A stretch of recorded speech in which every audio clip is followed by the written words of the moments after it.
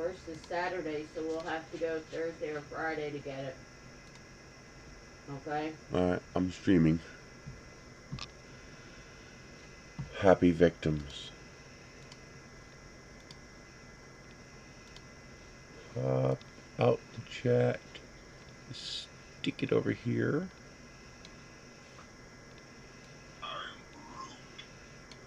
I have no idea how busy it'll be today. It's a holiday. It might not be too many people. We'll see. We strive to keep our victims happy.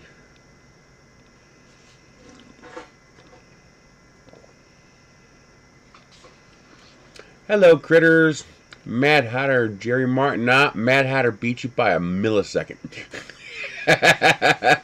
Astro Printer and Stanley and Mark Gibson.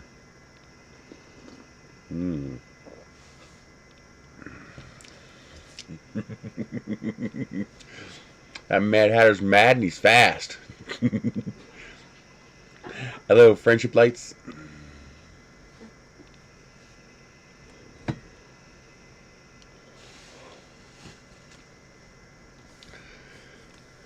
Timothy from Roswell. Audio out of sync again.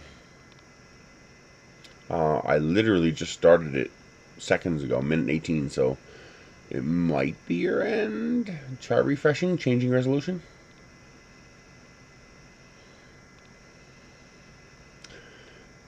Am I peaking okay? Yeah, peaks look okay. Mad Hatter's on. Comment that I. Which one is it using? Looks like it's using Cybercam.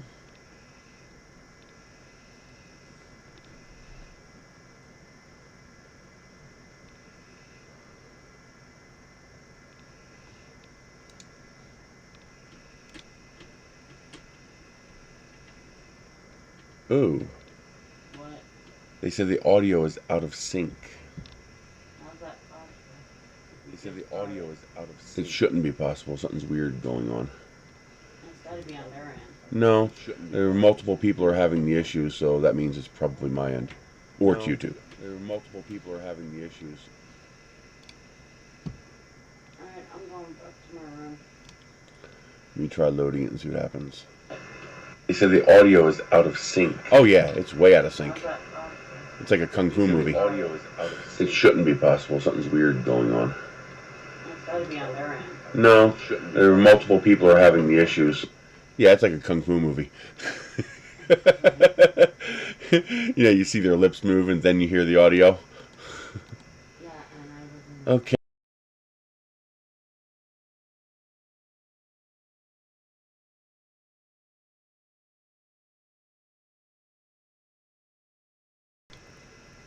Interesting. I turn off the Cybercam and I lose the audio. Any change to synchronization now? 1, 2, 3.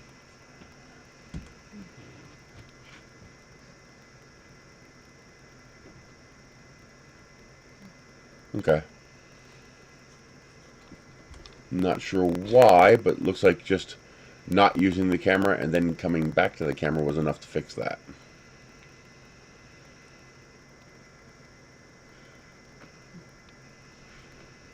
Hello, Astro Printer and Radioactive Scale RC, Driver DB.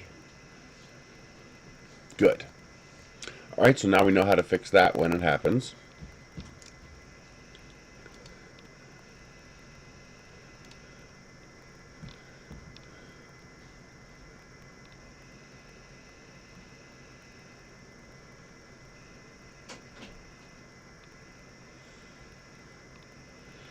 I found out something new.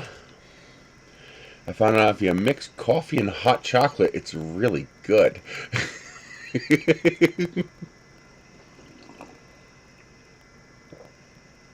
Yeah, I like the old kung fu movies.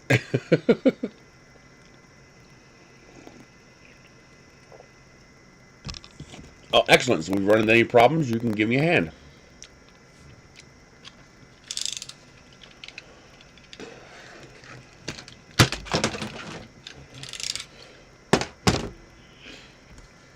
How do you like it? Is that what that is?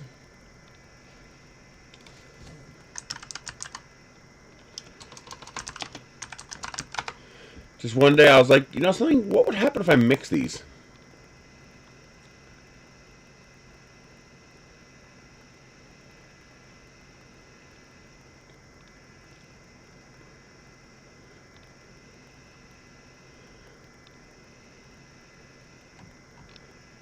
Okay, so it's a mochaccino, chocolate-flavored warm beverage.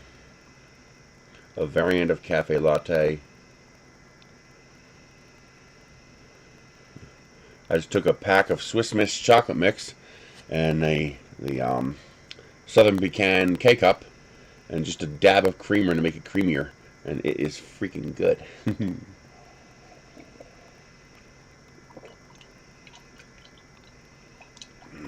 Yum, yum, yum, yum, yum, yum, yum.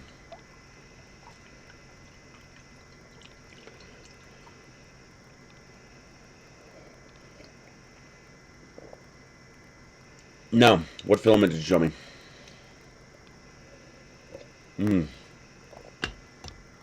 That is good.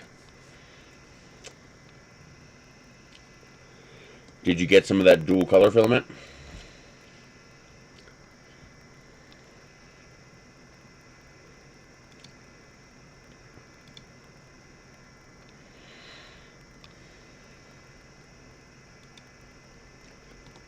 Close that. Had Amazon do yesterday. All right.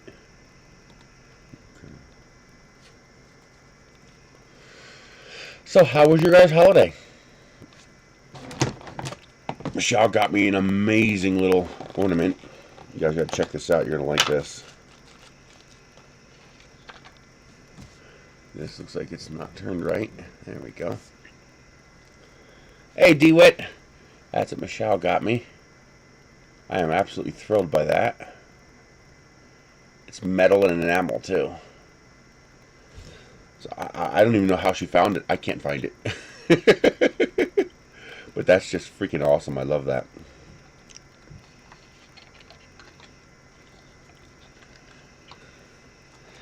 That new quantum filament. That stuff looks pretty slick. As you guys know, I love cat bus.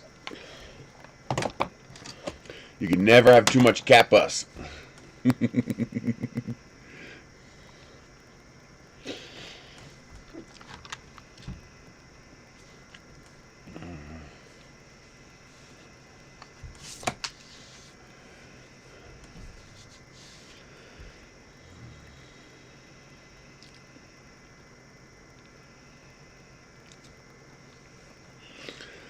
Boy, did you guys hear about that trucker who got 110 years?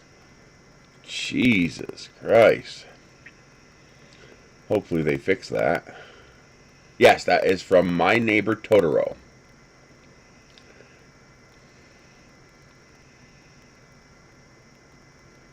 What I like a lot about a lot of his stuff is that many times there's no good guys or bad guys. It's just a story.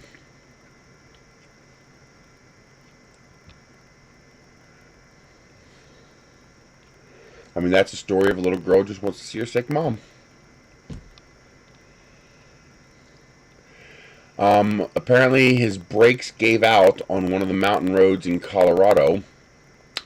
And he ended up plowing into a pre-existing accident that was already there, killing 4 people and injuring dozens. Hey, Ian. No, I won't say he killed a bunch of people. I would say a bunch of people died. Killing requires intent. And so far, no one has shown any intent here.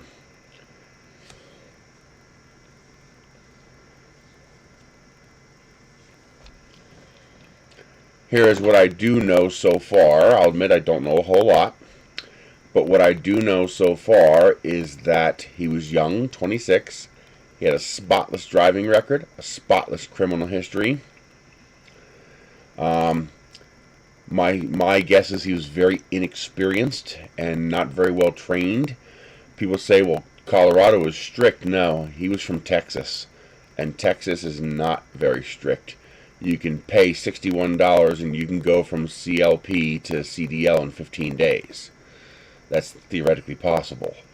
And he was hired and trained through a company that is so ungodly shady that the company, I keep saying country for some reason, the company dissolved itself the day after his accident and started a new company. Well, it's not semantics.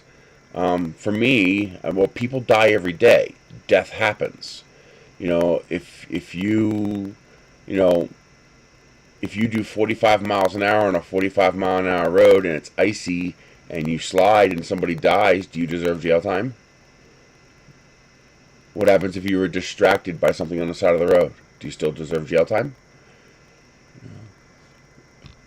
What if your tires were, maybe a hair past where maybe they should have been replaced, or you had summer tires and it's winter? Do you deserve jail time?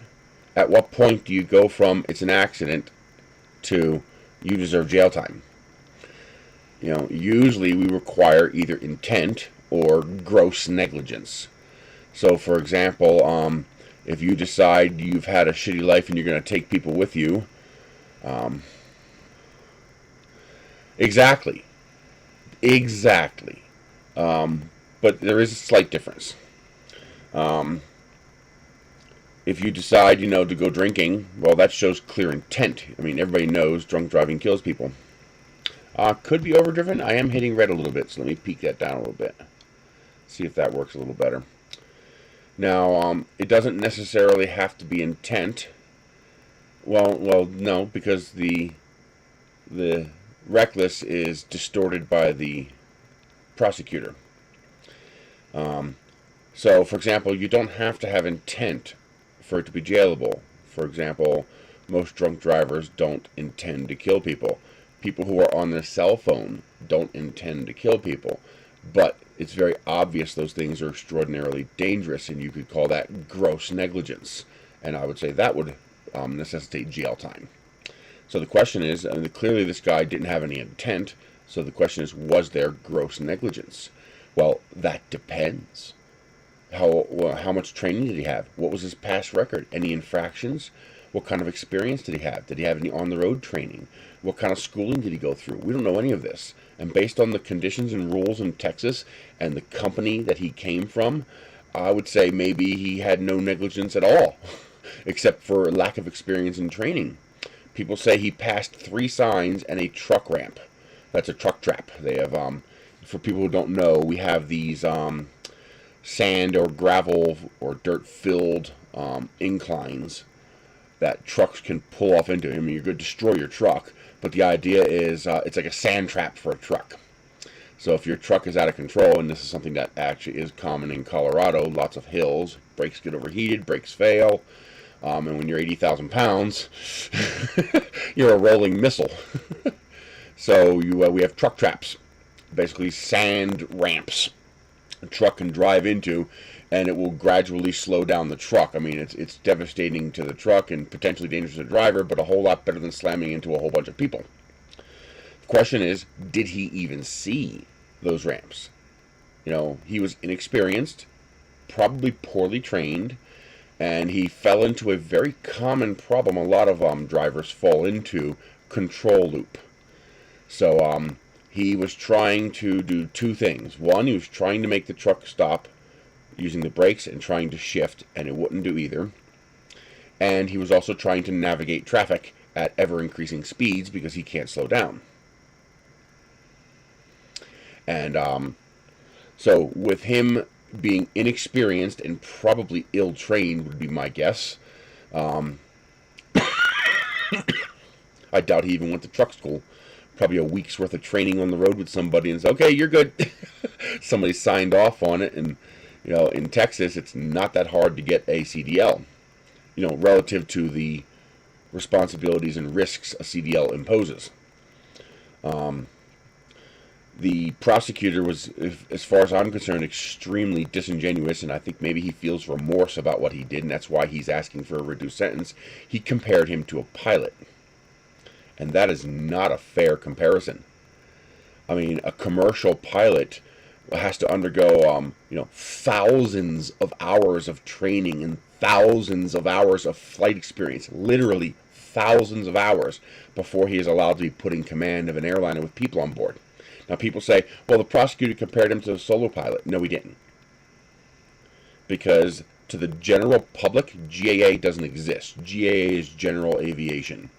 So, that's, us flying in Cessnas and stuff like that.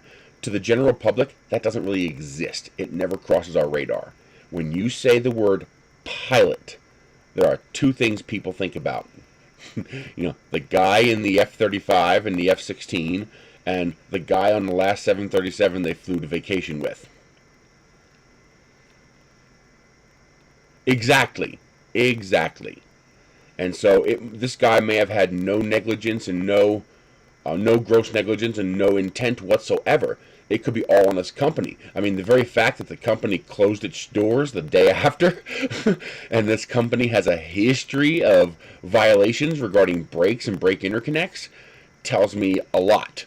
Okay, it doesn't tell me what the solution is, because we don't know, but it certainly makes me ask a lot of questions. And the first question is, how much responsibility does this untrained, unskilled driver have? The fact that the prosecutor compared him to a pilot, and we know most people are going to compare him to a commercial pilot, that's an unfair burden.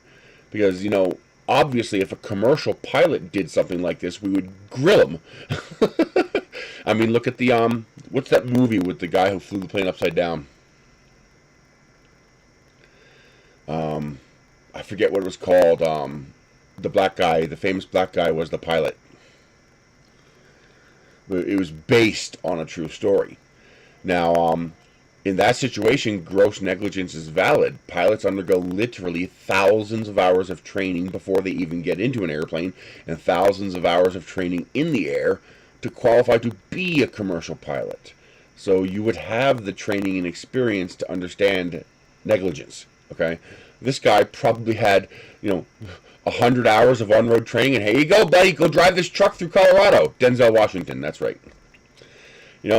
So, I mean, this guy probably had not a whole, he probably didn't have that much more training than you and I have, which is basically zero. Well, yeah, if I were being railroaded and shafted, I'd have a pretty bad attitude, too. Yeah. I mean, context is important here.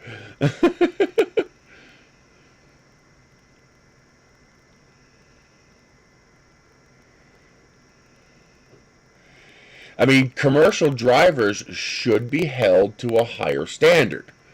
You're driving an 80,000-pound truck that can destroy a lot of people.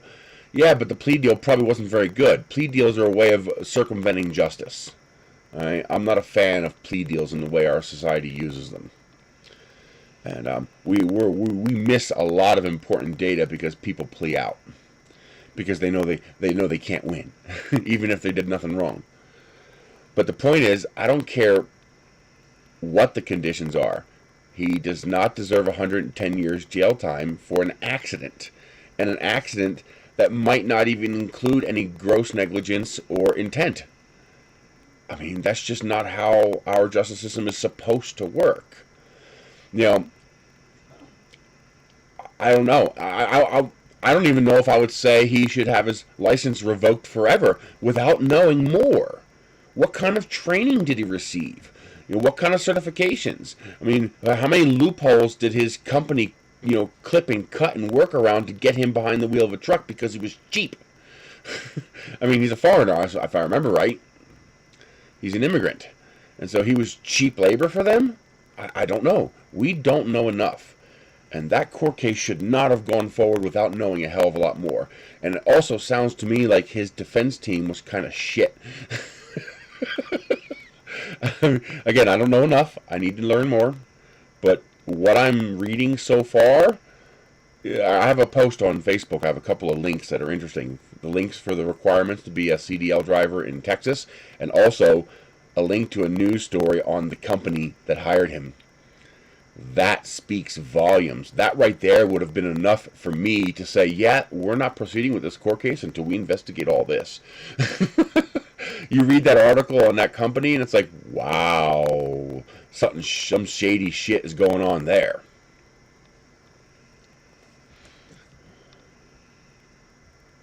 The judge had plenty of options. The judge can override the jury. The judge always has the option to override the jury and declare not guilty.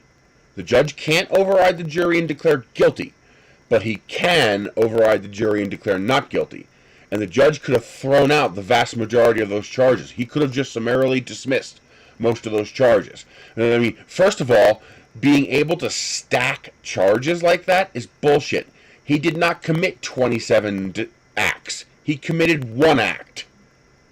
He caused an accident, or he made it, actually the accident was already there. He made an accident worse, and people died. He didn't commit 27 different acts. He committed one act. Okay, so the first thing is I have a problem with the way we stack charges. But the judge could have easily took out a whole bunch of those little tiny extra charges that they just stack for the sake of it, and he could have just tossed those and left the conviction for the primary charges. He could have done that. He chose not to. His hands weren't nearly as tied as you think.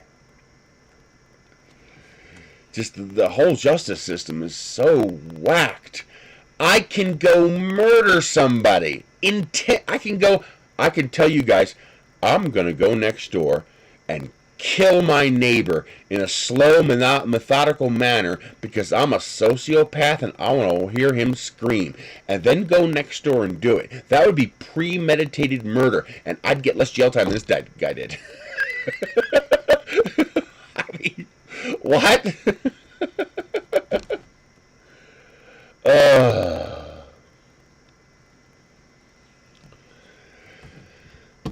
Oh, it's crazy. It's just crazy. It's just...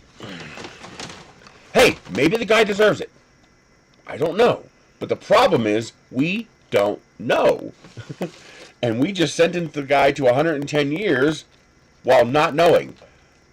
That should scare you. And we have very clear data that indicates something shady is going on with that company. I mean, if I were in charge of that, I would have halted that entire court case. I'm like, nope, we're not going anywhere until we find out what happened here. Wow.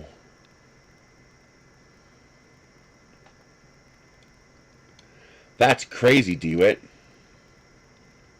So then the question is brought up. Is the inexperienced trucker the one who's negligent? How can he be? He doesn't have the experience to even know he's negligent. I mean, sure, if he's drinking and driving, or he's watching a movie while driving, well, that's common negligence. We all know that's bad. But if it's some kind of trucker related issue, I mean, when do we start saying, hey, why was somebody that inexperienced allowed to drive there? That we should start asking that. That'd be like taking a person who just completed their solo in a Cessna 182 and sticking them behind the stick of a 737, and then we wonder why they crash. At what point do we realize that, yeah, that wasn't the pilot's fault, that was the fault of the system that allowed that pilot behind the controls? Yeah, I bet.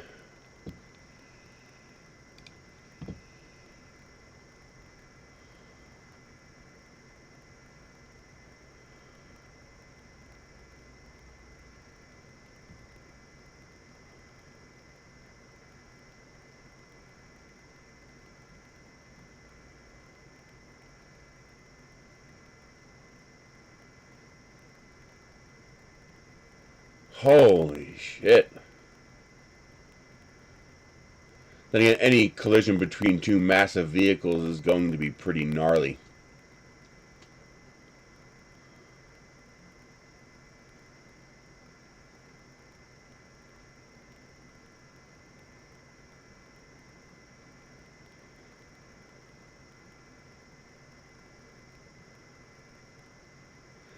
Well, speed is not always the killer. Trucks are a little different, but Delta is the killer. The issue is not how fast it's going, it's how fast is everybody going. It's a lot safer to have two vehicles moving at 65 miles an hour than it is to have one moving at 65 and one moving at 50. There's a very big difference in danger quotient there, because delta kills, not speed. The difference in speed is what kills. So if you want trucks to go at different speed, you need to give them a dedicated place to do it, because you don't want the two different speed traffics intermixing. That's a recipe for disaster.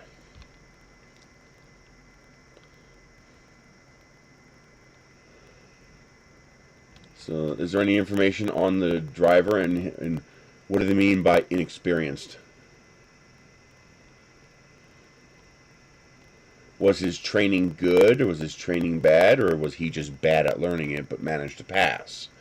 We would need to know that. Jesus.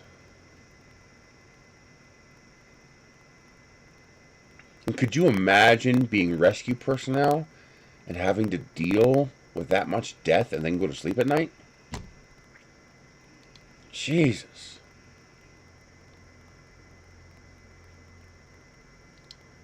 I wonder how many firefighters and EMS technicians and stuff like that have PTSD just from...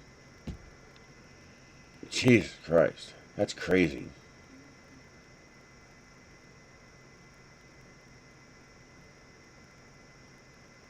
$15 people.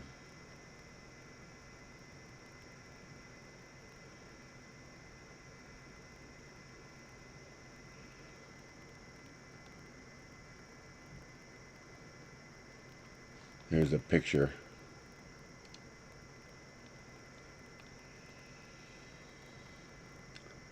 And that's all the people. I'm guessing this is the people who died.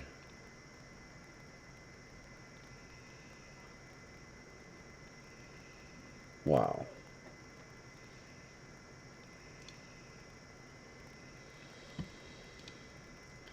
I mean, yes, there's no question commercial drivers should be held to a higher standard. It's the same reason we keep screaming police need to be held to a higher, not lower standard. We have it ass backwards in this country. We give the police every piece of ignorance that we can possibly give them, and we legitimize it and justify it. So the police officer does not have to know the law and is given the benefit of the doubt if he gets it wrong, while the citizen is expected to have perfect knowledge of the law, and we destroy them if they get it wrong. So another immigrant driver, huh? So I wonder if there's an issue with his training at whatever company decided to save money by paying him next to nothing to bring him in to drive for them. Oh, no, they're not. You don't want to get into a big wreck. There's a video currently out there where a truck driver, I'm guessing up north, but there's a snow plow coming down the road and a truck going the other way. And then, thank you, Philip, I appreciate that. And then a truck is trying to pass the snow plow with another truck oncoming, and he can't get out of the way. It's got those wire guards on the road that trap him. He can't drive off the road. It just pushes him back onto the road. And the guy screams like a little bitch. And, yeah, it's just a fiberglass box. Yeah, you're dead. So, and people are belittling this guy for shrieking like a little bitch. And I was like, this guy's brain has a basic understanding of physics. This guy is shrieking like a little bitch because he knows he's dead. He knows with a certainty he is about to die, and there is nothing he can do about it.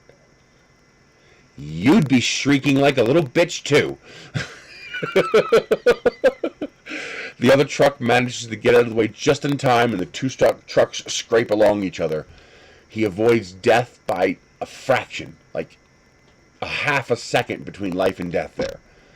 And you know, it's one thing to get into an accident. It's one thing to see the accident coming. No, you will die when you hit that other vehicle. And there is nothing you can do about it as you watch it come out of your giant front windows. Yeah. He needed new underpants. And people are belittling this guy because they don't know. They have no comprehension. I mean, you know, two 40,000, 50,000 pound trucks go head on, you're dead. From the crane. What's the crane? Oh, the Ukraine? No. Yeah, I mean, it's not like two cars hitting where you got 50-50 odds of living, you know, or you just don't comprehend the mortality rate there. But that driver, he knew he was dead. He was watching his death unfold in front of him, and there was nothing he could do about it. Yeah, I'd be shrieking too.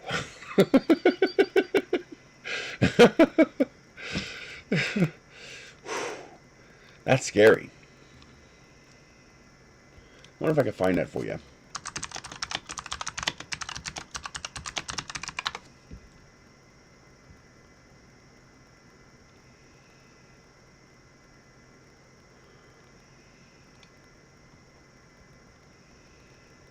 Oh, cool.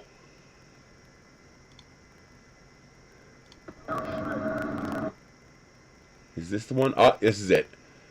I don't want to get a copyright strike since it's got 2.8 million views. It's probably monetized. I can turn down the peak a little bit. See if that helps with the clipping. So watch that video and keep in mind, you know, he can't get through those wire guards on the right there. And there is absolutely nothing he can do. It's either head on with a plow or head on with the other truck. And death is 100% guaranteed.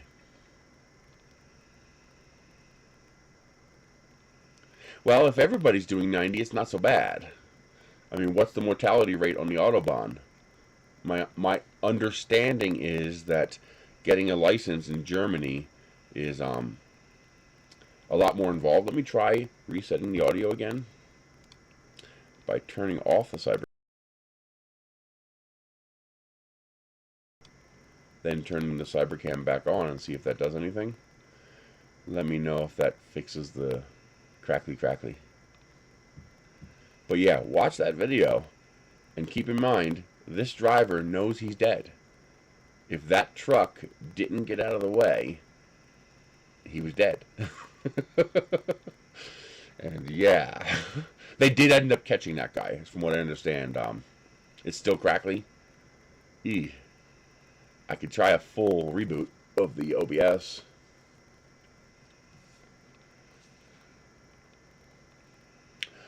Should only take a second. Let's try that. Exactly.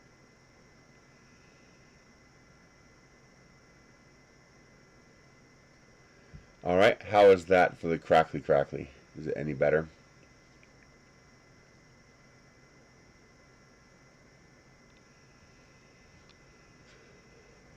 Okay.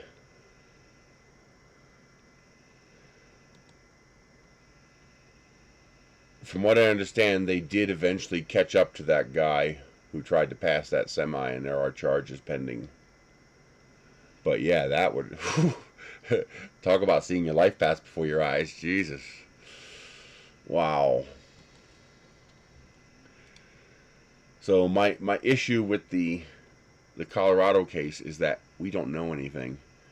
And of course the prosecution wanted to destroy the guy, and even they have remorse over how effective they destroyed the guy. And it sounds like his defense was garbage.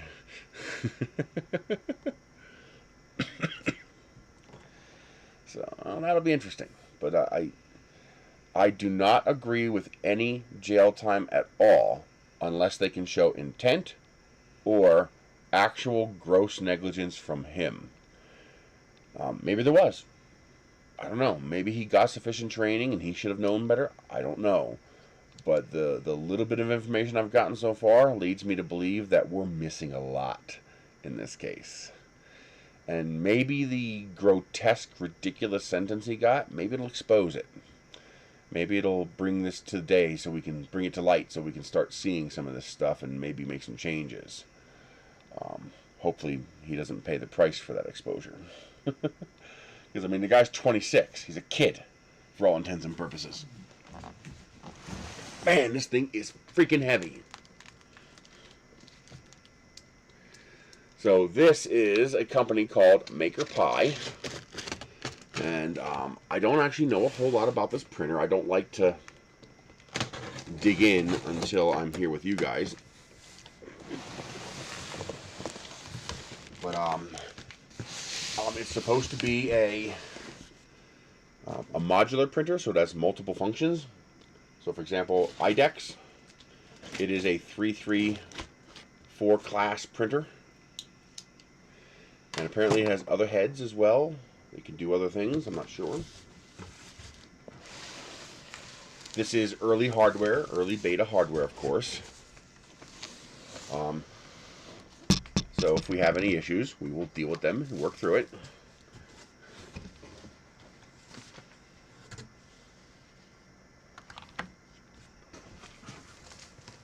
So do keep that in mind. This is early hardware. And part of the function of me, part of my function, and for example, Astro Printer's function, is for us to do the investigation, testing, analysis, and figuring out what's right and what's wrong, so they don't have, so you guys don't have to, so they can make the corrections to make it a better product when it gets to your guys' hands.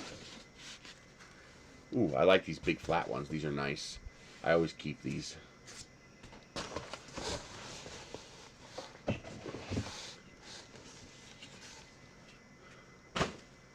Okay, so let's start getting these little pieces out.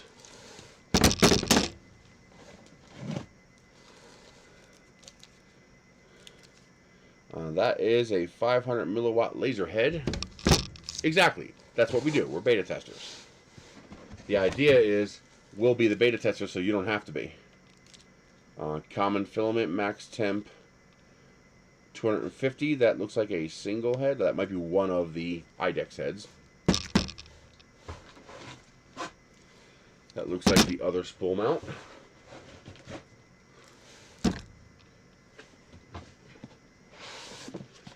Accessory box. But you guys are pretty experienced viewers. You guys know that we do beta hardware stuff. Although, I don't anticipate having any problems.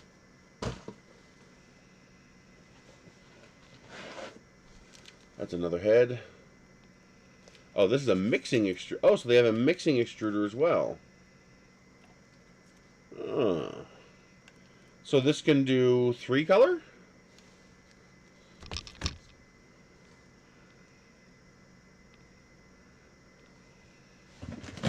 Probably because the smaller market and or more expensive market. I'm not sure about that.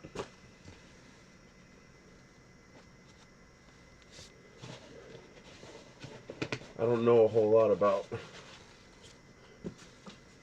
how the economics works for that.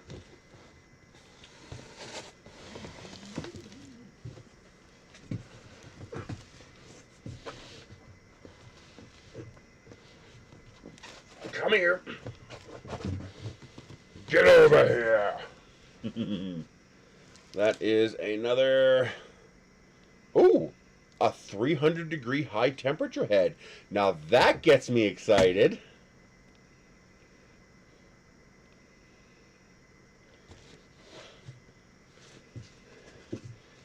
I was just thinking we need to see these guys start doing more of the high temperature stuff. This thing is very large and very heavy.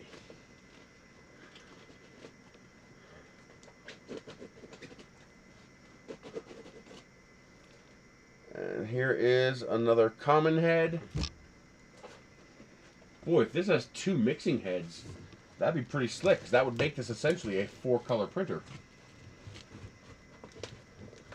If it has that capability. Come here. This one head's in here deep. Nice.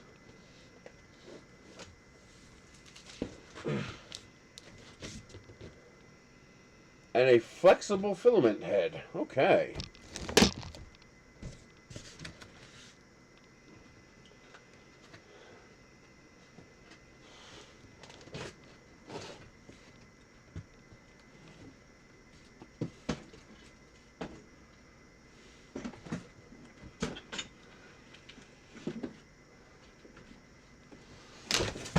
Oh, come on. Get up there.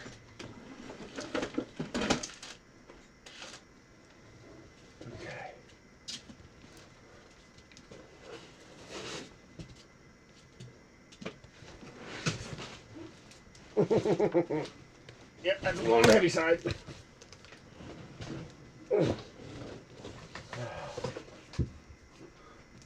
Oh, something just fell.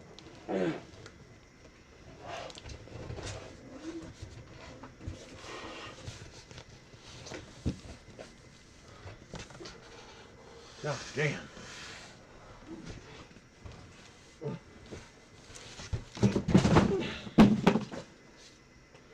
Whew. Okay.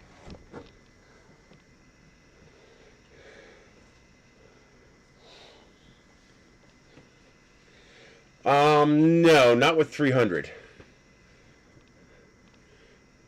The high temperature head tops out at 300. It looks like.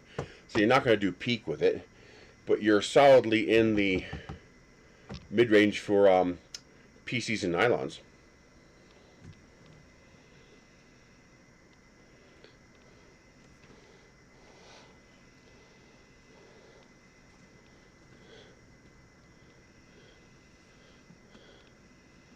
Let's turn that off.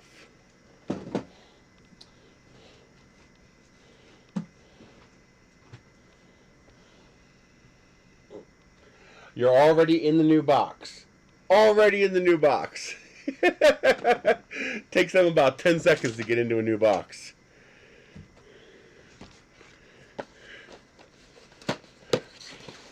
It's not for sale yet, I don't think. At least I couldn't find it. I am kind of sad to see, kind of lame samples. I'd love to see them include at least, a couple of 250 gram spools. It's not on their website yet. I have a second link for a third party, so it's not necessarily from MakerPi, that shows the proposed features. Some PTFE tubes. We have our toolkit, USB cable, decent pair of Play-Doh nips. Hey, thumb drive. Nice. A sharpened spat. Spare nozzle compression fitting, Allen keys, and zip ties.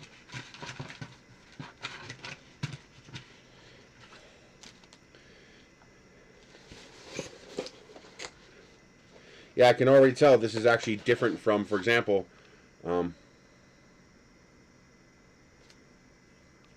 hey Juan,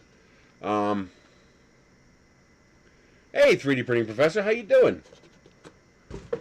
Long time. Can filament affect salmon skinning? Tell me what salmon skinning is. What do you mean by salmon skinning? I actually haven't heard that term before. Hey, that actually feels like a pretty beefy C13 there. Like it's not junk. Not bad. Nice. Instead of ribbon cables, they're heavy duty, they're heavy, they're bulky, but they're durable. I prefer this kind of cable.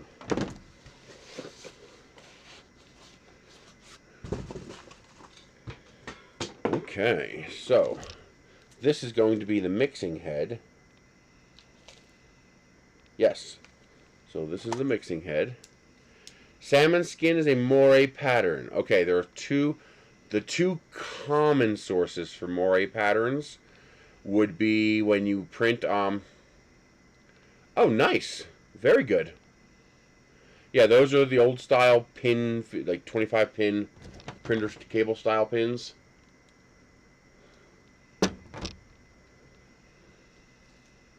Yeah, it seems very beastly, and I like beastly printers. Because that usually means they're going to stick around for a while. The printer.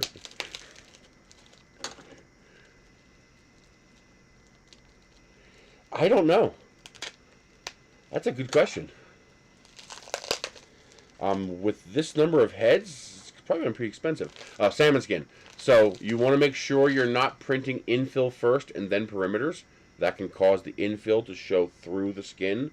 So take a look at your infill and see if that matches the pattern.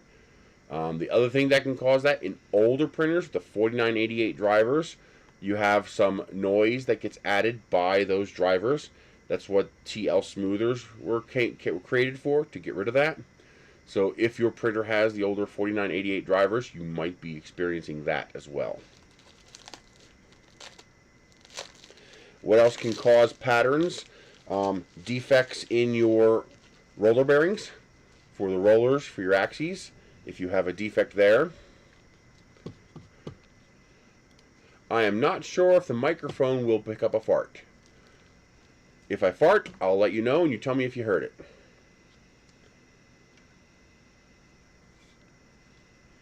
Is that the end stop? Is he using an infrared send and return beam to detect distance?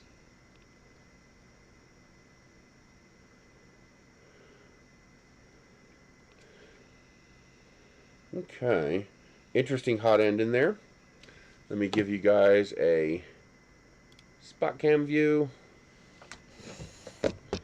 So that's a interesting hot end inside there. That is your mixing hot end. That's interesting. Looks like a solid brass heater block. Wow. The cooling duct is printed. I'm guessing that'll be injection molded at some point.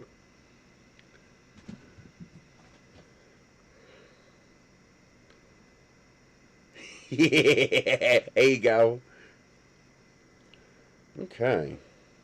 So I'm guessing this is their universal mounting block for mounting to the printer. Now, what would be interesting is if they included 2 mixing extruders.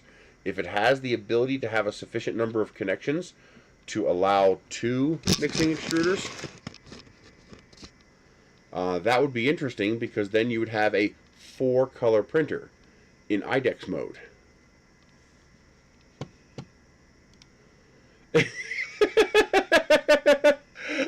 3DPP, I think he's calling you a 3D printing beta male.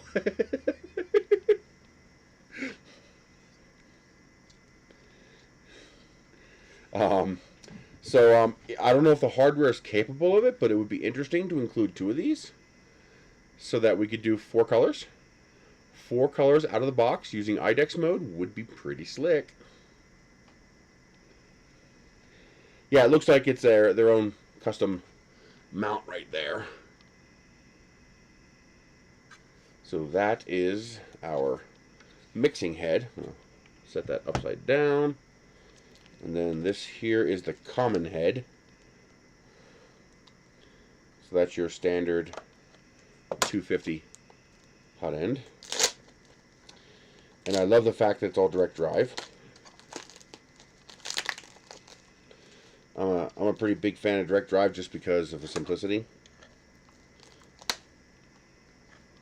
Oh, I guess technically Bowden is simpler.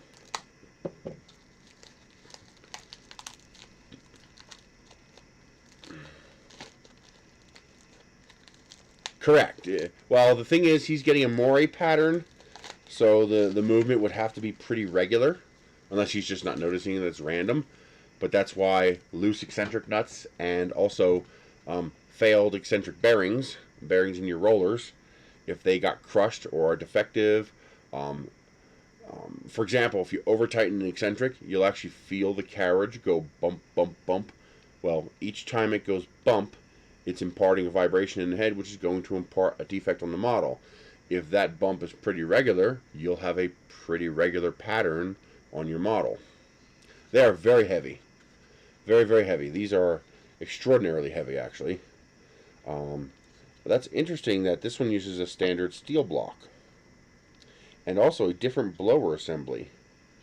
I'm kind of concerned with how close the plastic for this blower is to that heater block.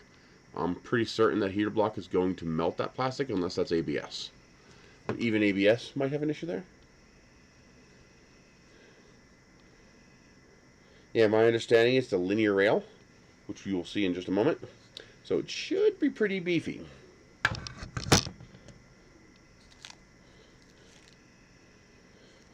Apparently this is a flexible filament head.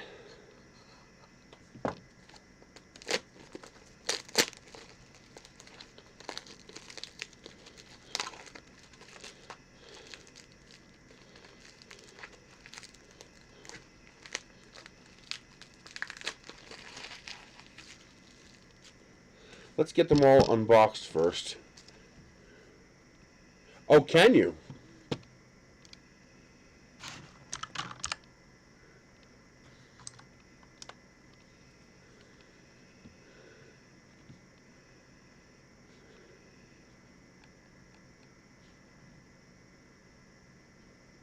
Oh, that's good then.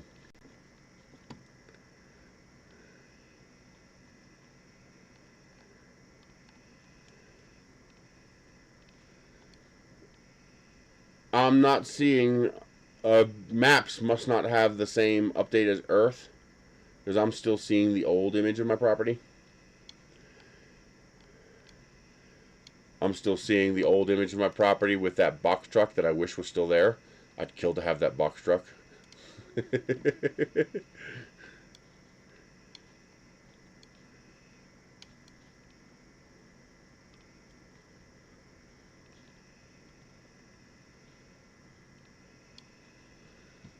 Let's see. Where is Earth? Google. Maybe they use updated maps on Google Earth first before sending them to maps.google.com. That is entirely possible.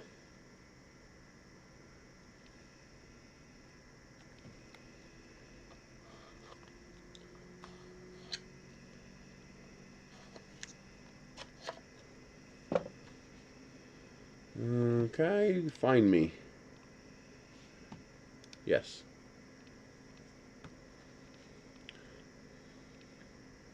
The globe is rotating. We are zooming.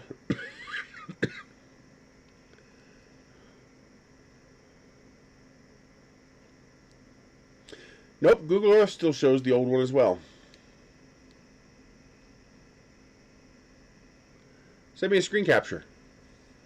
Because my Google Earth is still showing the old image. It's also showing some interesting things that I did not notice before. So I never noticed this before. Well, I did. Why did you do that? Why the fuck did you do that? Don't do that. Fucking change position on me. There's like a pickup truck parked here where that garage used to be. A derelict car sitting here and this horse trailer sitting over here. Actually, it looks like a reefer trailer. Interesting. And there's a car here too.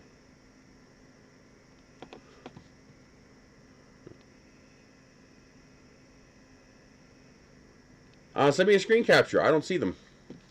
On my Google Earth, it doesn't show my stuff. Is there a way to change what image is loading?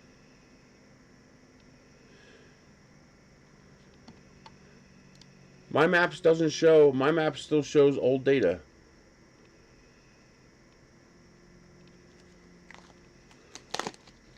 That's interesting. Why would you see a different maps image than I would? Send me a screen capture.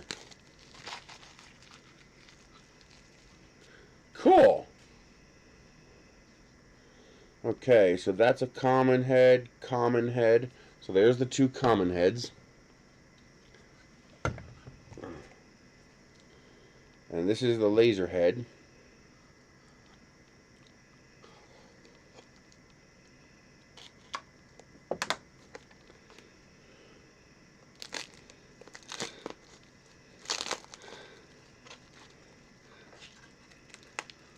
There are lots of properties around here with buses.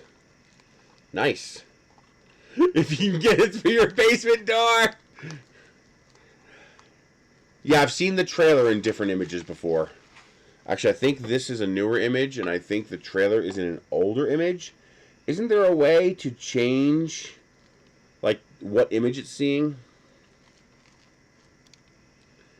I thought there was a way to do that. Where I could tell it, show me an older map image. Now, here's what I'm curious about. That's just a laser head. Okay. It is adjustable. So there is our laser head. Pew, pew, pew. There's that universal mount. There's the PCB inside going to their board. Timeline in options. Where's options at? Maybe under here? Nope, that's manage my account. That is Google's different services. Maybe this hamburger menu over here.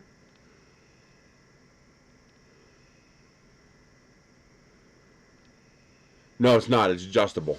You can turn that.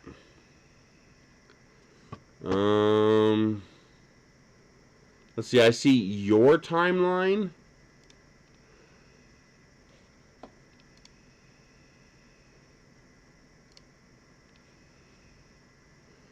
But how do I change the timeline of the map?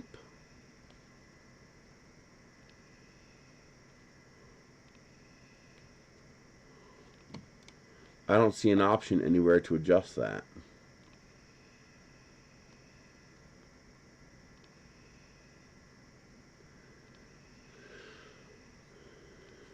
Google Earth. Okay, here we are in Google Earth.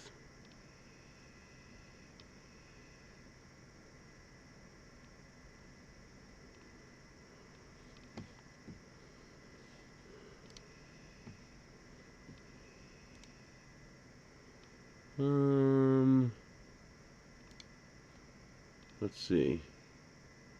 Measure distance, map style, projects, feeling lucky, Voyager, and search. So nothing there. I don't see a date anywhere that I can alter. Draw a line, add a place mark. What about in here? Settings.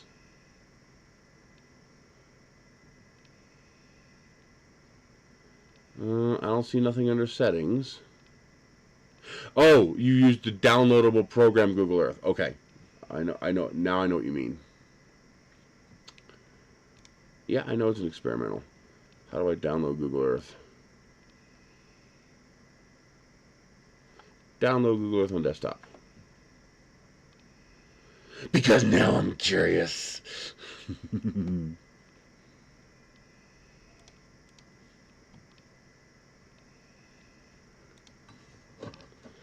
Okay, so what do we have here? Let's switch over to Big Cam. Here we go. What we have here are the two common heads. So that would be these heads here. So this would be most likely part of your Idex setup. You know, left and right head, E1, E2. All right, then you have a mixing head.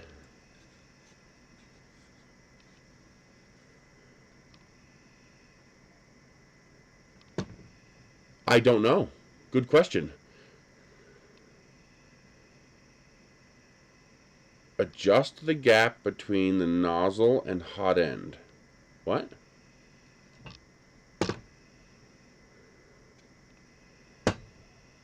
You can't adjust the gap between nozzle and hot end. It's a fixed nozzle. But there's a slot here for me to do something.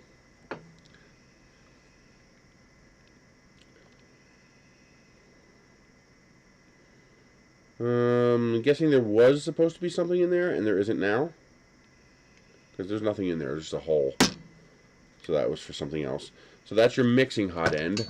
So that will be your 2 into 1. So you can see in here, you have 2 filament paths, 1 nozzle. That's your mixing. So the question is, Can I use this with the Idex mode to get a 3-color printer? That'd be interesting. This here is the laser head, which we've already seen. This here is the flexible filament head. So what is special about that?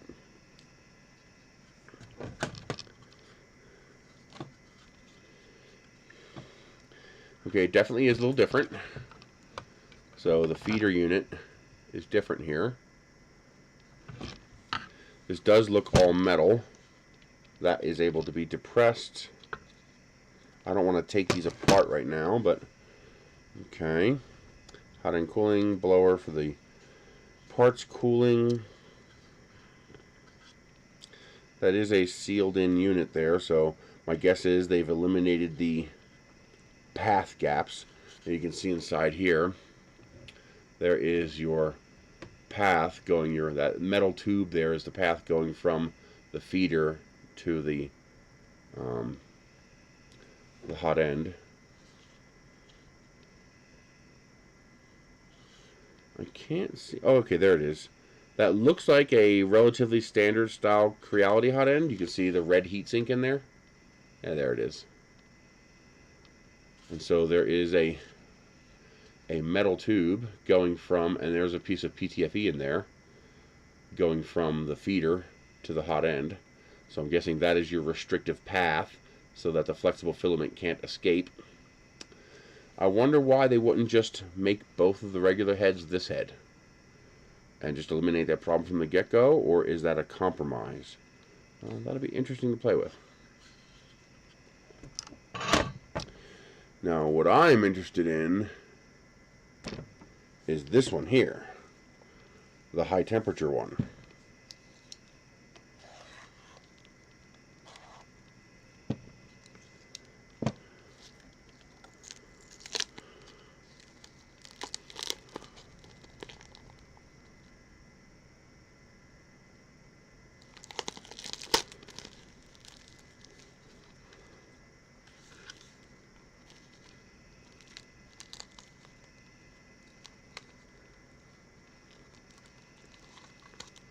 I don't have Twitter anymore. I'm effectively banned from Twitter. So you have to send it by Facebook or email.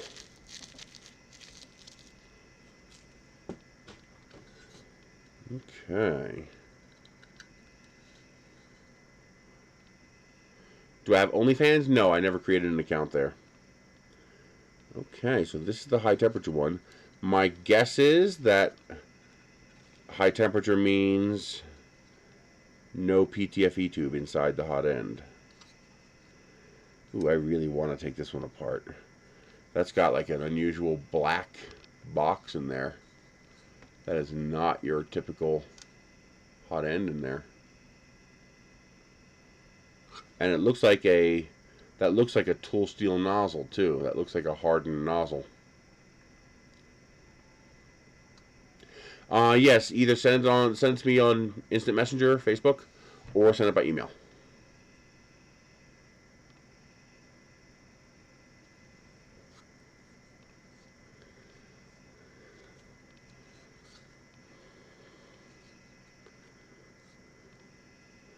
This one has 2 hot end cooling fans. What? Well, isn't that interesting? And no parts cooling. Why would they have no parts cooling? That's a bit flexible. Oh no, that's not flexible. That's this being flexible. At first I thought this was moving. See? But it's actually not. That is fixed to this, which is the important part. What we're seeing move is this. And that's okay if that moves, since that is not going to affect the print. So I guess the high temperature plastics don't need parts cooling?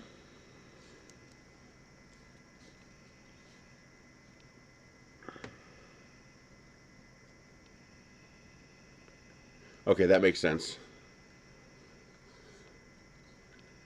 Very cool. Standard feeder on there. probably not necessary, but it might be nice to have an isolator between that circuit board and this feeder unit. I don't know if it's possible for this to flex enough to touch that circuit board. Probably not. But it might be nice to slap a piece of Kapton tape, at least on the back of that, for some kind of insulation. Probably not necessary.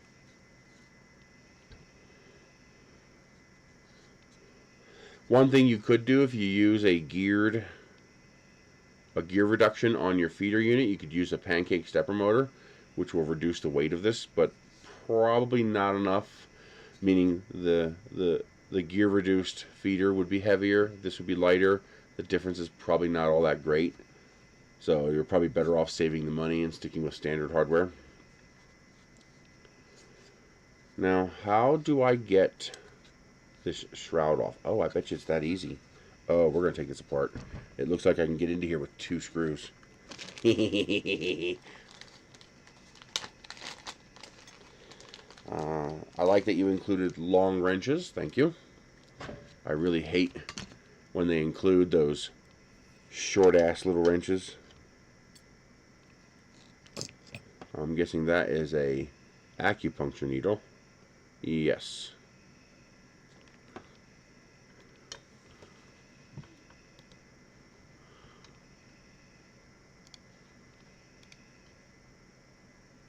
No, I don't have OnlyFans. I answered that already.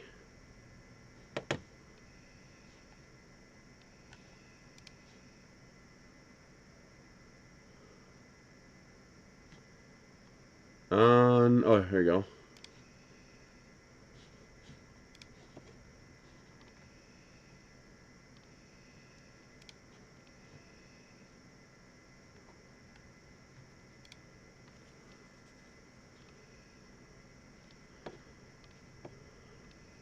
Oh, on the app. Okay, timeline.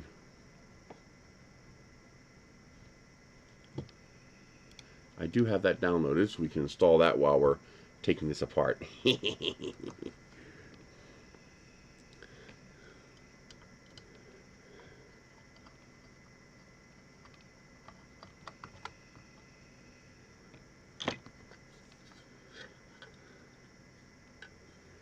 Okay, that's interesting. I love the fact that the fans have plugs, so it's modular. I am very pleased to see that.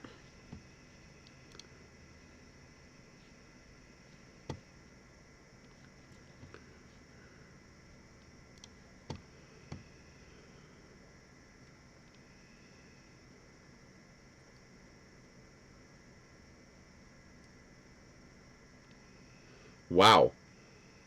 Expensive.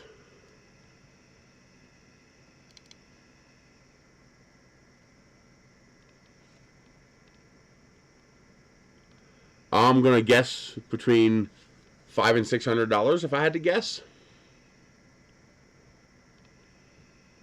You know, with a minimum number of accessories. I'm guessing the base package won't include all of this, if I had to guess. Okay.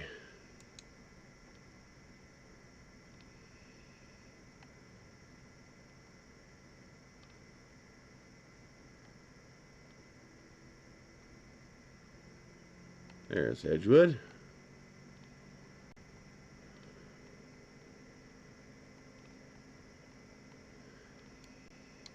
Yeah, Earth still shows the what used to be here. There's a reefer trailer and a there's 2 cars in the driveway and a pickup truck parked where the garage used to be.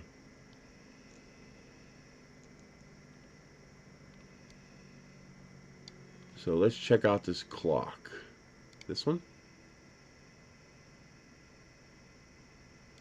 Okay, so the most current image is 2016. Oh wow. So that means 3 years before I got here. And here's that reefer truck and pickup truck in the back of the house. That was in 2014. Then a single vehicle in 2013 with no trailers.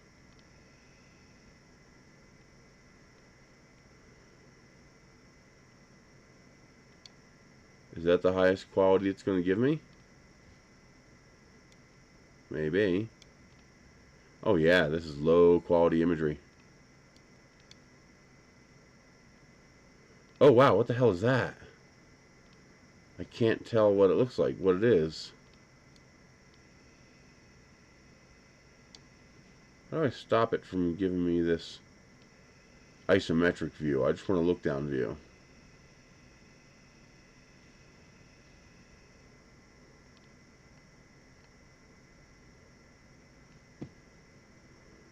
(2006) is almost unlegible. 2005 is kind of halfway decent. Hey, I think the garage is there in 2005. I think that's the garage that used to be there. I can see the foundation for what used to be there.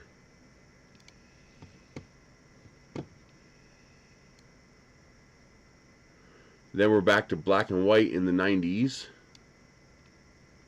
And 1985 is basically nothing.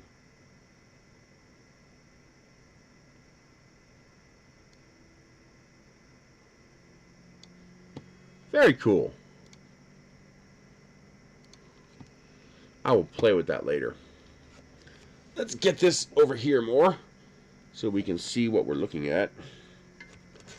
So there is your PCB with your connection. Looks like there's two connections here. Let's see here. There's an extra connection here. I wonder what that's for. I wonder if that means I can do something with this. Here's your thermistor and your heater cartridge. This is the connection to the stepper motor. This is the connection to, it just says DL. Whatever this is for DL. Yeah, you also can't see any houses. It's just blur. Okay. There's the heatsink. Now what's interesting is it's not all metal. There must be a PTFE tube inside of here because they have a compression fitting here. So it must just be I'm guessing the PTFE tube stops in here somewhere and does not go all the way down.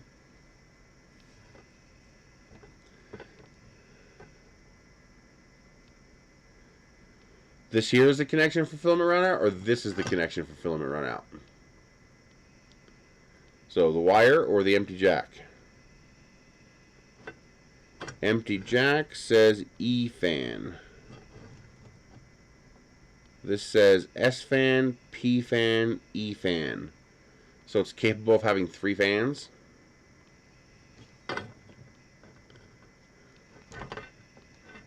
Black wire, filament runout. Okay.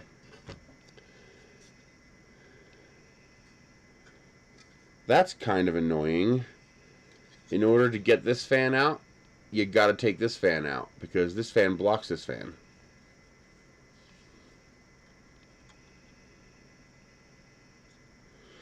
Probably because they're harder to implement, would be my guess.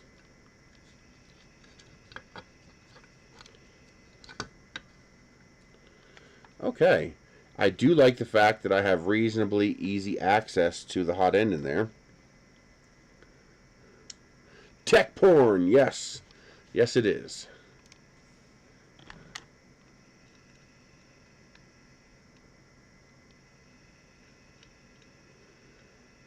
Okay. How do I line that up?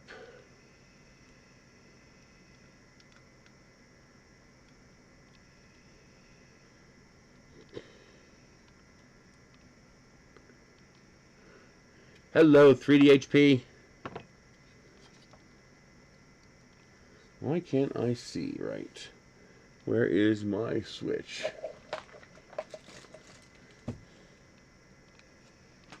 Oh, there's the switch. I need some more light. Hey, Pygar. Okay, why can't I get the wire plugged to go in? Oh, I think I got it.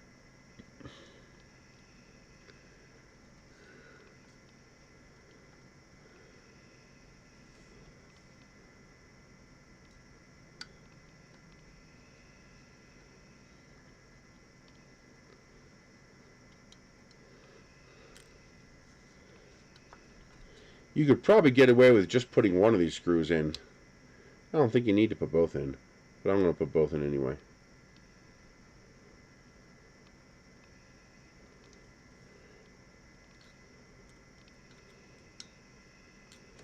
Now I am also curious about the flexible one. Common filament, column filament, and flexible filament.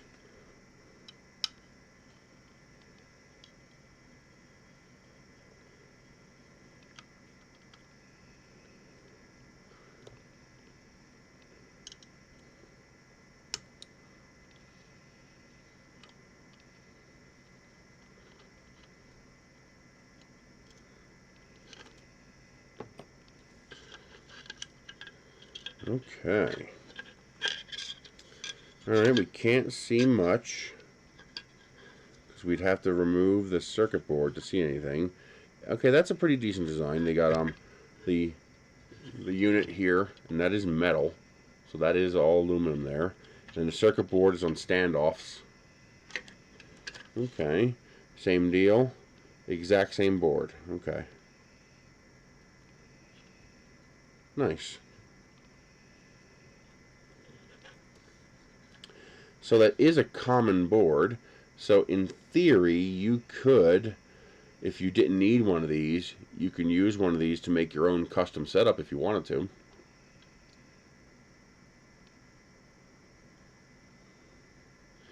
That would be your restricted path.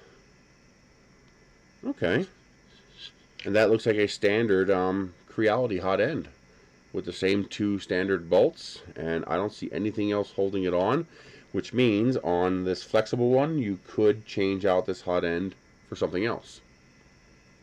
That looks just like a Creality style hot end to me. So you theoretically could change this out to something else if you want. Let's check out the common ones and see if that also uses a Creality style.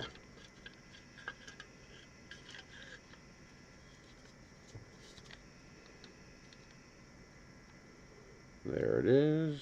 Oh, there's the hole right there.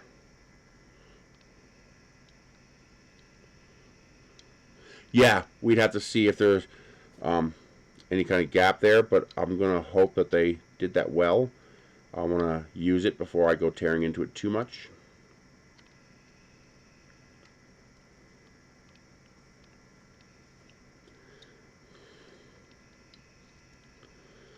I want to have some fun with it first before I go breaking it.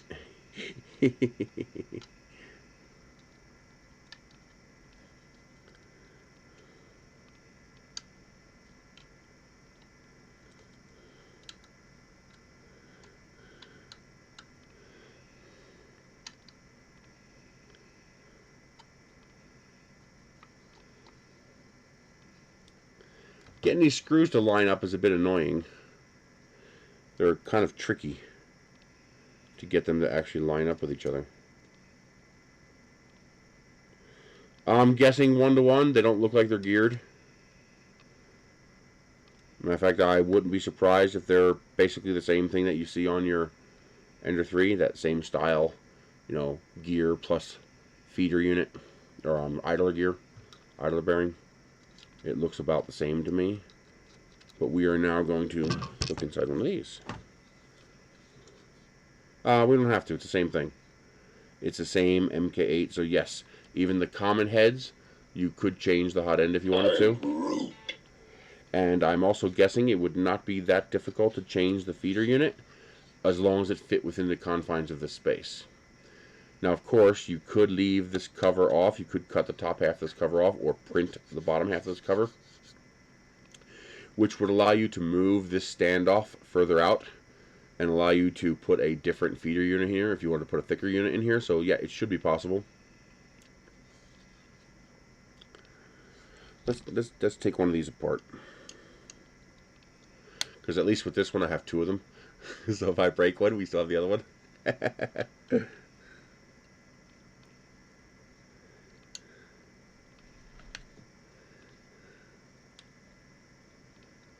So for example, if you wanted to dabble, it would not be that hard to Tinkercad this cage and then have the cage stop here like this, So have it angled down, and you'd have this bottom half of the cage that would bolt in, and you would simply not have a cage up here. And that would permit you to, that's right, this has 3. So this has their sensor, plus the 2 fans. And this one has extra connections. This board is different than the other boards. Okay. So that's P fan there. Okay, so this board has 2 stepper slots. So this board, yes, it has a touchscreen. That is that right there. That's your touchscreen right there. 4.3-inch touchscreen.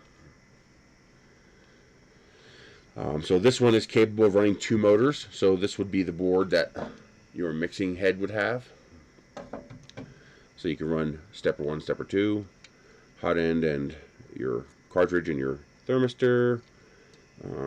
Let's see, what is this? So this one here called P-Fan, that is actually running your, what I'm guessing is their bed leveling sensor. And then the 2 yellow ones are your fans, and that's your runout. So what you could do is design a 2-piece cover in Tinkercad to go mount onto this. So have a 2-piece cover, and then that would allow you, by not having a cover up here, you could increase the height of these standoffs. You can make them taller. Push this board out. You have plenty of slack in the wires here. Just don't forget to clip that wire there to allow you to pull this board out. And that will allow you to put different feeder units in here. And yep, I see an idler bearing right there with a screw holding it down. And I'm guessing on the other side here, yep, there is your tension arm. And inside there would be the gear drive.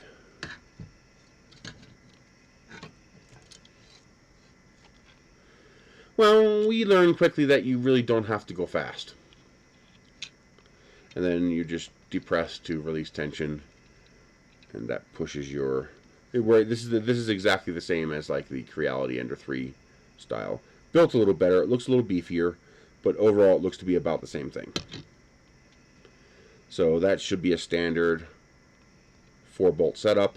You can, for example, if you wanted to, you could flip this board and bring it down here, and you could put like a BMG on here or something like that. There should be enough room for you to be able to experiment and dick around with this if you like.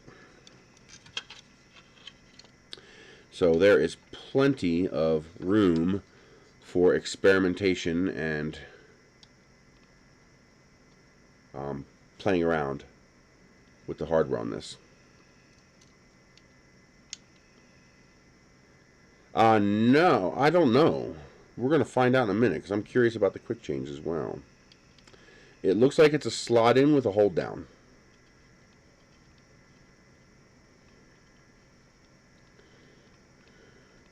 So this piece here looks like it slots in. And I would guess that these are alignments and not actually screw downs. And there is this, where is it at? Oh, this one doesn't have one. I wonder if that's missing.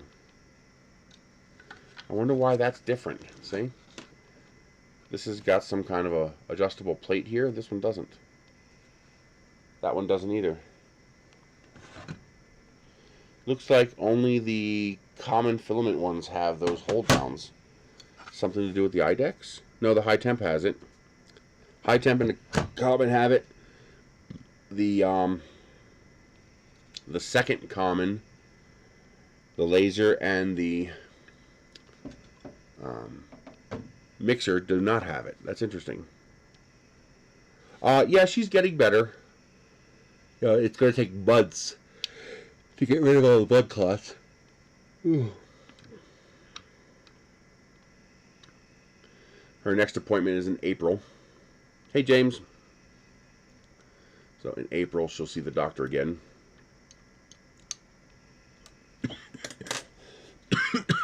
Okay. So that is our 2 common heads. our flexible head, laser head, high temperature head, and the mixing color head. So I am genuinely curious if this thing is capable of using 2 mixing color heads to give you a 4-color printer. I wonder if they even thought of that.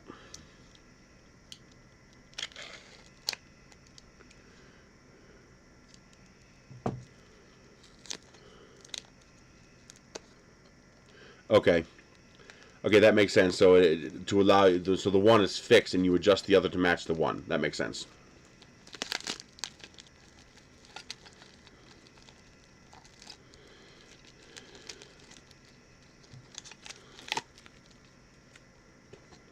Spool holder. Not sure what that is. Guess we will find out. That is your... Oh, that's metal. That's actually kind of nice. Yeah, I kind of like that. That's a metal tube, not plastic. Only the screws are plastic, which is perfectly fine. They don't undergo any stress. It can't because it's not included, or it can't because it's not capable. Like it doesn't have enough connections.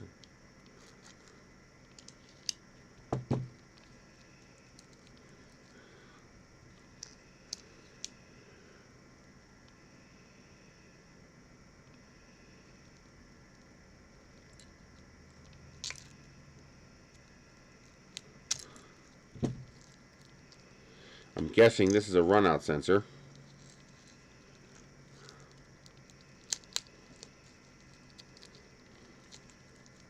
Okay. Now, can it run a common head and a mixing head for 3 colors?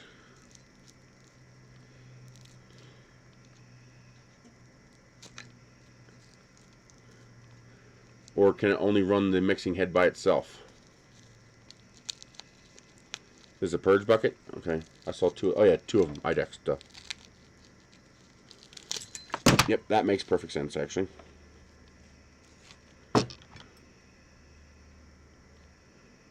Oh, okay. So there's your little wiper, your scraper, and the purge bucket. Okay. Oh, that's a pity. Hopefully that's something that they can do in firmware eventually to allow you to run 2 mixing heads, or at least 1 mixing and 1 common head. That would be a nice feature to have.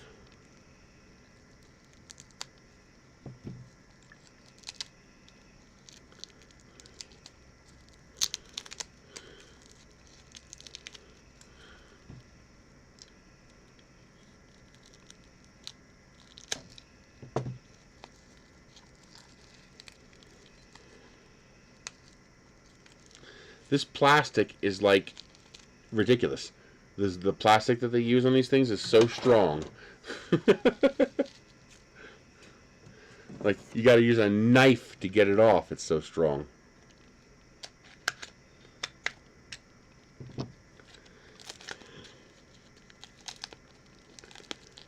Looks like silicone.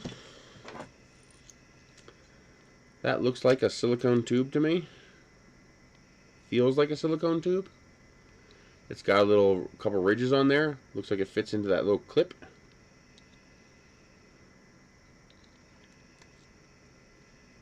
Looks like that is actually supposed to pinch it in place.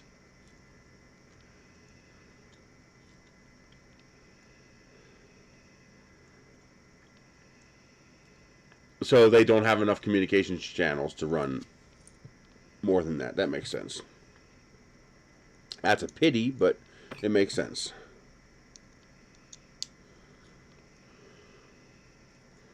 Okay, that holds that in place. So that allows it to wipe when the nozzle passes over it without damaging it. And that's a pretty novel solution to not having to use brass, like a brass brush, so you don't have to worry about shorting, since it won't short on silicone. Smart move.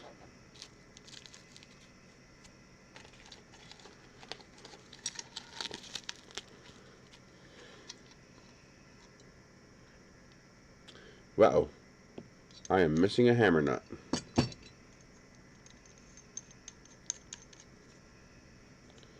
Yep, missing a hammer nut. It was probably in that plastic I just threw, which means it shall never be found. Hopefully there are extras in here. I see one there. Hopefully that is not required, meaning it's an extra. Because I will need... I got the bolt here, but not the hammer nut. That happens. Not a huge deal. It'll actually hold with one just fine. Okay.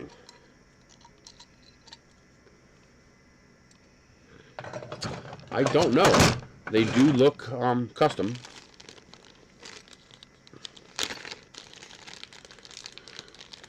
Now that's a nice skinny little wrench.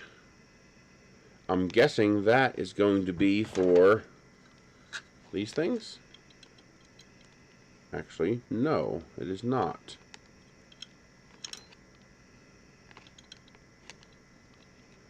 That is not for adjusting that.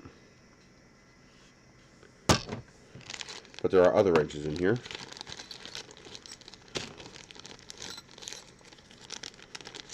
Piece of PTFE. A couple of wrenches. Oh yes, we're going to open this up right now. Plus, I think there's a connection I have to make. They sent me some updated instructions. There's a connection they forgot to connect on the inside. No, this printer is not on their site yet. That is correct. It is new. It's really new. We like really new. Where is the bed? Is that still in the box? Did I miss it? Because there should be a magnetic bed for this.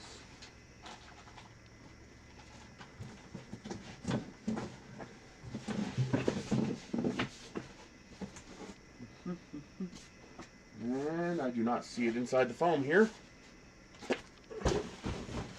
And it is not inside the box.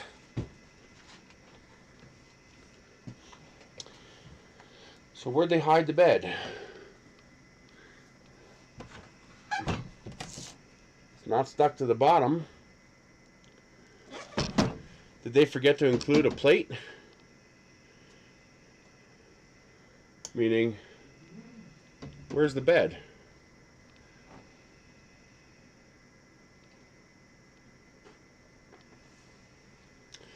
I think they forgot to include a bed.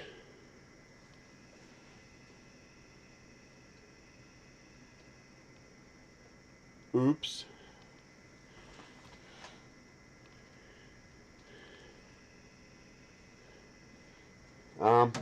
Nope.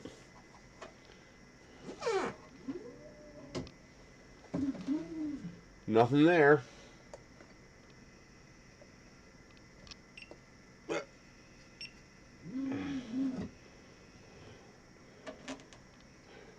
I don't think it's spring steel. I think it's flexible, which is not the best, but I should have a steel plate we can stick on here to get us going.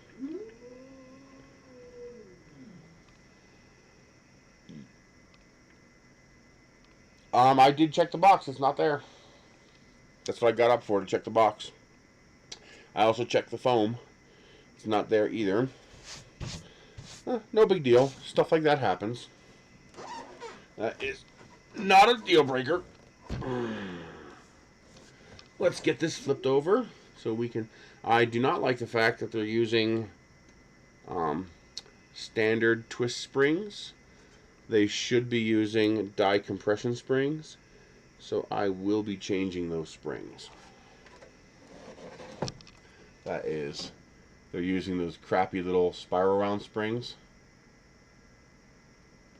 The difference is, how can I best describe this? A flexible plate is going to be, well, a flexible thing is going to be flexible, more like a fabric, while a steel plate is going to be more like a rigid object. And the problem is, the only thing holding the bed onto the plate is the magnetic adhesion between the two. And the problem is, if you've ever dealt with magnets before, you know it's substantially more difficult to pull a magnet off of a bed than it is to peel a magnet off of a bed. So if the bed surface is flexible, as in too flexible, what can happen is when you print a large part, the bed will actually peel up from the magnetic surface from the shrink of the part you're printing, while a steel plate will not. In order to separate that steel plate, you'd have to pull the entire plate off the bed like that. And that's far less likely to happen because now you have the magnetic adhesion of the entire plate holding it down. While if you have a large part printing on a flexible plate, the only thing holding that bed down is the little tiny bit of magnetic force here in the corner that you can very easily peel up. And that's exactly what happens when you print larger parts. So you really want a steel plate on that magnetic surface and not a soft, flexible one. I'm not sure which one this comes with. No, it's literally just a magnetic material. It's like a fabric. It's no steel whatsoever. If you ever had an Ender 3 Pro, you know what I'm talking about. It's the difference between what comes on the Ender 3 Pro and what comes like with Wham Bam. Hey, Day UK! Arcane, I did watch the first few episodes and I am enjoying it. Arcane's the one based on League of Legends, right?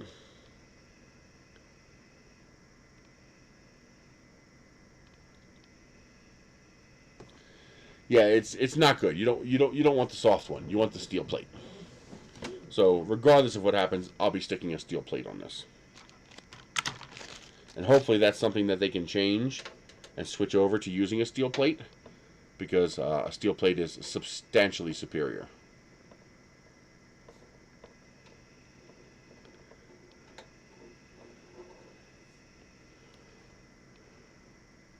There's our board inside there.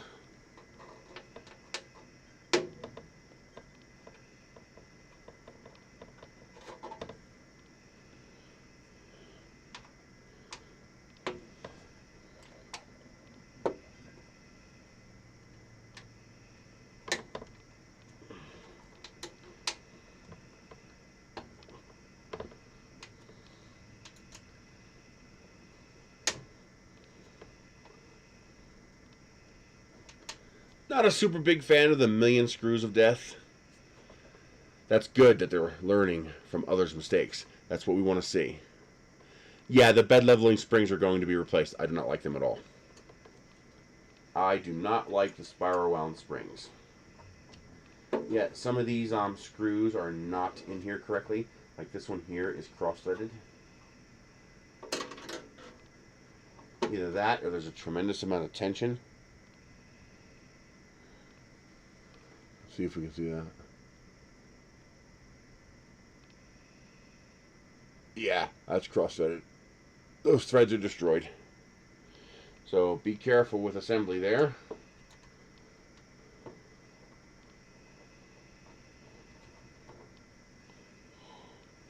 The holes should be a little bit bigger, and the screws should be like an M5.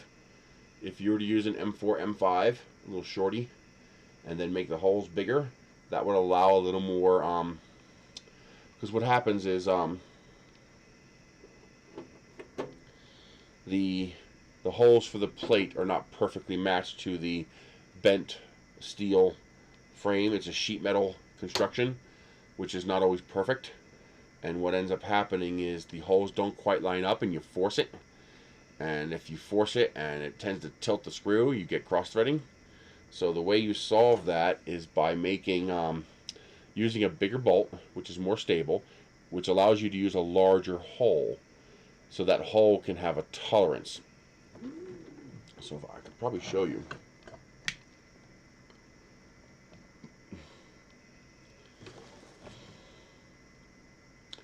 So you can see here, with this one, how the hole does not line up.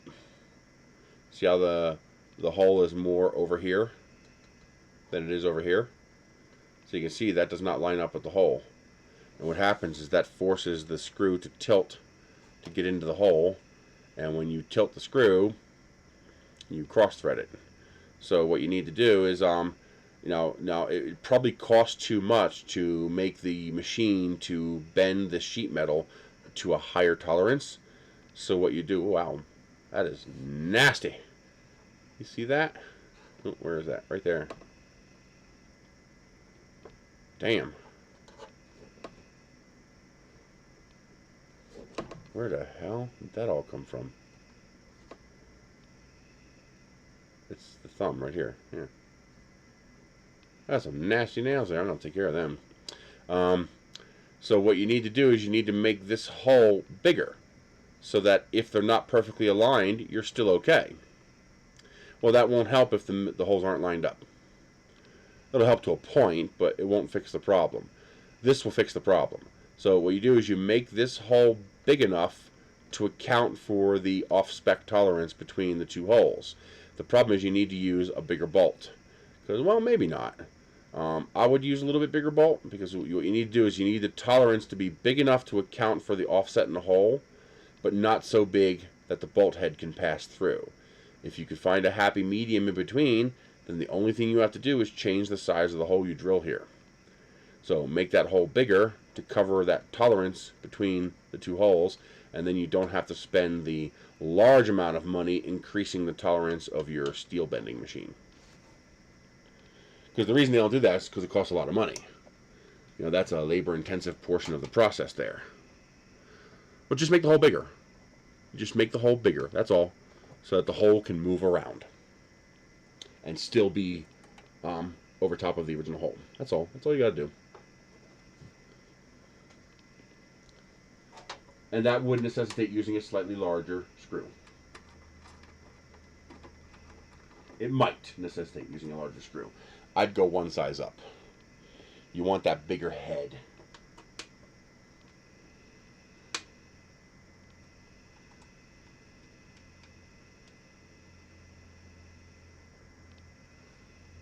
Here's another stripped one. It's a little hard to get out. Okay. Anything attached? Nothing is attached. And here we are in the guts. We have the guts. So that is definitely a custom board. I've never seen a board like that. So that is probably made in-house. They're all connected here and all glued in place, so they're not moving. Ribbon cable to the LCD. This is a daughter board. That's interesting. Wow, look at all these stepper drivers. Jesus. 1, 2, 3, 4, 5, 6 of them right there. Maybe a version 2 with 2 more stepper drivers, so you can run dual mixing heads. Yeah, that'd be nice. Dual mixing heads. Yeah, Idex mixing heads. So that means you can do mirror multicolor prints, and that would also allow you, with a reduced build volume, using Idex in single print mode, to do 4-color prints. So MakerPi, something to think about for a P4 Pro. Yeah. That'd be nice. Having dual mixing heads, fused connection. Why is the fuse glued in? Fuse shouldn't be glued in. I do like the nice furled, crimped connections here. I love it. Simple fan blowing over the board. Connections on this side. Everything is glued. Not freaking bad. I like what I'm looking at. You said that was a Meanwhile power supply? Yeah, it is. That is a Meanwhile power supply. Excellent. Which means at some point you're going to be... yeah, there it is. Meanwhile power supply, which means at some point you're going to be replacing this fan, because the fans on the Meanwhile power supply suck. That's not MakerPi's fault. That's just the nature of Meanwhile power supplies. But usually you're going to want to replace that fan. This one looks like this is probably a 60 by 10. That's what they usually use in here, 60 by 10. Just make sure you get a dual ball bearing fan. I will have to confirm it, but they are usually 12-volt fans. Yes, a 12-volt fan on their 24-volt power supply. So the 24-volt power supplies usually have a 12-volt rail, and the fan runs on 12 volts. At least on all their past ones. Maybe this one has been updated. Maybe that's a 24-volt fan. I will have to take it apart to see. But we're not going to take that apart today. Are we already switched to 115?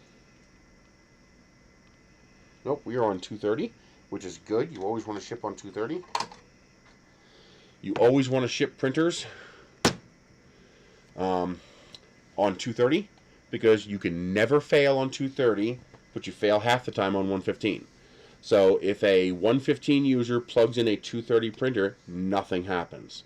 If a 220 user plugs in a 115 printer, things blow up.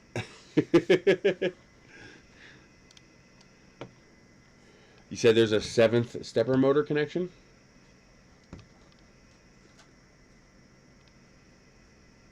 Those look like stepper motor connections. Oh, you can't see what I'm looking at. I wonder what these are here. Those look like extra connections, but I don't see any cooling. And this only has 3 wires going to it. I wonder where they go. They go, looks like they go over to this daughter board over here. So over here, we have another daughter board. That says heat. So I'm guessing that goes to your heater cartridges. This here is to capture the screws. So when you put the screw in here to screw the gantry to the frame, this prevents the screw from ending up in here, which you don't want because then you'd have to open the bottom to get to your screw. So that's basically a capture for your bolts. On the CRX and the CR10S Pro and stuff like that, you'll see this. It's in black foam, but it's the same thing. The idea is to make sure when you put this together, the screw cannot escape this cavity, so it doesn't end up in here, which you would not want. Here is your reinforcement. So here is your square box on the inside here. I like seeing thicker, but that is more than sufficient for the job. That's your bed mover there. Your power inputs here. They do look all properly crimped, shielded. They do look all properly crimped, shielded, and attached. I like the IEC setup. Another daughter board over here. I'm guessing that one of these is for left and one of these is for right. There are connections.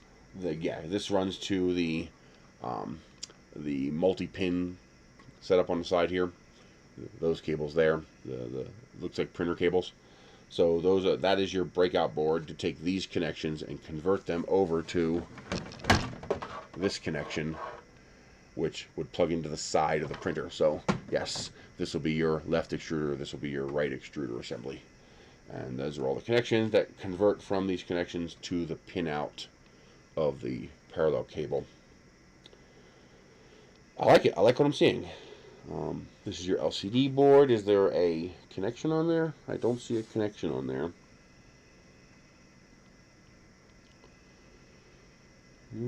Okay. There should be a grommet on this. I don't like that. Over time, that metal will chew through the sheathing. I mean, the sheathing does provide protection, but there should be a grommet here. So if you can, at the back, the stepper chip is in one of the daughter boards. One of these daughter boards back here. Oh yeah, there is a stepper driver on each of those. No, one of them. That one does not have one. This one does. So this has a stepper driver on it. Interesting. Very, very interesting. So this has 7 stepper drivers. That's incredible. So 2 more. 2 more stepper drivers. Come on, P4 Pro, 2 more stepper drivers. I would love to see a dual 2-into-1 arrangement so that people could have 4 color printing if they were ballsy enough to play with that kind of head changing code. Oh, okay. So that's for the mixing head. Okay. But overall, I like the setup. Easily replaceable fan here. So you'll have no problem replacing that fan. It looks like just a 50mm by 10mm fan. So if that gets noisy, just replace that with a dual ball bearing. You don't need Noctuas. A dual ball bearing is fine. Probably a 60 by 10 inside the power supply here. I do not see any other fans inside of this primary machine here. They probably depend on this fan for primary exhaust from the enclosure. which is fine. There's enough room in here. This shouldn't get that hot. We'll see. We'll hit it with a thermal camera after a while, and we'll see what kind of temperatures we get. Wire management could be better. It's not bad. I mean, things are zip tied, so they're not running wild for the most part. You got a little bit of wildness here, a little bit of wild here, but overall wire management's not too bad. Not too much is blocking the output of this fan, so these should get cooled, although I do kind of worry about these stepper drivers down here not being cooled quite as much.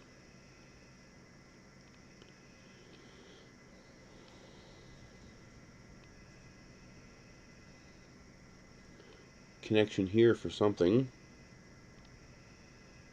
Okay. Let's grab a couple pictures inside of here.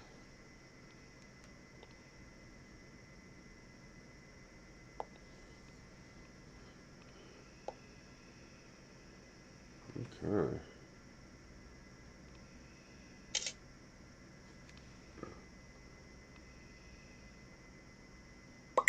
I am Groot.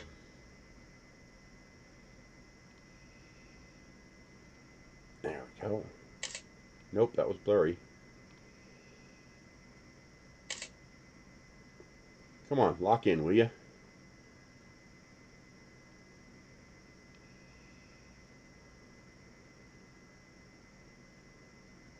Why is it having trouble? It's usually pretty good about that. Aligning that is a pain in the butt.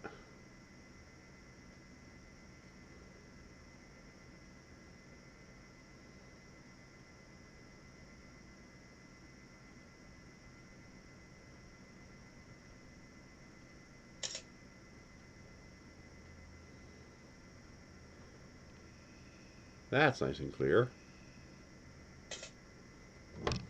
But I am kind of worried about those back there not getting enough cooling.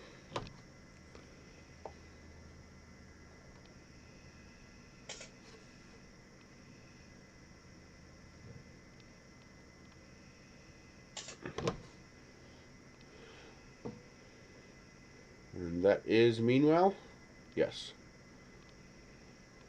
What are, is the specs available? No, the specs are hidden over here.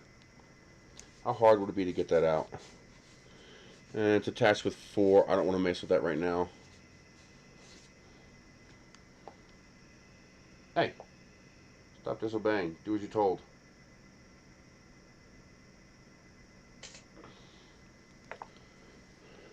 Again, the wires coming out the side here.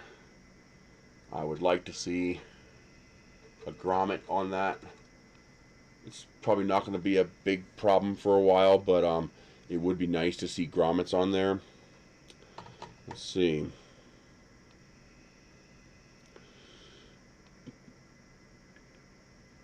Yeah, my only concern, I mean, it's pretty open here. My only concern is this wiring preventing this end of the board from cooling. Probably not an issue unless you live in a hot environment. So you might want to, maybe even add a second fan over here. If you live in a hot climate, like if you live in near the equator, you might want to add a second cooling fan over here. But overall, it should be fine. I don't anticipate a problem with that.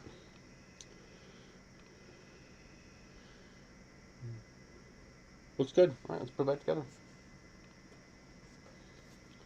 So what is that for?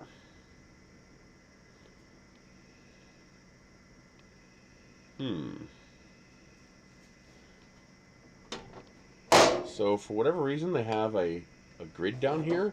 Not sure why. Did they intend to put a fan there at some point? I'd like to see that be a bit bigger. So make that big enough and thin this out a little bit to make sure that air can get out of there pretty good. Maybe it's fine. It might be totally fine, but my initial gut instinct says that's a little small.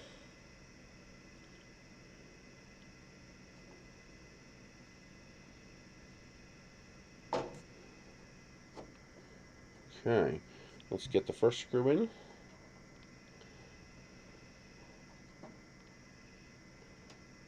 Wow, that's a good deal. At least that seems like a good deal.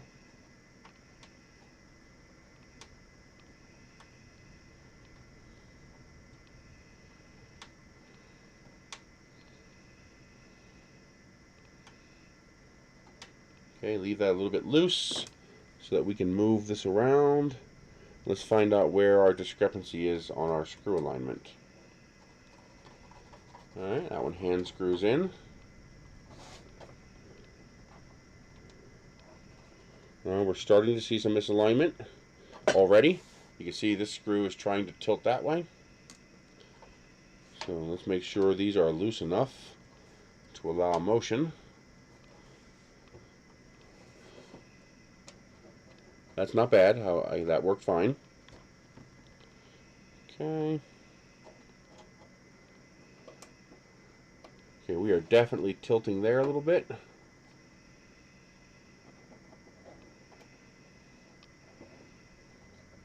Yep, that one's definitely tilting.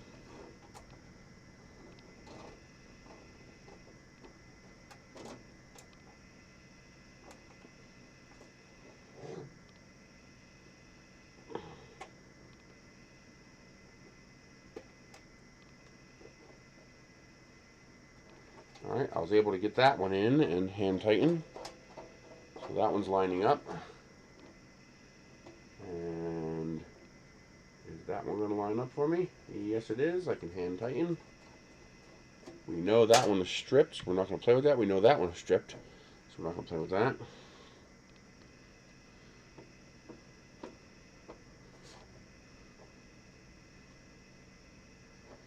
That one is a bit tight, but I am able to hand turn it.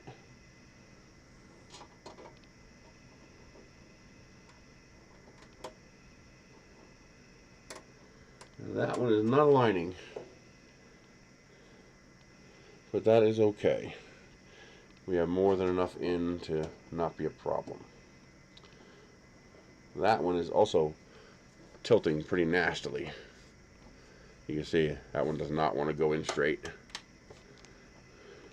And it can't because it's being pushed by the plate, but I am able to get it in. So yeah, they might just be able to make these holes a hair bigger.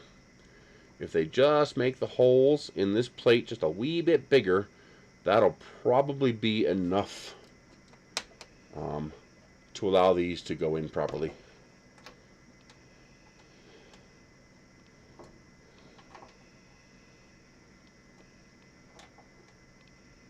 Ooh, water cooling. That would be nice for high temperature hot ends. No fans to mess with your high temperature materials.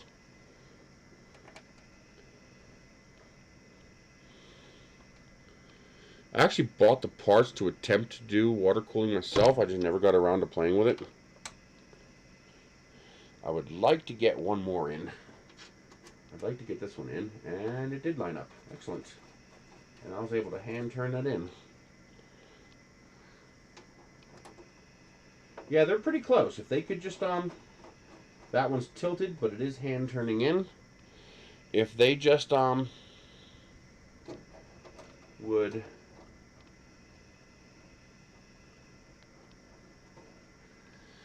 That one we know is stripped.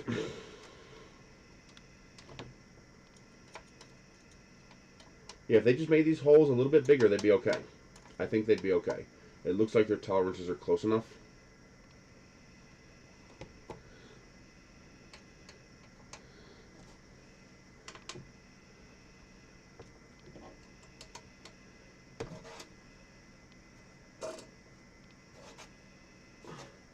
Yep, that is definitely stripping its way in there.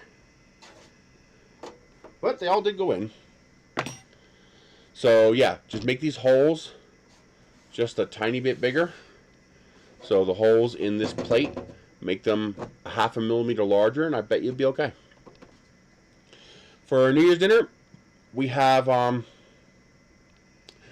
USDA prime steak. Cheap cut of steak, but still it's USDA prime.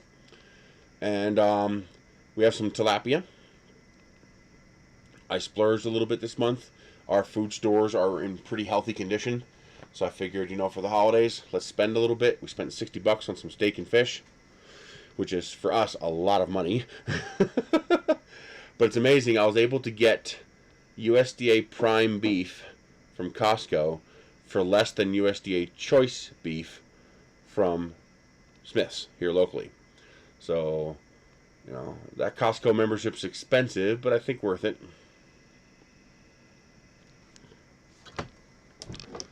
Okay.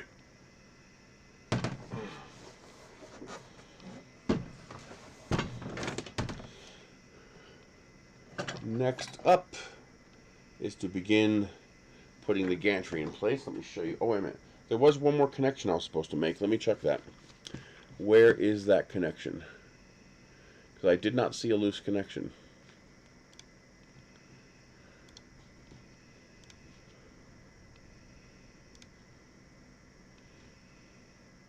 They might be viewing this stream at some point. They asked me when it was going to be, so if they pop in, you guys can ask some questions. It is not in this message. It's going to be in this train right here.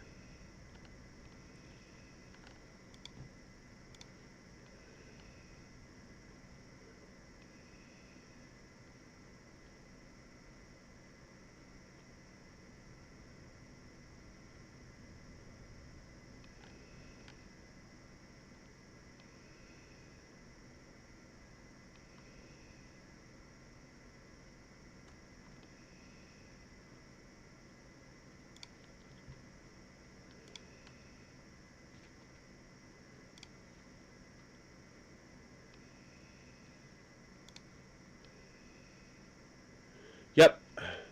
Figure we'll split. That $60 got us enough for 3 meals. So we had a Christmas Day dinner, or Christmas Eve dinner, of the steak and fish. We also did a breakfast of steak and eggs, and then for New Year's Eve we're gonna have steak and fish again. Maybe. I gotta make sure the steak's gonna actually last that long. That's a long time to go. Okay, so it is inside, right here. And if I remember correctly, that is connected on mine.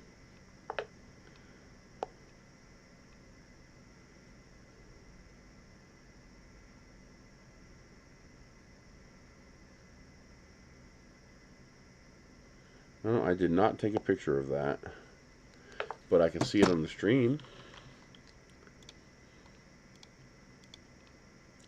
Because we definitely pointed the camera at that. That's not what I want. Why would you do that? I want this. Okay.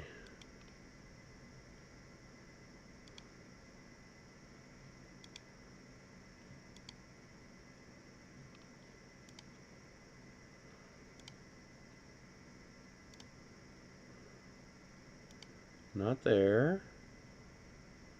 Not there. It's right underneath my hand. Okay, where is this daughter board they want me to connect? It should be right here.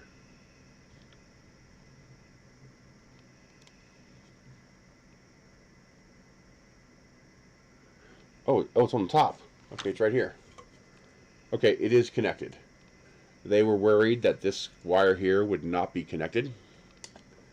So they sent me instructions to make sure this was connected. But it looks like that correction was already made at the factory.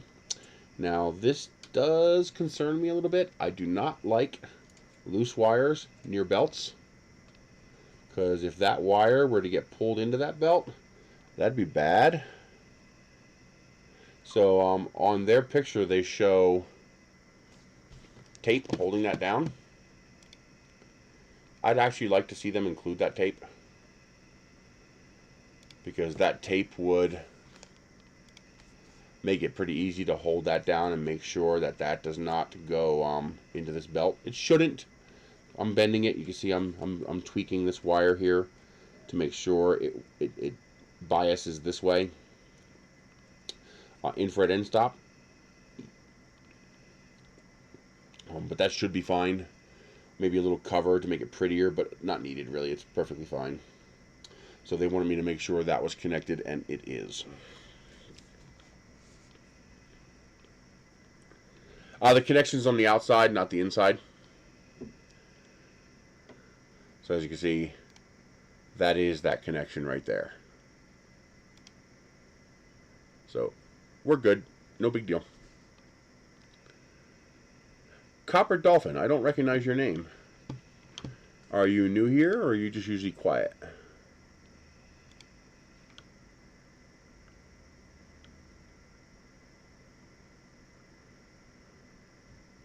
Oh, I did manage to sell one of those dog kennels. Got $200 for it. So I spent the $228 because, of course, the backing cover is not included. That was an extra $40, and then there was $18 in tax. Well, the JG Aurora is machined at the factory to not require leveling. So this will require some level of leveling.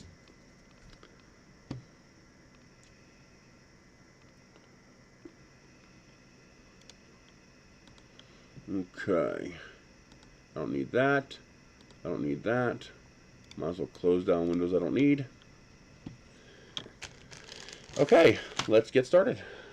Now let me show you guys the gantry.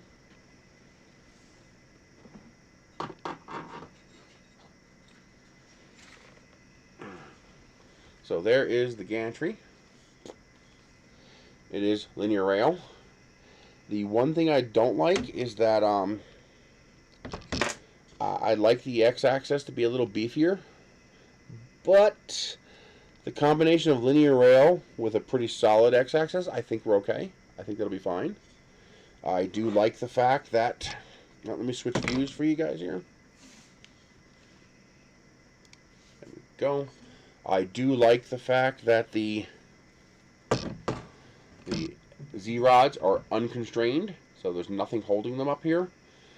It might be nice to have a small captive cover up here that doesn't restrict, meaning go around this rod, but don't actually trap the rod.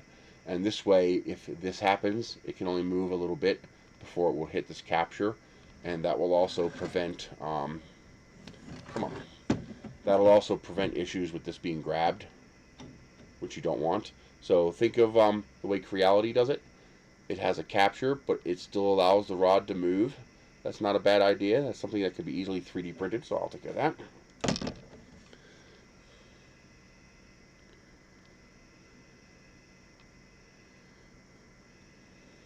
Well, the nice thing is that Idex allows you to do things that are interesting enough that it's worth that little extra hassle. Once you learn how to level a bed, leveling a bed is not nearly as complicated as you think it is. I mean, it's always a pain in the butt, but it's really not that bad once you learn how to do it. Okay, those are all screwed up. Oh, they're just loose. Wow. They were just about to fall off. So our little captures here are pretty much ready to fall off. That's not good. We do not want them falling off.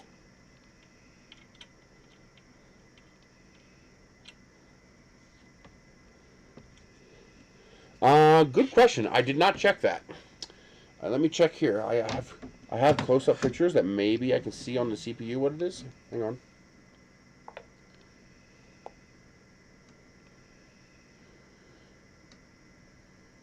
We might not be able to see, because it might be underneath the daughter board. Yeah, that might be underneath the daughter board. I'm gonna assume it's 32-bit, since I'm not sure if you could run this much on an 8-bit board. But I'm gonna guess it's 32-bit. The combination of how much it's running plus the color screen would lead me to believe it's a 32-bit board.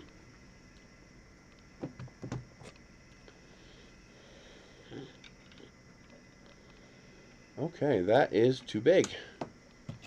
Is this one small enough? Yes, it is. Okay. Boy, it is windy today.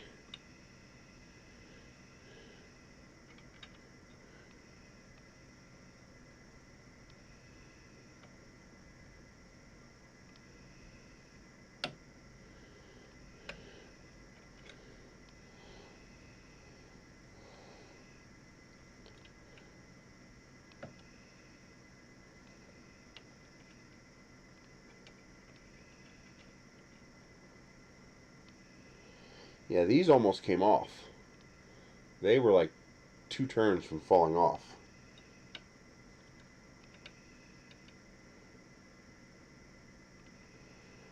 An Idex with Revos. What are Revos?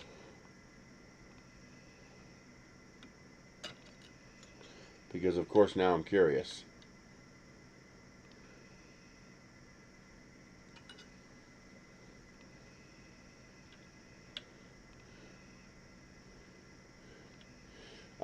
Mixer hot ends clogging is almost entirely dependent on having good dry filament and having a proper tool change routine. If you have dry filament and a proper tool change routine, clogging should be basically impossible. It should be very, very rare. So the reason a mixing hot end would clog, as a matter of fact, I want to explain that in a second here. Hang on. Of course, that is predicated on having a properly designed mixing hot end. If you have a poorly constructed mixing hot end, that would cause you a problem as well.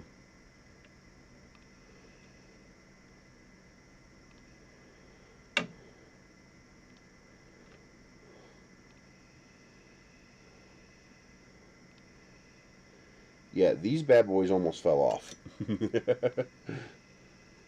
And they are lock washers, which leads me to believe they were loose from the factory. We shall see if the instructions address that or if that was just an oversight. Could be as simple as an oversight. Or maybe they left them loose to reduce strain on the parts and you are to tighten them up.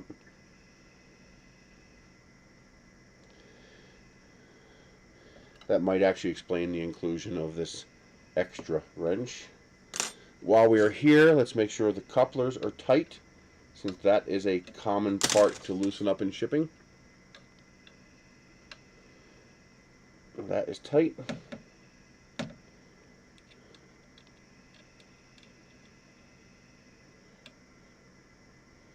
That is tight.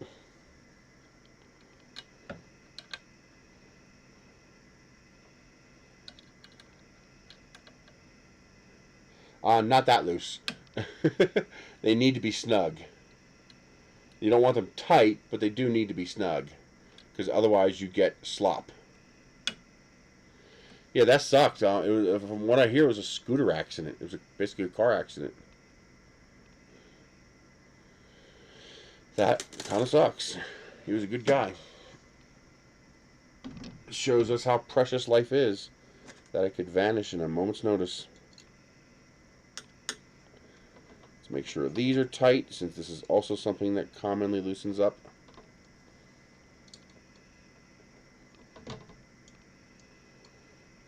Yep, those were a little bit loose. So that is something you want to make sure to check. All the primary bolts, you need to make sure they're nice and tight. Let's check these. Those feel good. Okay. That's it. We should be able to assemble the gantry now. Let's turn that away. We want this to go out the back.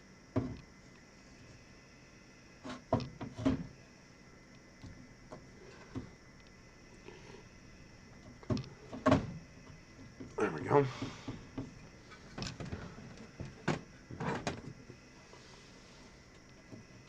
Okay. That looks okay. Hey, SPC. I'm going to guess that these 4 large ones, plus 1 spare, are for the gantry. Let's check what the instructions say.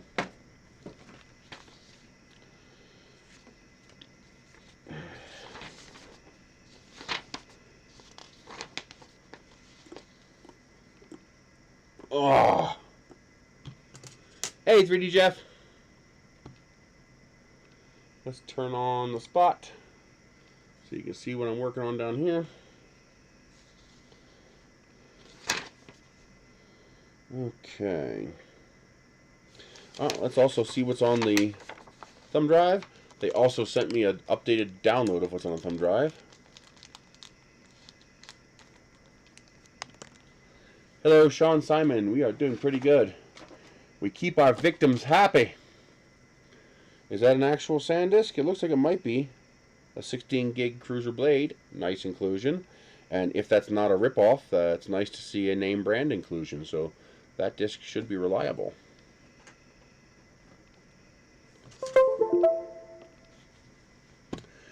Looks like we do have a whole bunch of stuff already in here, including tutorials. Looks like individual tutorials on how to do each part, color mixing, duplication, high temperature laser, slicing software, it's Ultimate Cura, working with soft materials, 2-color, and water soluble. So there is a pretty extensive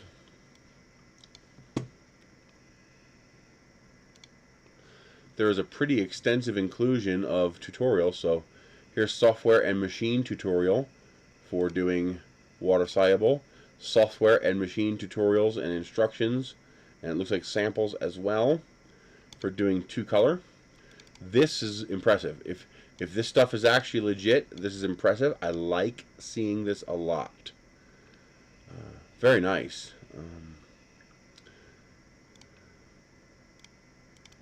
Laser, and is laser software included? Deer logo, machine tutorial. It doesn't include laser software, maybe. High temperature, pictures, STLs, G codes, machine and software tutorials.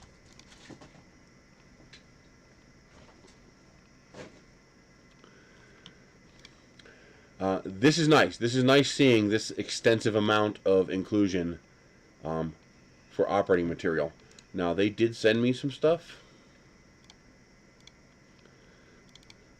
Let's see, secondary P3. I guess they weren't sure if I had everything on there, or this is an updated version of it.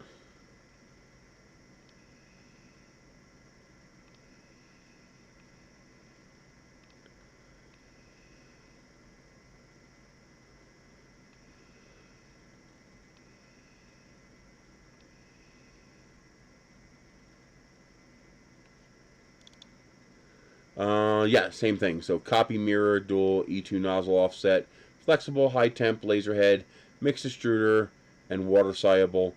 And each of these has both machine and software tutorial instructions, PDF, sample G codes, STL file. This is nice to see this level of inclusion of material to come with the printer to try to actually guide you through it. Most manufacturers do not do this. Most manufacturers toss you to the wolves and say, have fun.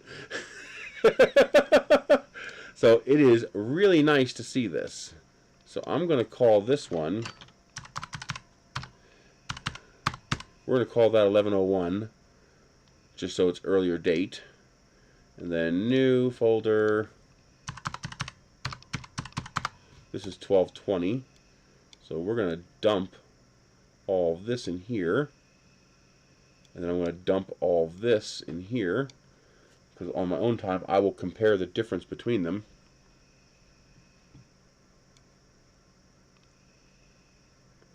Excellent.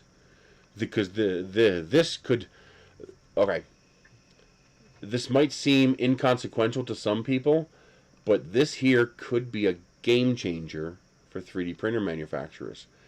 Because one of the primary things that is lacking with 3D printer manufacturers, and one of the things that, you know, people like me and other people spend a lot of time doing, is creating content to guide and instruct people on how to actually use these machines.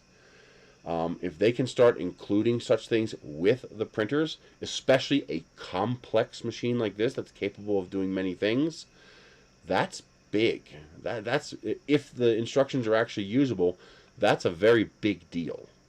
That means even a person who is isolated on their own with that flash drive, in theory, could learn enough to be able to actually adequately use the machine.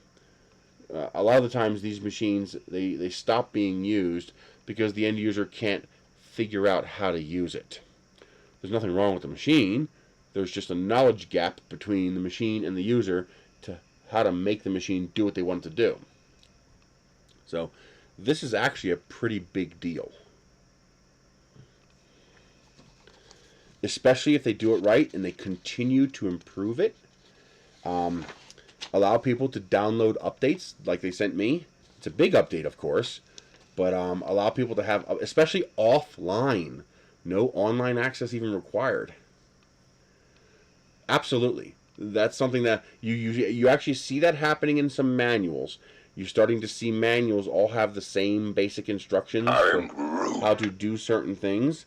That's actually a pretty big deal because, again, it brings it closer and closer to being something the user can open the manual and learn how to use. Videos are even better. And if you've got a machine capable of running the printer, you have a machine capable of running those videos. Very, very, very good idea. But they're going to learn the same way I learned and the same way everybody else learned, and hopefully we can help them with this, is that having a video for how to do something and having a good video for how to do something are very different things. Any video is better than nothing.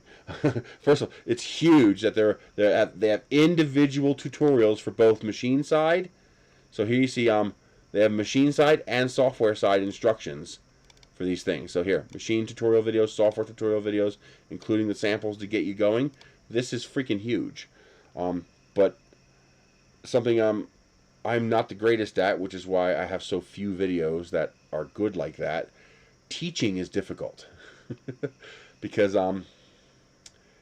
having the knowledge in my head and transposing that knowledge into your head, well, there's a lot of loss that happens between this code and that code.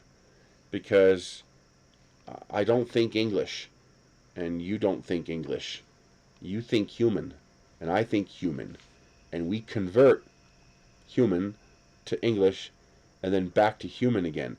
And you always lose something in those translations.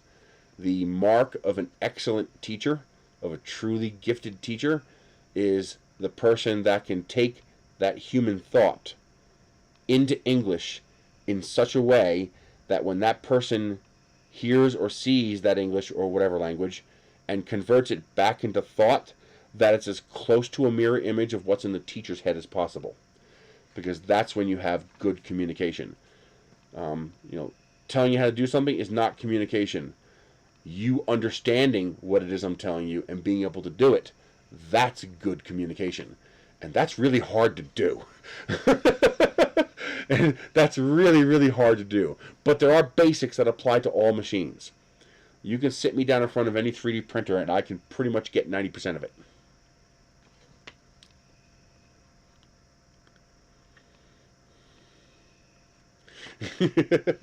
So that's the trick, is to figure out that magic method, that magic conversion that goes from thought to English to thought, and then the two of you are synchronized. That's when teaching has occurred, because now the other person understands what you understand here. If you are genuinely capable of doing that, get the fuck off your ass and start making videos, because that is a rare and precious skill, and it should be shared. Let's see here. Now, I do not like these at all. I hate these mushroom head screws. I would like to see you switch to the crown or castle screws, meaning that style. So please use that style and not this shitty style. I hate these. I hate these so much, especially for hidden bolts on the inside. So yeah, not only that, but stop using this garbage steel. We all know this silver stuff is garbage Chinesium. Switch to the nice A2 hardened steel ones, at least for the primary bolts. Don't use this garbage steel for the primary bolts. I mean, for all these little ones, okay, we deal with it. But for your primary bolts, I'd like to see you switch to crown bolts or castle bolts, and also switch to the hardened steel ones, the black oxide coated ones. They are substantially superior. Let's see. It It is that simple, it looks like. Oh, I see. That's interesting. I see what you did there. I've never actually seen that before with the capture for the filament. That's actually interesting. A bit annoying, but it's interesting.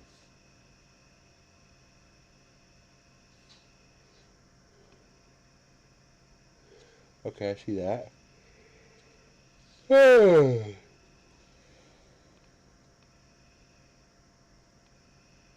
What the hell is that?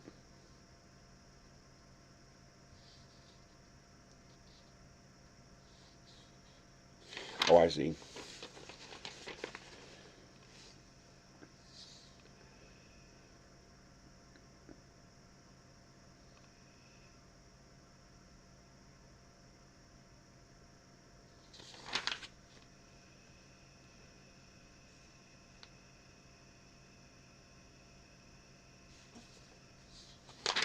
Okay.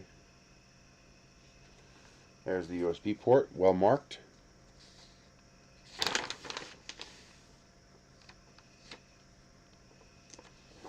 Alright, let's go from there.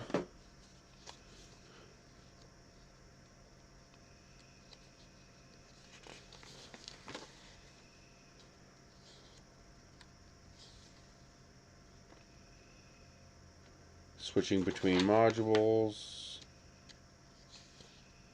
Idex, mirror, laser.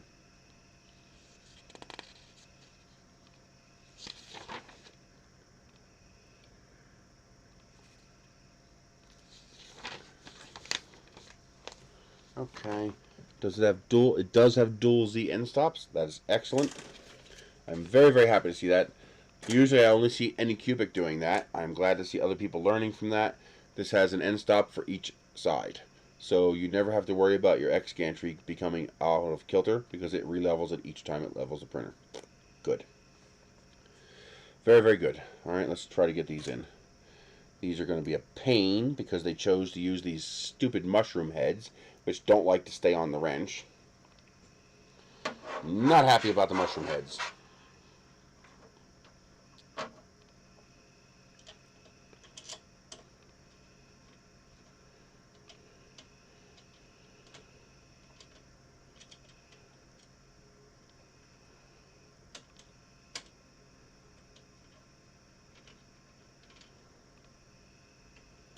Okay, it looks like that one went in.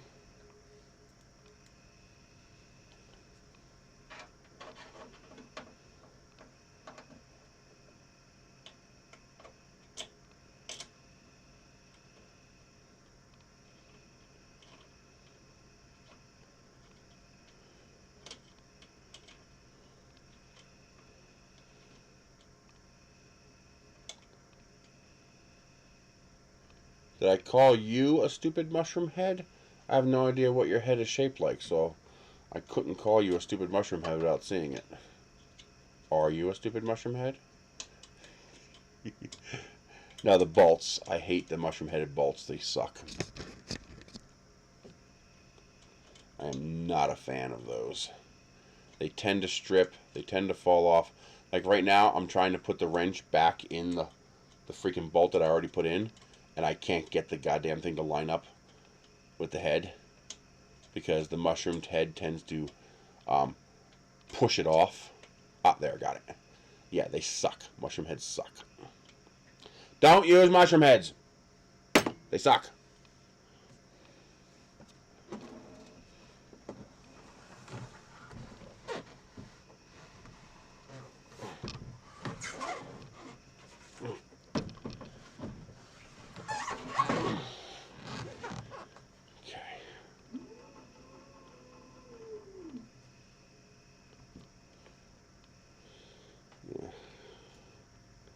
Yeah, so the way this works, let's switch over to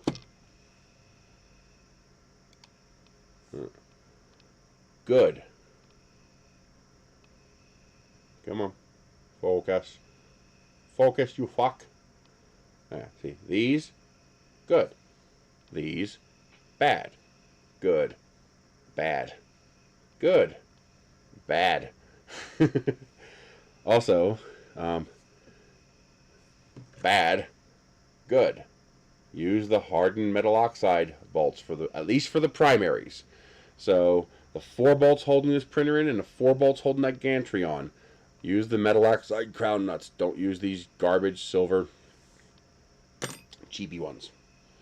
That is one place where you don't want to cheap out.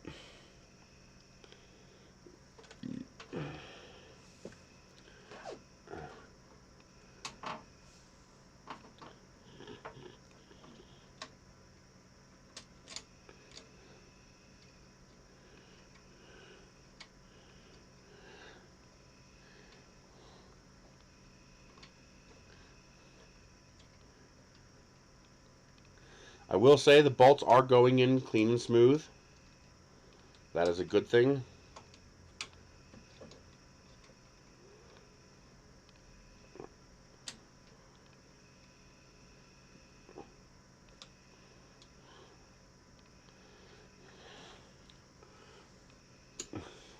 It's especially important to use the crown bolts because the way these wrenches work is you have a swivel head and you have a clean 90-degree head. Alright, the clean 90-degree head fits bolts better. You get a cleaner, stronger fit than you do on the swivel end. The swivel end is going to have more slop, especially because it can tilt. And because these bolts are recessed, you cannot use this end. You have to use this end. And your crown bolts are going to fit a lot better. You're going to have more bite on the head of the bolt, and that's what you want. The mushroom heads suck.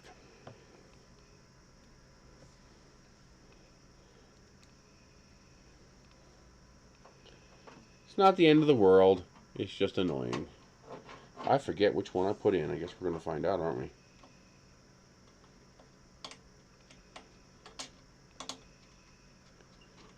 I think I got it right. No, they have not. I've had no contact with Creality. They appear to have broken off contact with me when they separated with Naomi, which kind of sucks. I don't think Creality likes me anymore. Or at least not enough to send me printers. Which is a pity, because they just released a whole bunch of really neat printers. Okay. I'm guessing this goes up here. So that goes there. That goes there.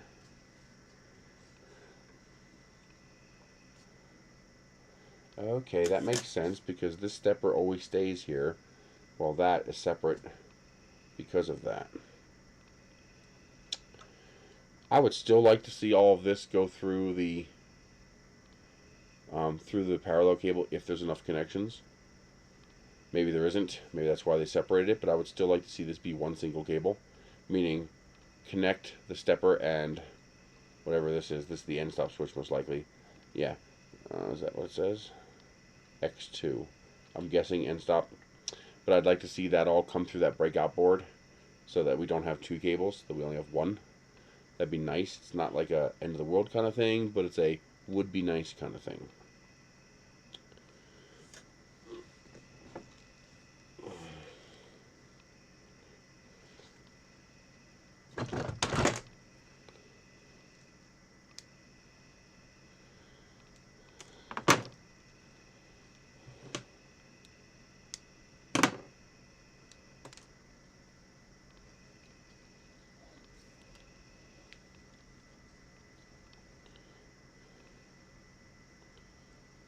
Okay.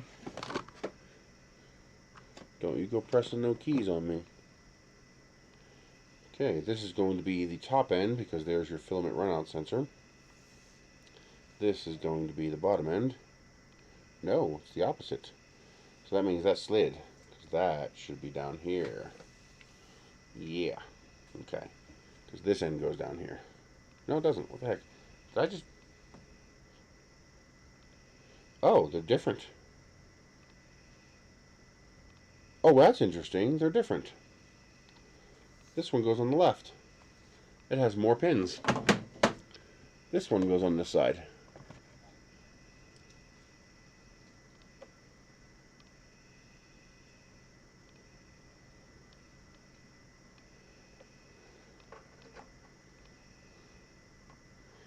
Install two 250 hot ends first. Yeah. That's what I plan to do.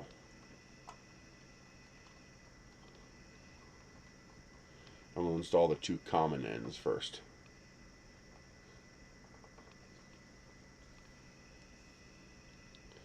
Well, my guess is they literally don't have enough connections to do 2 mixing hot ends. That's why I'm hoping that maybe a P4 Pro, 2 mixing hot ends. Get rid of the laser. Having 2 mixing hot ends would rock.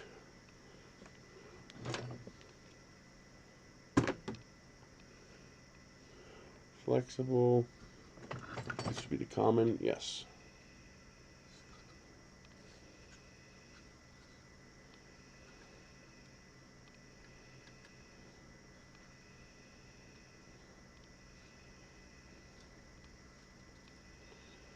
Okay.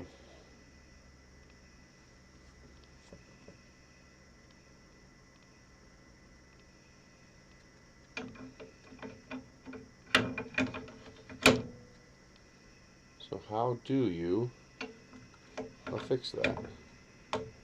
Like, what holds it on?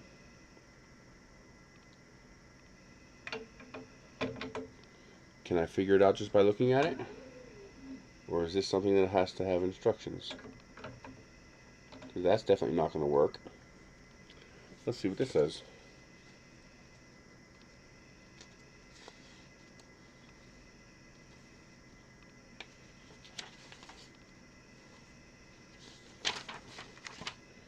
No, that's not what I want.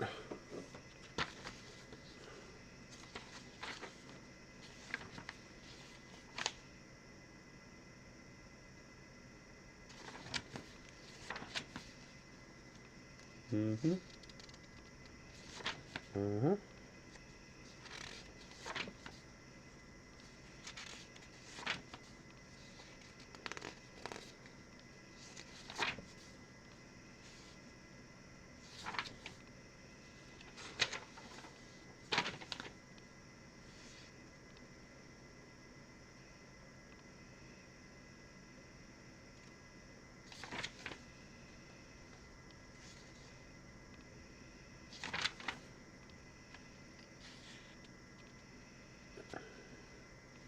Yeah, these are the purge buckets right here.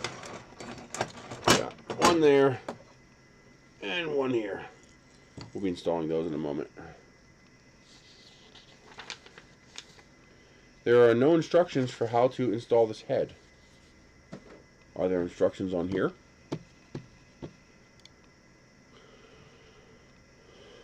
That says dual. Offset leveling, load, replace extruder. Hello, Scott. It's no big deal. Ew, vertical video. I guess that'd be okay if you're on a phone. Okay, so there are screws on the back. There are 4 screws you have to manipulate. Okay.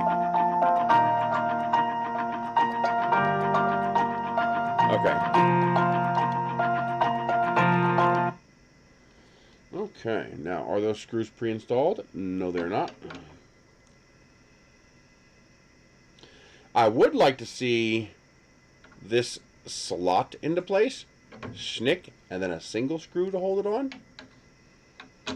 For a printer that is interchangeable, that would be substantially easier.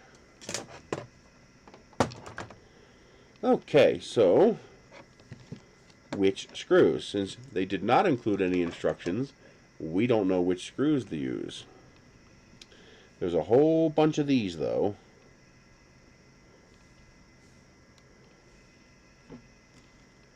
One, two, three, 4. These are the only ones that have a sufficiently large enough quantity to serve this function. So I'm going to guess these are the ones.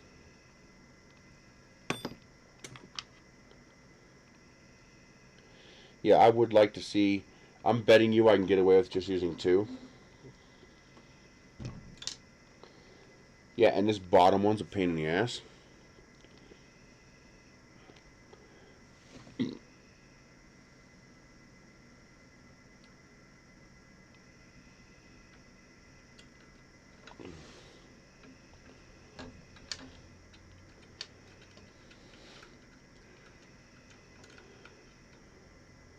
With those 2 solid metal structures attaching, I'm betting I can just use 2.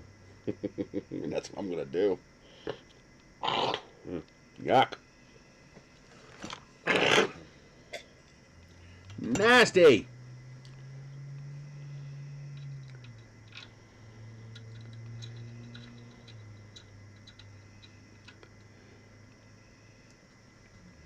Yep, 2 is more than substantial.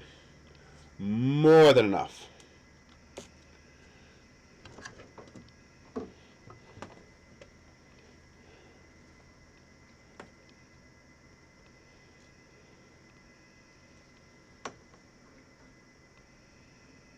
Do they have any management for these connections? Ooh, I do not like that at all. Okay, critters, this is something you are definitely going to want to work on. Yeah, way too flexible. That is going to destroy that connection. So that needs to be resolved. There needs to be some kind of rigid connection for this here, because that is going to flex over time. And then this is your filament inline. That looks fine. Yeah, definitely needs some sort of connection there. 2 is more than enough. This ain't going nowhere. That doesn't even budge. Those are 2 nicely made aluminum plates. They ain't going nowhere.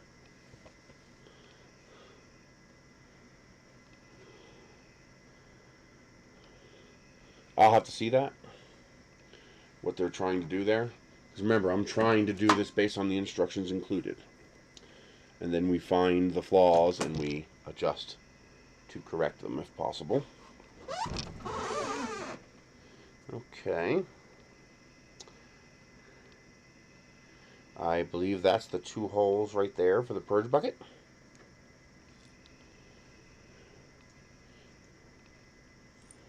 Why is there a... Oh, to control the height. Okay. So there's a screw on the bottom and a screw on the side. The screw on the side locks the wiper in place, while the screw on the bottom, if I were to guess, controls how far this goes in. So if this ends up being too low, I loosen this, lift this up, tighten this screw up, then retighten this, and that will lift this higher and prevent it from being pushed down too low. I'd like to see 2 screws or a plate. Not a big deal. Probably going to be just fine, but that is an adjustment for that. Now, are those machined? They look machined.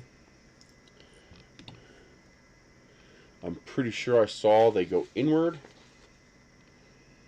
Yes, they go in toward the center. Let me try to give you guys a better view here. Something of a view, at least.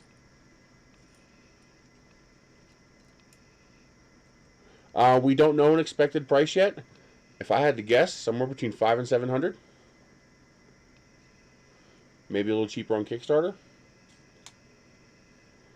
Hopefully they can get it closer to $500. I think that'd be a pretty solid price point. Well, there's probably going to be different packages. I'm guessing. This is not official canon, but I'm guessing there's going to be a low-cost option, and then the more expensive options will come with more of the heads. The advantage of using a mixing nozzle is you get more build volume, in theory. Because when you use an Idex, you're reducing your available build volume by the width of one of the heads. I think. So in theory, you get a larger build volume.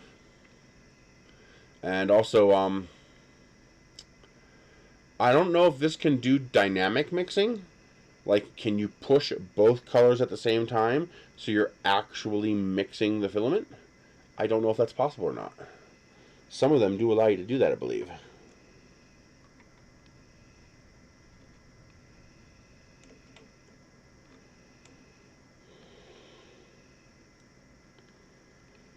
And also, you have no issues with alignment with a mixing nozzle, since they can't be misaligned.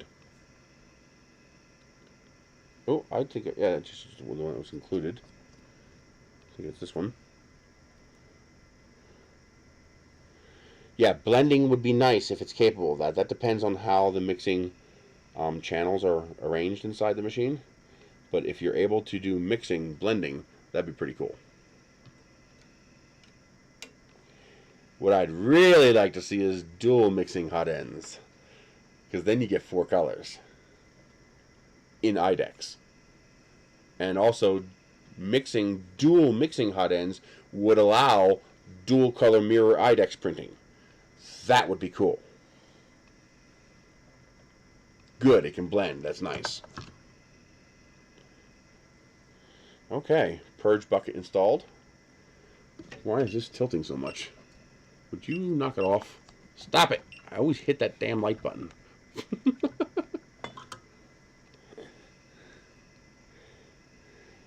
I'm not a fan of this because there's no containment for that, and that's a lot of stress on that connector. That connector is going to be a problem over time.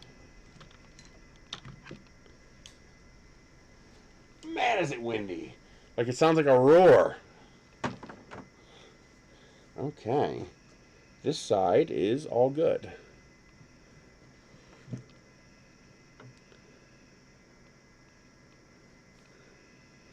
We can probably tag these for their initial run. I'm going to loosely tag these. Yeah, that should be good there, just to help keep these a little bit more manageable.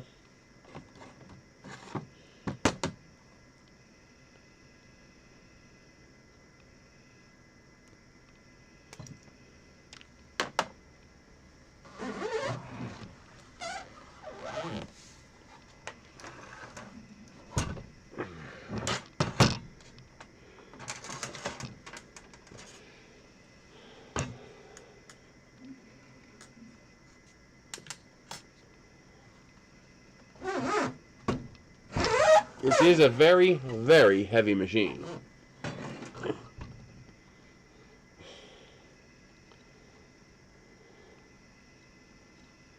Okay. That is a little on the short side, but I was able to pull a little slack out of there. No, actually, never mind, that was my bad. That is just fine, because that's going there. Okay, and that is going to be your end stop. That takes care of that. This will then come up to here.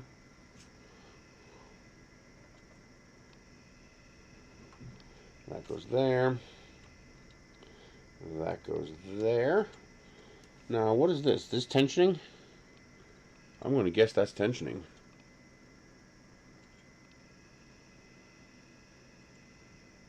That feels good. And that one already feels good. Common filament.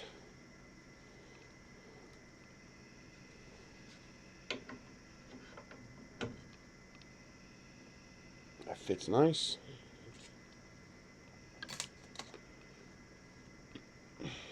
Yep, I see that there too. That is your. That feels fine.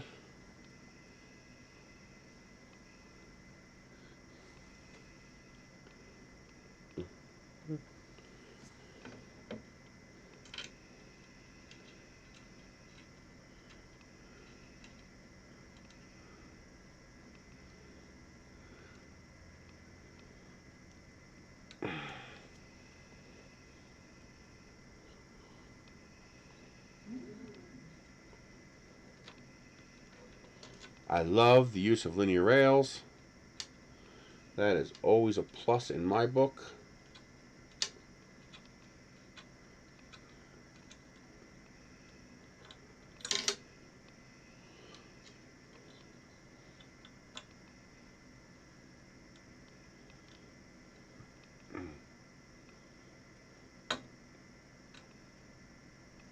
Okay. That is not budging. Okay.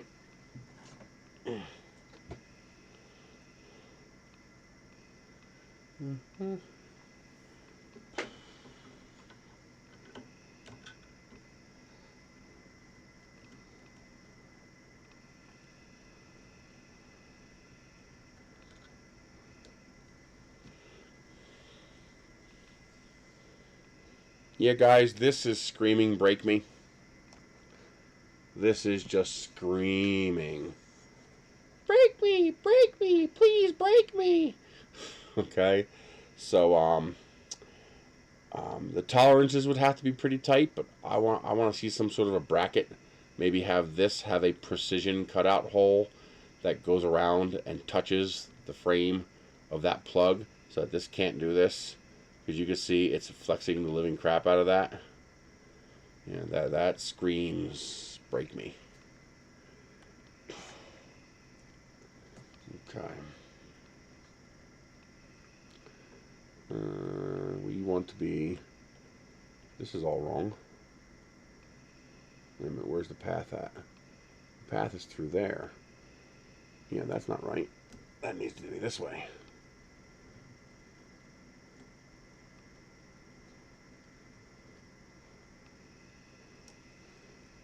Oh, this is upside down. First of all. At least I think it is. Because I moved that. That needs to be down here, I think.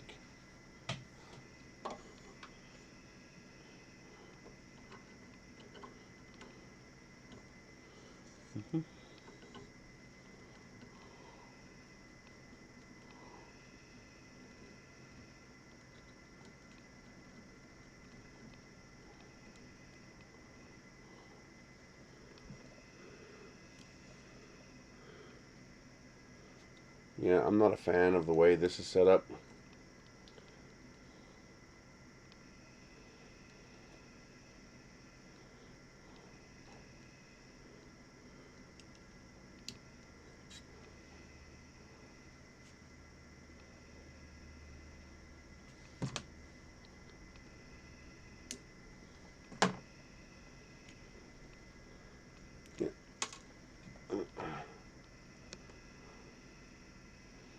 Not a fan of that. We are going to rearrange this like this.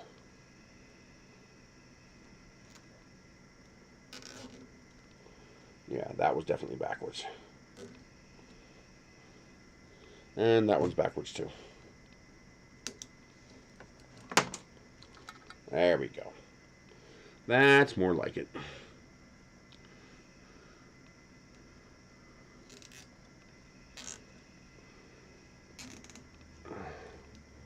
Easy enough to fix. They include extra zip ties, but this was definitely installed wrong.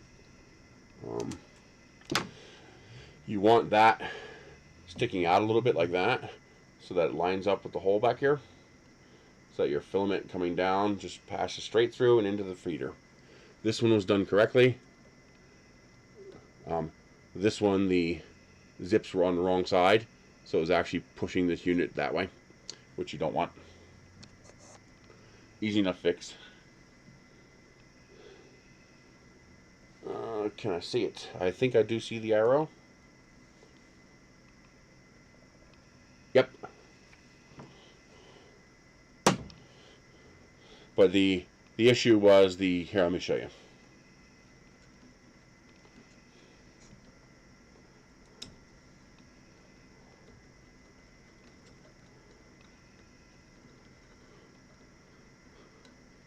Really? An iMac? Sweet. Okay, so here's your feeder unit right here. You know, it's sitting right about there, and you want this zip tied like that. So the zip tie is holding this cable to the back side of this unit here. They had it the other way around. The zip ties came to the front side of the unit, and that pulled this whole unit this way, which you don't want, because you want the filament to come through here and go cleanly into the feeder unit. So you don't want that. I'm guessing that this will actually fit in here. At least I would hope it does, since they want you to use this. It does not look like it fits in there. That ain't good. Does it fit in there? No. Those are both cone shaped. This should fit in here. That really should be the case. That should fit inside there. Not a huge deal, but it should fit inside there.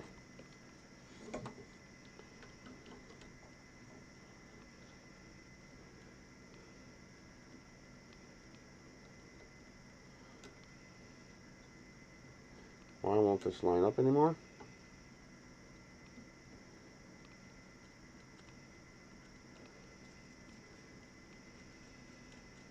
Yeah, that does not want to line up.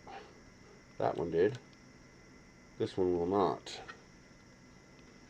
There it goes. A little tight.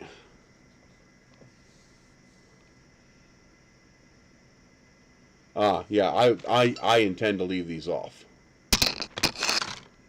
There's two cones. Entry and exit. So, this is entry. This is... You can't see that. Oop. So, this is entry. This is exit. They both have conical shapes.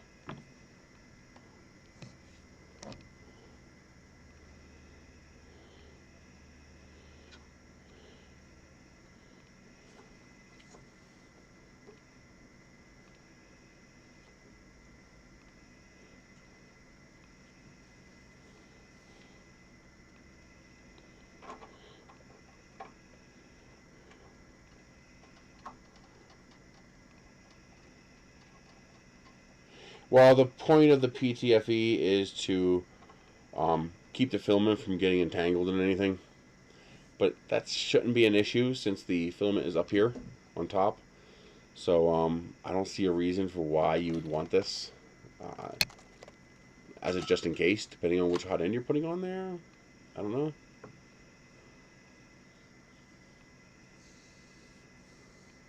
Oh, to seal it off if you're... Okay, for the high temperature hot end, that actually makes sense. Because if you're using high temperature, you might want to seal up the filament all the way to the nozzle to avoid water absorption. That actually does make sense, since this is a semi-high temperature capable printer. I don't have a wife. That was a bad assumption on your part, Welfare God. You should know that.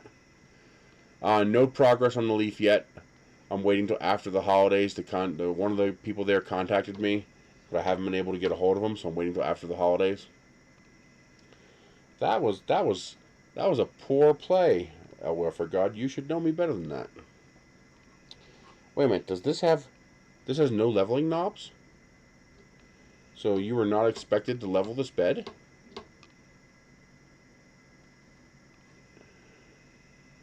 Yeah, bad troll. Bad troll. Gotta do your homework, man. Yeah, but I don't like flexible bed mounts on a bed that's not leveled. If you're not going to level the bed, then put hard mounts on it. And make sure your machining is up to snuff. That all comes out nice and tight. So that's something they should also work on. Again, not the end of the world, just, you know, something that should be worked on.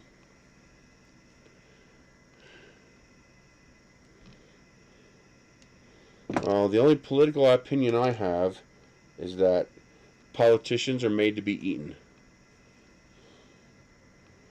And if people would actually get off their lazy asses and start eating the politicians, we could fix so many things so quickly.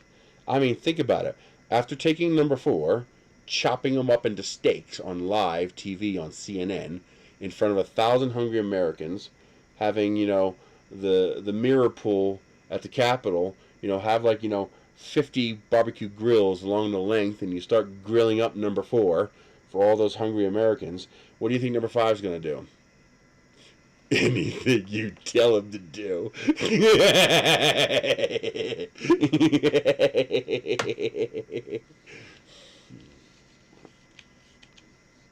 This feels like a really nice cable. I'm digging this cable. This is one of the best feeling and long.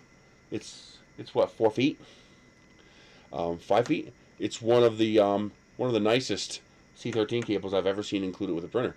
They should all include that kind of cable. That's a nice cable.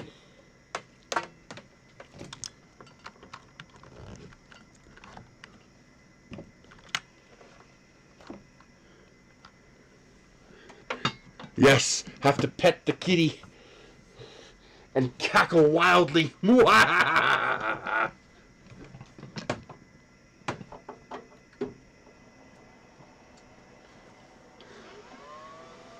Oh yeah, you hear that Meanwell fan?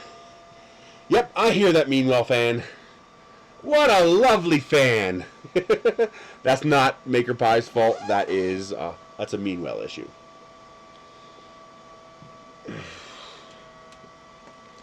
For whatever reason, Meanwell just uses garbage fans in their power supplies. I don't know why.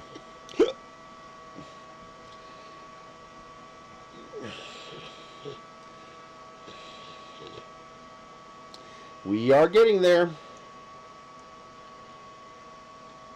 Okay.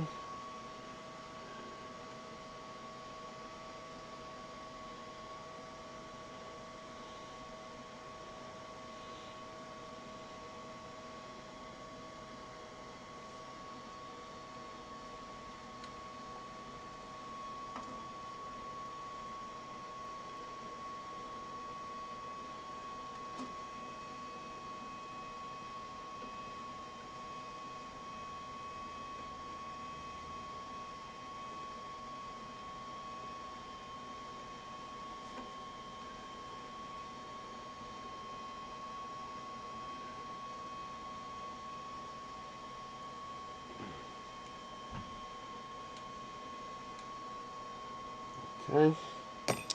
I need a printing surface. I'll be right back. We need something to print.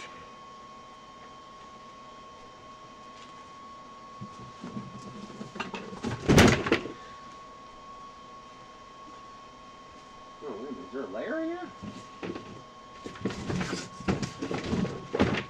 Nope.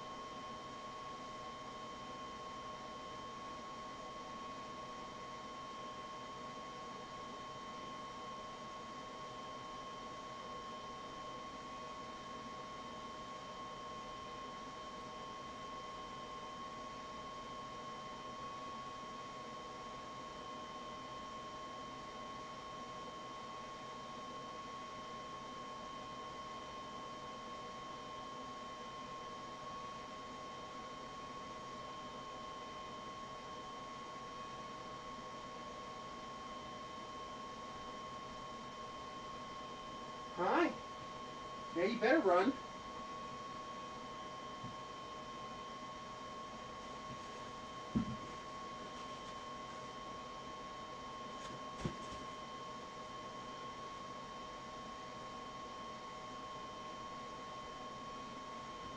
Hi, baby.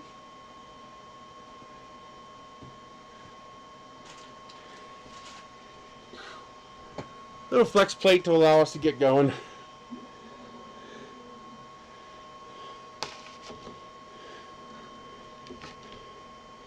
More than enough.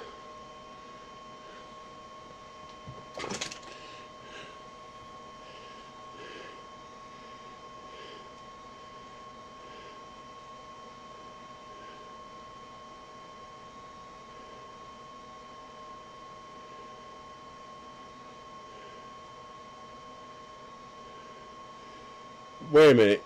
You bed level without the bed?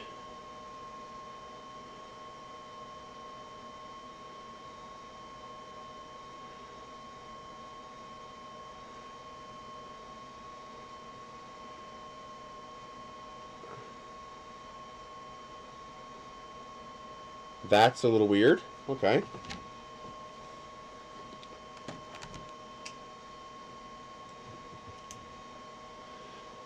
All right, final check. Gantry cables are plugged in. Parallel cables plugged in. End stops are plugged in. Extruders are secured. Runouts are secured. We still need to make the spool holders. Hey, Jen! Got disturbed over here? What happened? Probably at least 4 o'clock.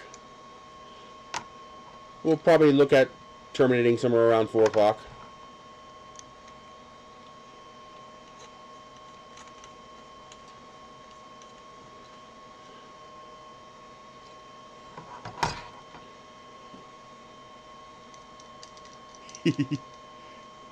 Oh. Yeah, I'm sorry.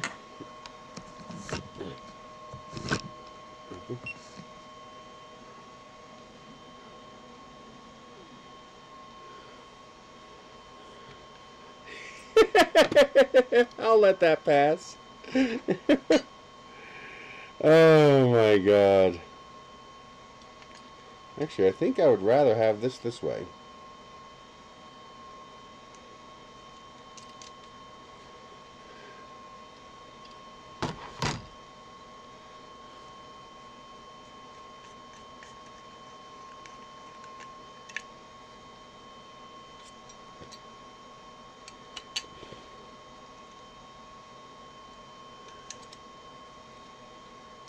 That's right, gotta be honest. Just keep it clean and you're good.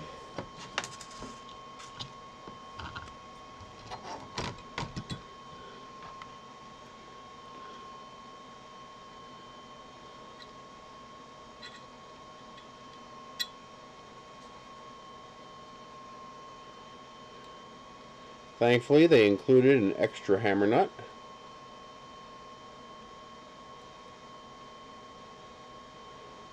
So that was easy enough to remedy.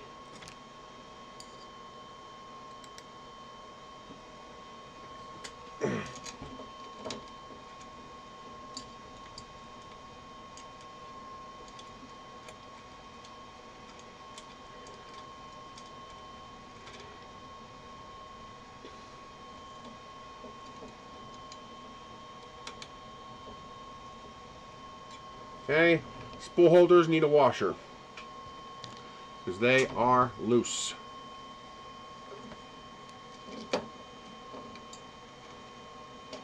Not the end of the world, but it is annoying.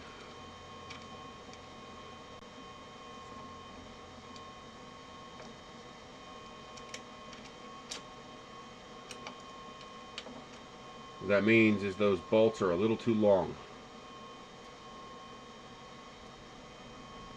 As you can see here, these wiggle even when they're tight. So they need a washer.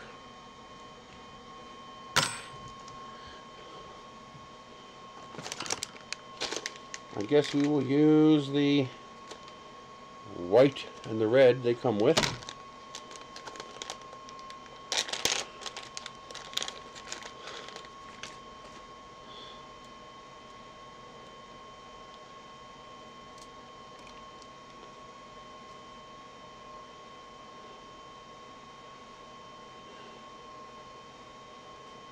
Hammer won't help with that. the okay, so the way those T-nuts work is that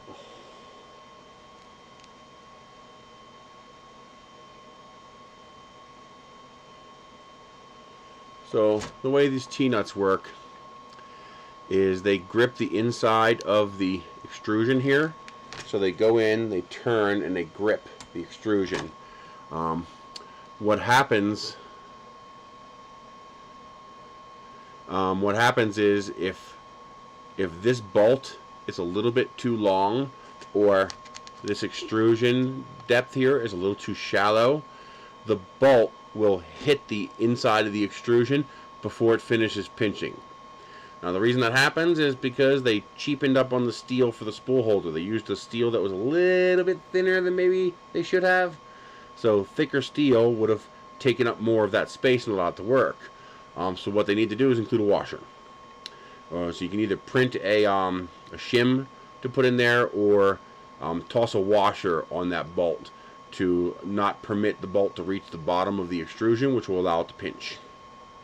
So that's what happens with those. That's why you have wobbly.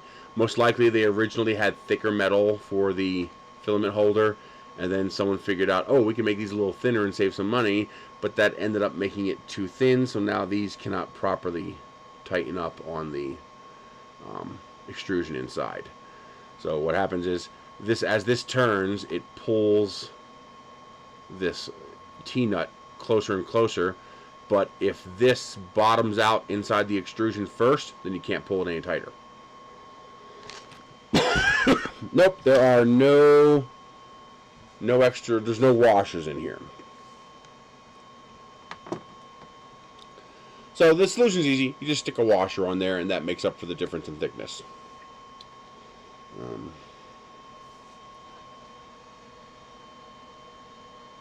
Oh, they locked down, huh?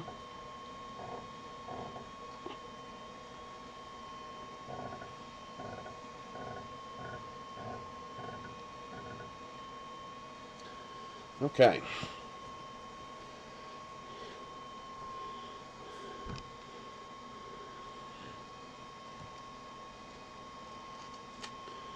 So, prepare.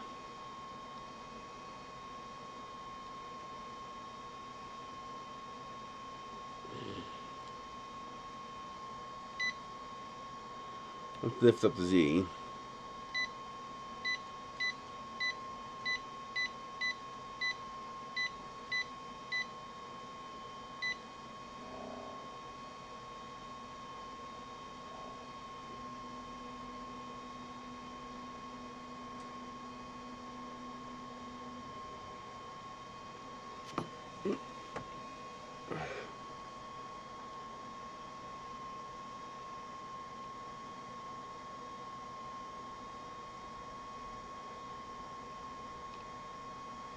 I like how it shows red-green. That's nice.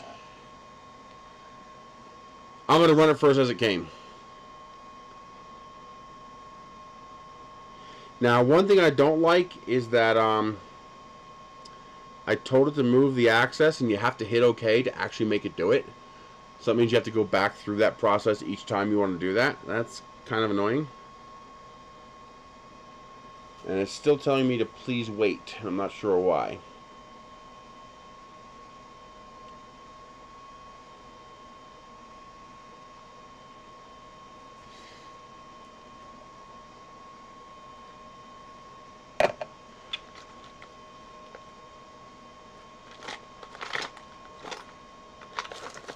Oh, I thought I might have some springs in here, but I don't.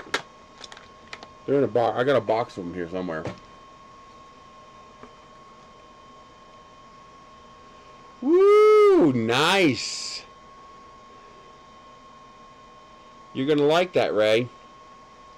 Seems like a good machine.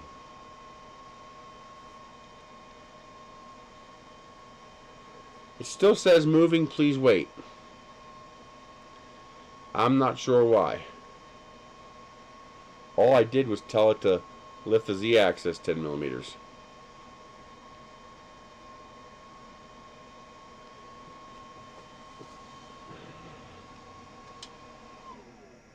Now we will do reset. It likes locking the motors in place. So, not after that long. Okay, AB. So you said go to ABL. Okay, it's lifting up. Why is it only lifting one?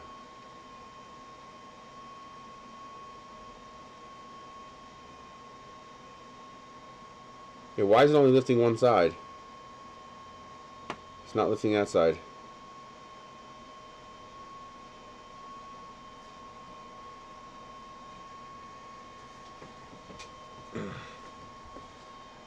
It is definitely plugged in, and we did see it move both sides.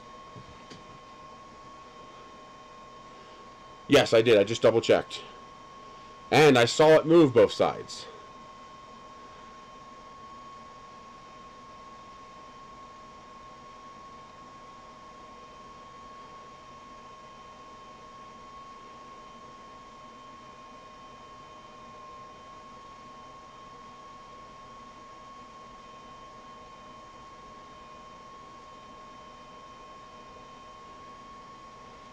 End stop plugged in. Yep, end stop is plugged in. End stop. Okay, it's moving the bed now.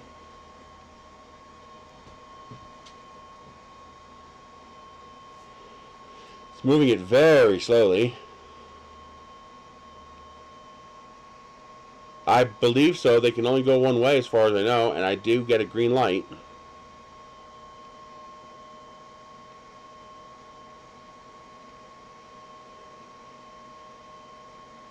Please remove the plate. Yes, I removed the plate. See, it's only lifting one side. That's not going to work.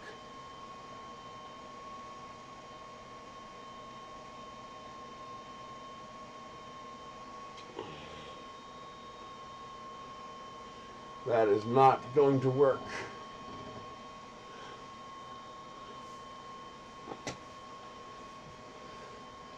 It's all cockeyed. See? Yeah. Something ain't right. But it's locking the motor. So it is powering the motor.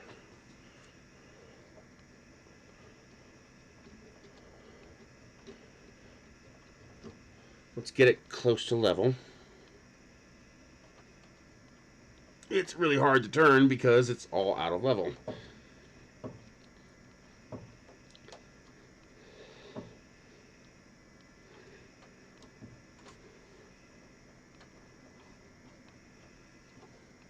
This is easy to turn. This is really hard to turn. Why is that so hard to turn?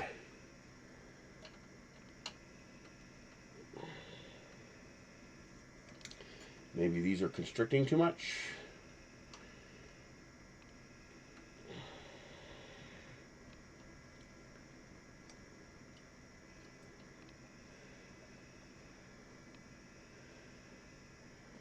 I don't think so.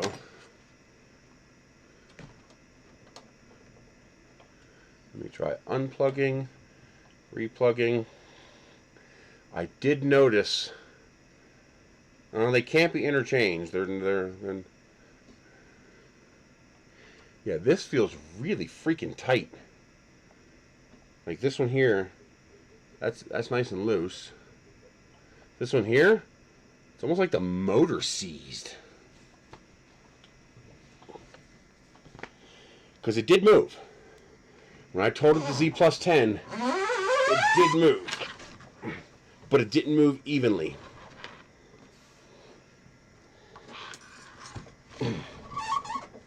Okay.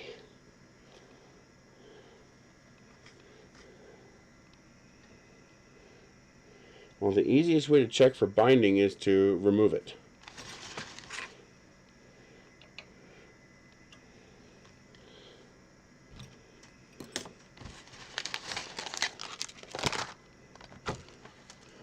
would you go away?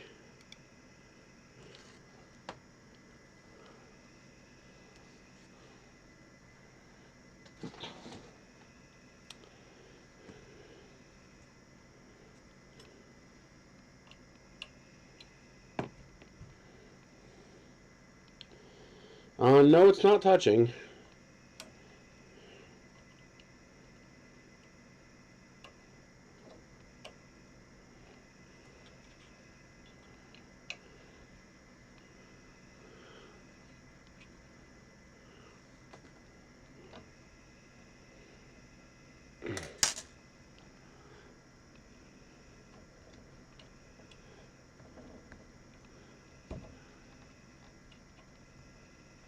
Boy, that really feels tight.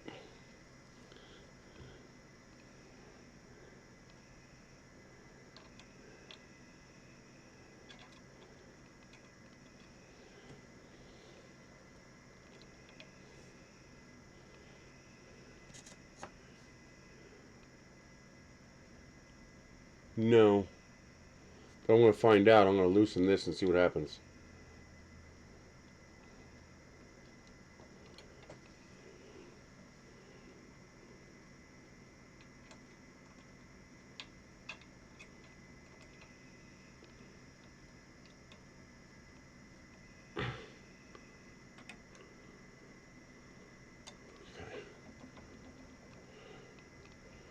Oh, that's much better. Maybe the coupler is goofy. All right, let's try retightening that.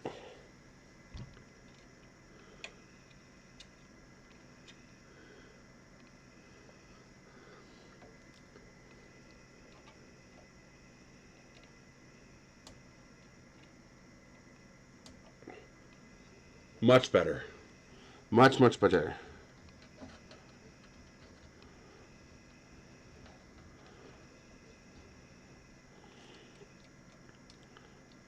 Okay. Let's just snug it. Just snug.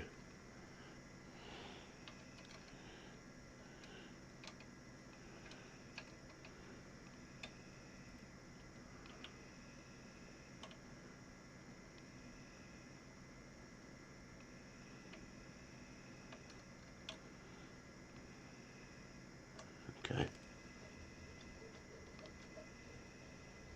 All right, let's see what that does.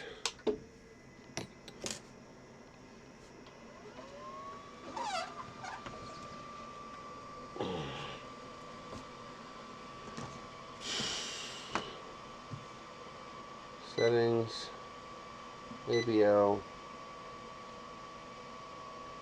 Okay, both are moving now. No, they're not. Oh, they stopped.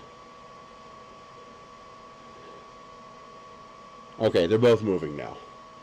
Wow, that did not take much for that to bind.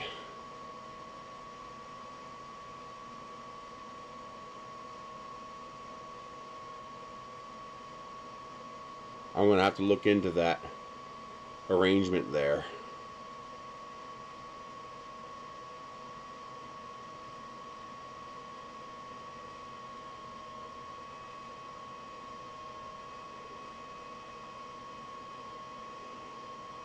Yeah, they should be a little loose.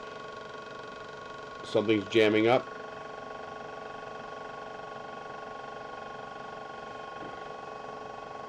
This is jamming up.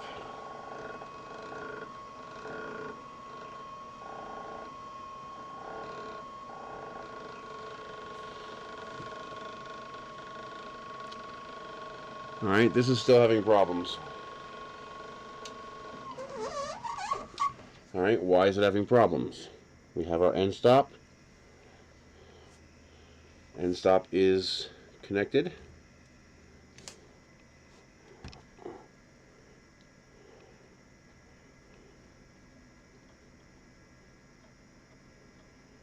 It's almost like it can't go low enough. No, it's in there. No, it's definitely in there. Okay, I see. It's definitely in there. So why isn't it detecting? Come here, flexible mount. I need a prop. Okay. Where's my flashlight? There it is. Okay, that is definitely moving between the Hall effect sensor. So something must be colliding.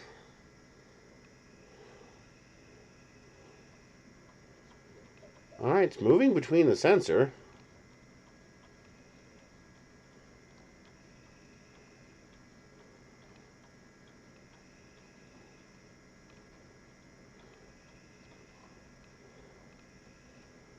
It's moving to the point where the sensor is hitting the bolt.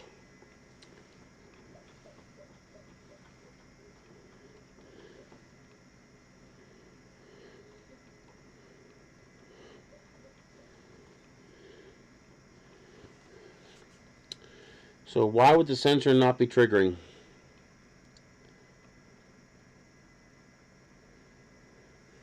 Oh man. It seems like it's bottoming out. It is able to go all the way down until the spikes are hitting the...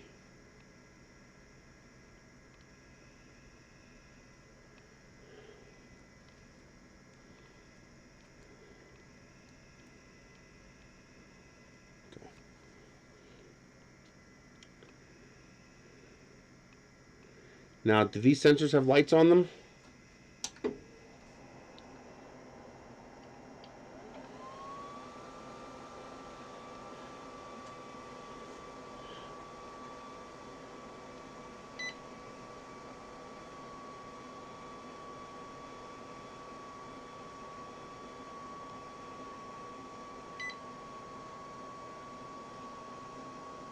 Alright, it's moving up.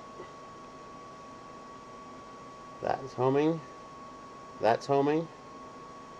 That's homing. That blinked.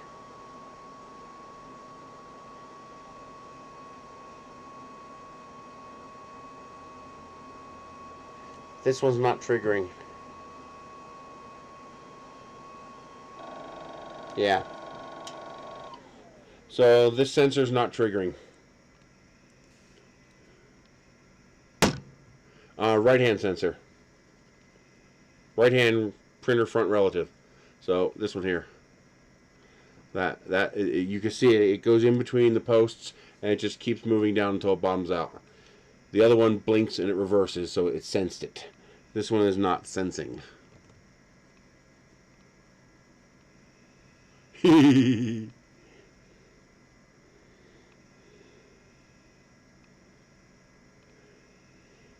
Yeah, they should be switchable.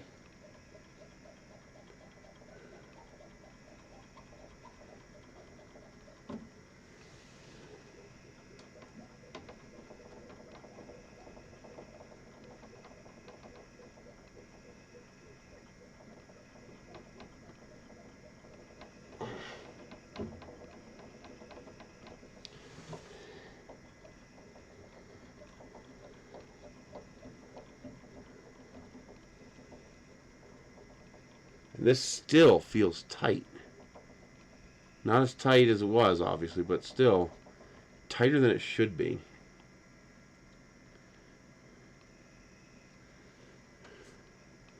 Possibly. That's what we will try to determine.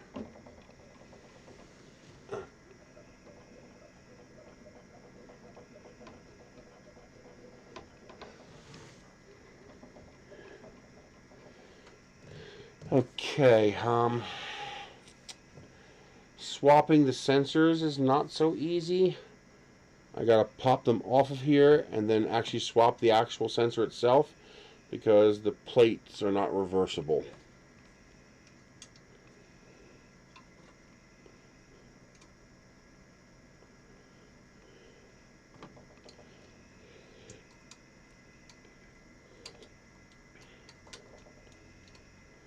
This happens. You just get a bad part. It's no big deal.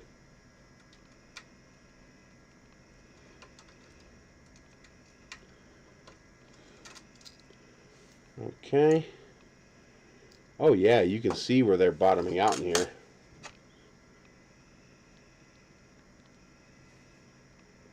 Wow.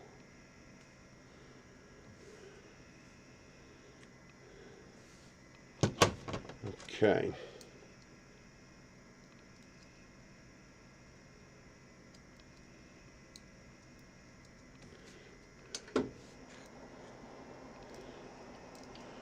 There's a piece of metal wrench.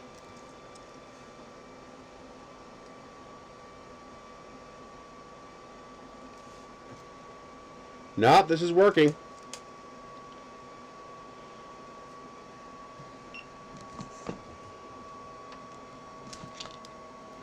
So we can show that this is working. Come on, give me focus.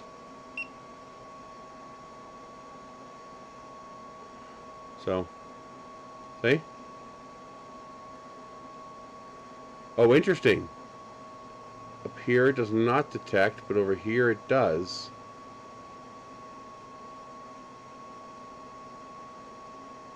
So it detects a little better on this side. But yeah, that's definitely working.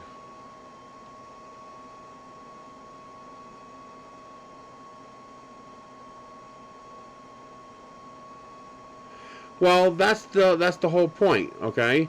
The whole point of sending it to a beta tester is, for me, it's not a big deal. And now they can add a further check to their system. If this becomes a problem, they can add this as a quality control check. That's the whole point of this. But yeah, this is working fine, but it bottoms out. So the arm moves as far down as they can. Well, then they should not be sending you a beta. If you just want a finished product, that's what they should do. I don't mind beta hardware. Yeah, that's what I'm thinking. But I know some people don't want to mess with beta hardware. And you shouldn't have to. They should wait until it's a more finished product to send it to you. That's the same thing I told them with Maker's Muse and 3D Printing Nerd. Wait until it's finished. Good point. Because that is on the other side, isn't it? Yes, it is. We are definitely doing that. And that's something that should happen from the factory. Make that easier. These are all cheap hobbyist 3D printers. There's no such thing as not a cheap hobbyist 3D printer. They're all cheap hobbyist 3D printers. It's just a matter of making them better. Okay, so this is not a broken part. This part seems to be working just fine. Now the trick is, why won't it stop? Well, we will figure that out. That is what we're here for! And we're getting more. What we have today is orders of magnitude better than what we got a few years ago. They're getting better and better. The companies that don't adapt and do things better, they don't last very long. Because people stop ordering their garbage.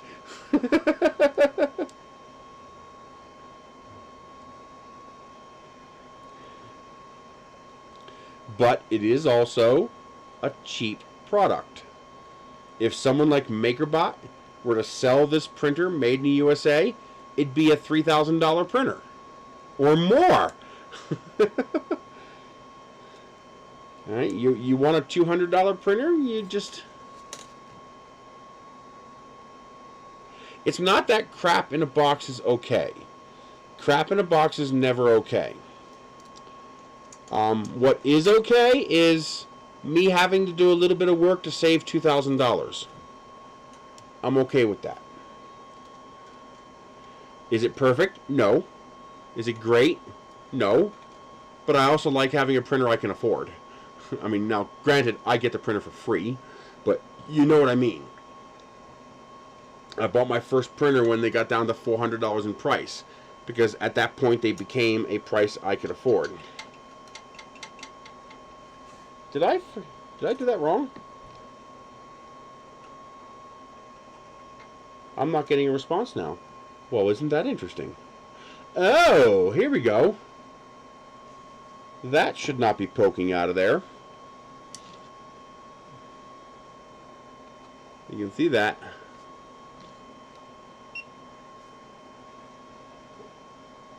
the pins popping out.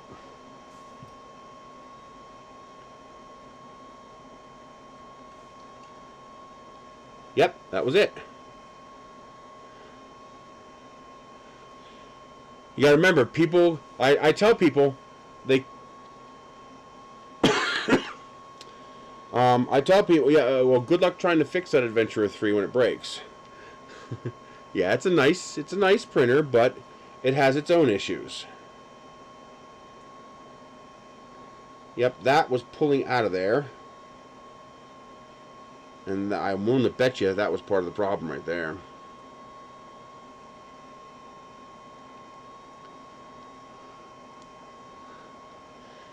Yeah, see, it popped that pin back out again. So that's just a bad JST plug here. That happens. So something I would advise them to do is to cut back this sheathing a little bit.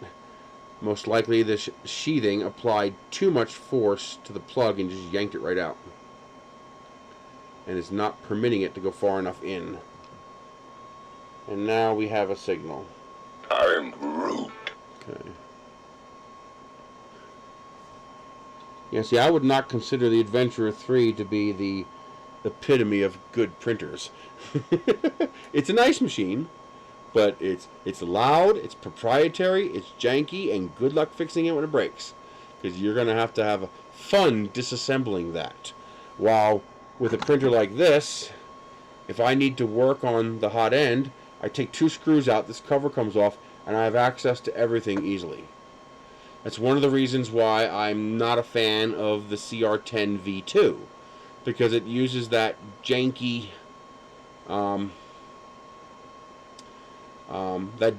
cover that's hard to get access to and remove. It just makes it more of a pain in the butt to get to these components inside. I prefer the nice simple metal cover that's easy, pop off, done, you're there.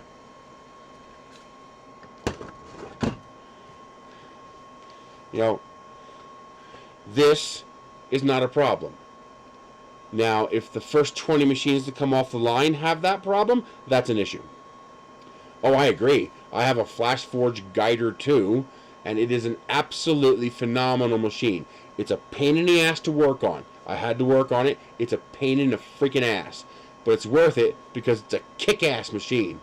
But it's also a $1,500 machine. It's a very, very nice machine. I prefer a machine that I can fix. That's like buying a car and never expecting to have to see a mechanic. You can't do that. Most cars are going to go 100,000 miles before you have to lift a finger, besides oil change, brakes, and tires. But they are machines with moving parts. Shit happens.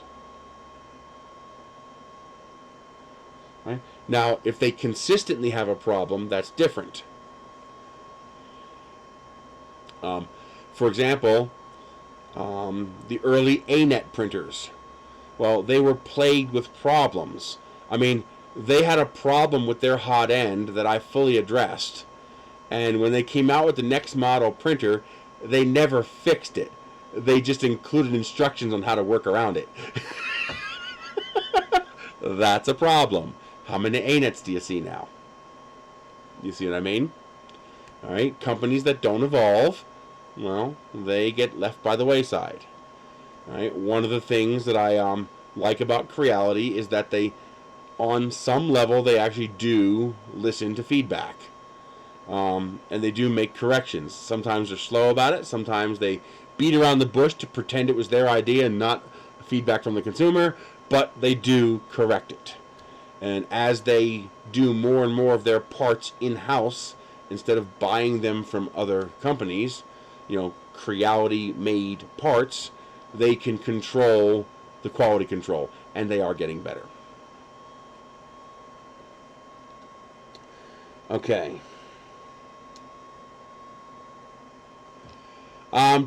Probably. I hear that the people involved in that broke up and split apart into 2 companies, and probably neither one succeeded because I haven't heard anything about them, which is a pity because that TiVo Flash, I mean, that was what a ready-to-go printer should be. 3D printing professor, you probably love that printer if you ever got one. I had zero problems with the TiVo Flash. The quality control in that printer was top notch. I mean, they spared no coin making the TiVo Flash. I mean, great job they did on that. And then the company went poof.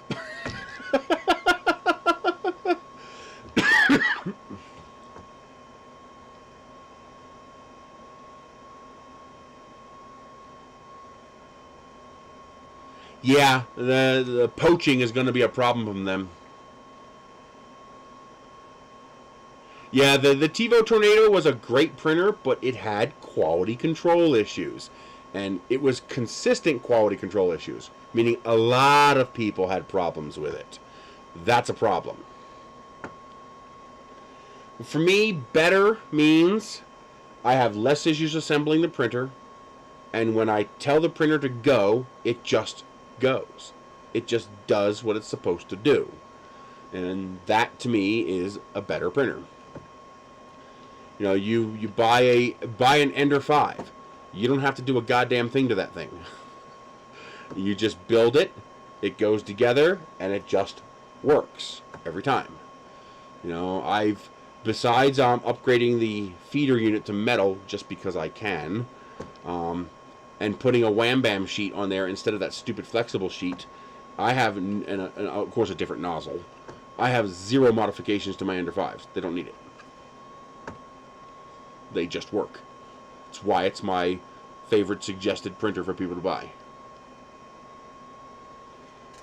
The Ender 3 is almost as good, but one of the ways they make the Ender 3 cheaper is by having lower quality control, which means you need to put a little bit more effort into assembling that printer. But the benefit is you save $150, almost $200. Well, see, that's where you have a failure of understanding. How many people call you up and say, hey, tech support, yeah, my Ender 3 is working great? How many people do that? No one. Why would they? It's doing what it's supposed to do. Okay? You know, why don't we hear, you know, grassroots stories about police doing their job the way they're supposed to do it? Because that's their job. It's what they're supposed to do. We only hear something when they're not doing their job right. Well, with printers, you only hear something when they're not working right.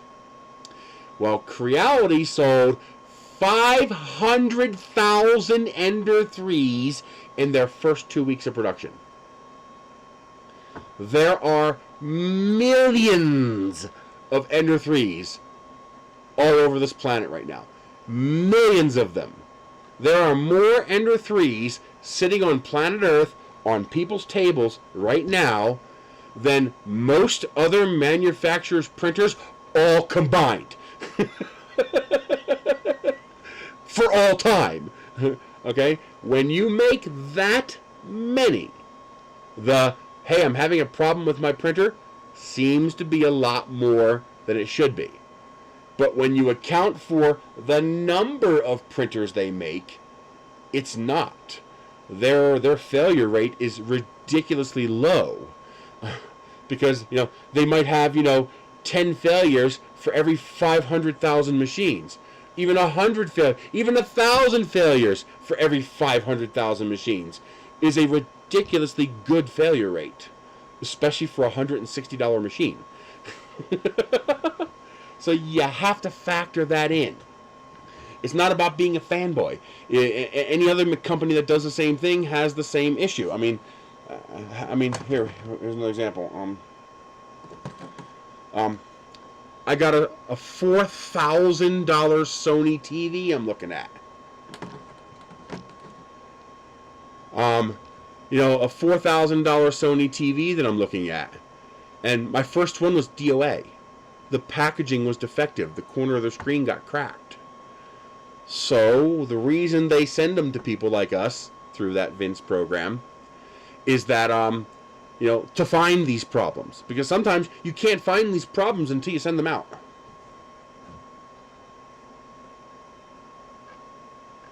I mean, look at all the problems Prusas have. I mean, Prusas have way more problems than Ender 3s have. Even accounting for the tiny number of Prusas that are made and the massive number of Ender 3s that are made. You know? So it's relative. And, you know, when you're used to, I don't get calls about TiVo tornadoes. Yeah, because 6 people have one. And those 6 people know what they're doing. Okay? But you put, you know, 4 million Ender 3s and 90% of them are in the hands of Joe Schmo, you know, average Joe citizens, you're going to have problems.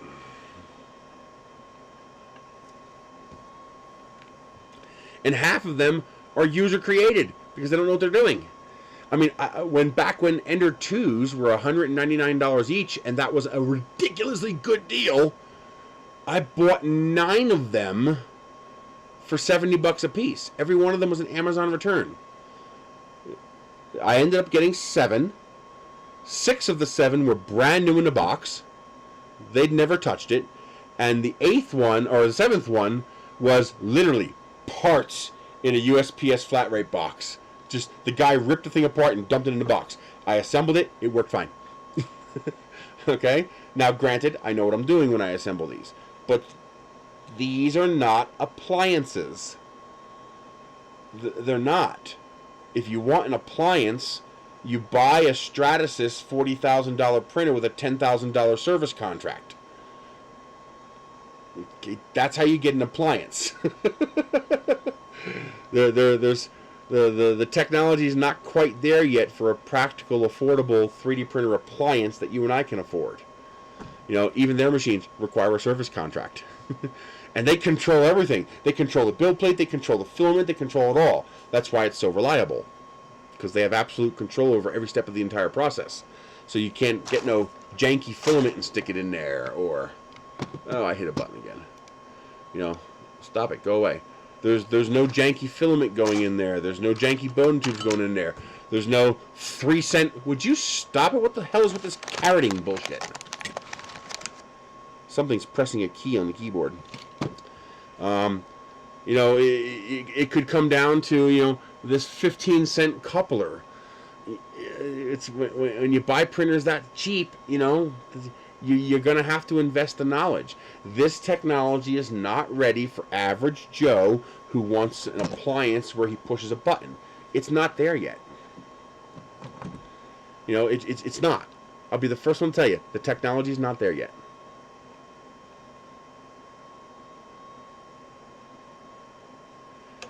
Prusa's open source! You can't steal intellectual property that's open source! You can't do that! This is an OLED. That's like having a bowl of candy that says free, take one, and when someone takes one, you go, thief! Prusas are nowhere near an appliance. Just go read the Prusa forums. Oh my god, they can be a nightmare. But the reason you pay more for a Prusa is because you get that little bit of extra support. And then the one thing that is good about Prusa is you're not going to have minor quality control problems. Because the guy said that Creality stole the technology from Prusa. Which is open source. You can't steal open source technology.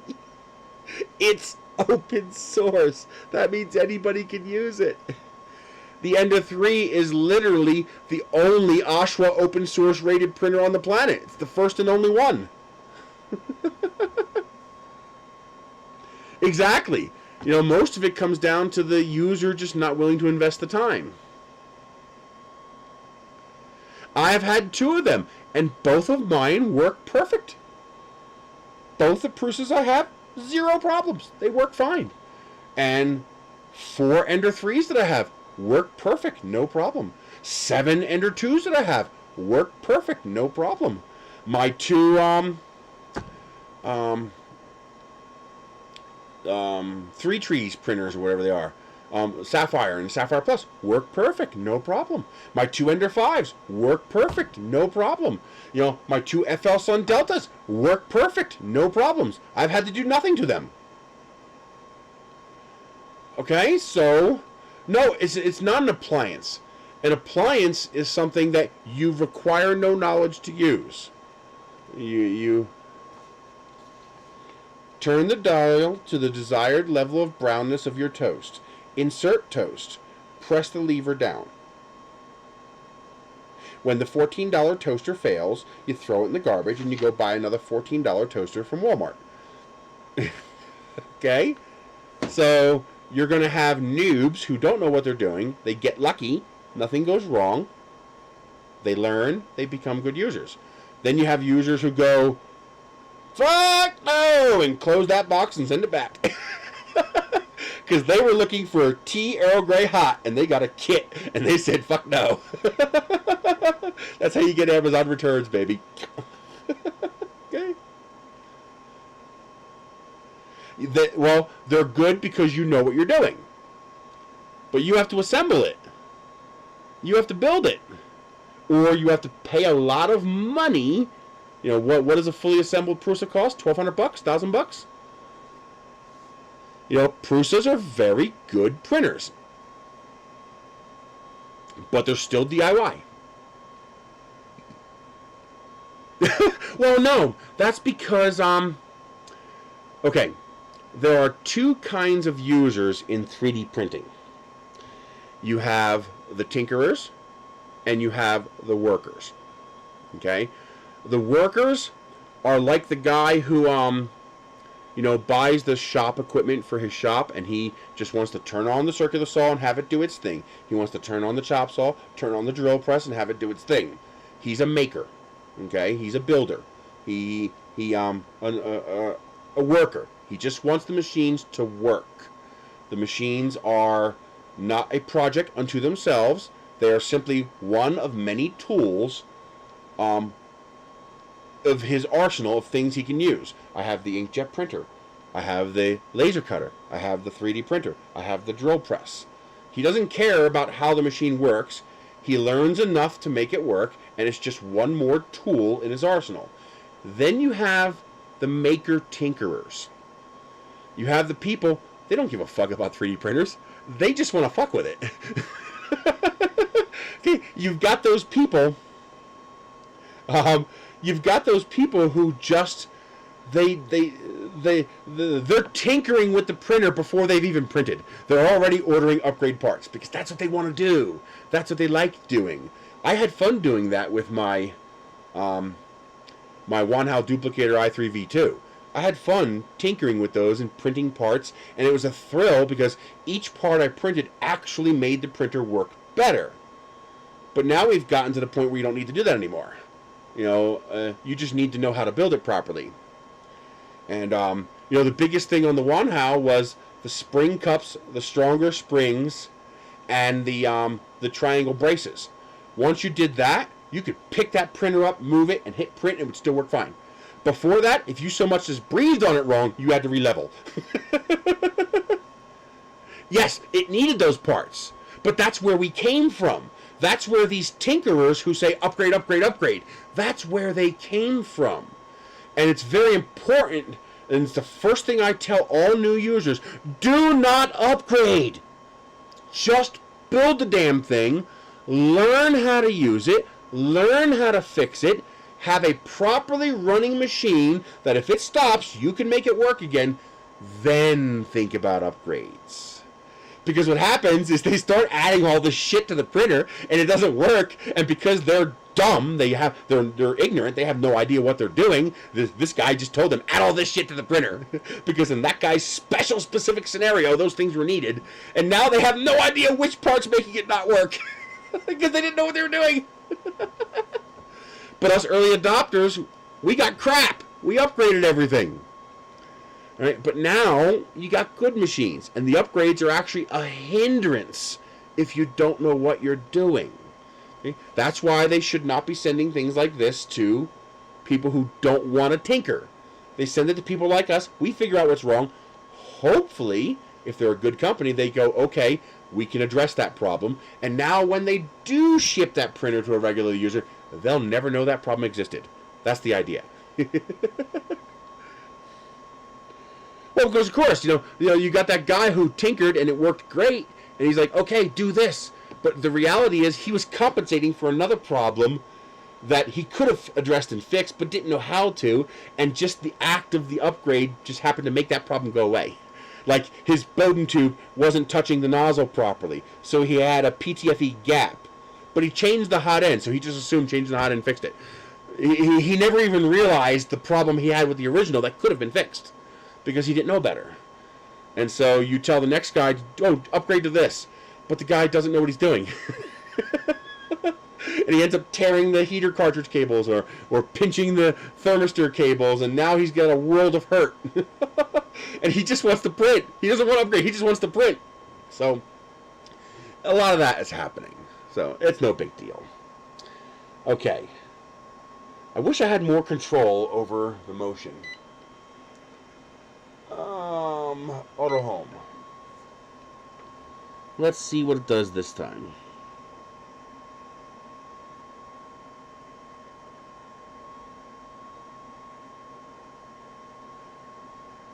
Okay, both are turning. I do still hear a little bit of binding. But let's see if this sensor activates.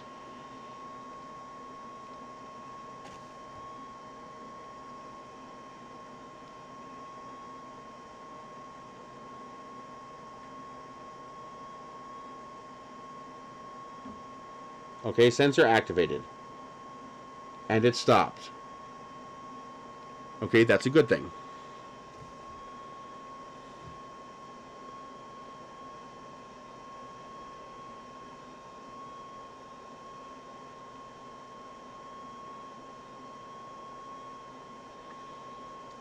So that's why here's the way I tell people.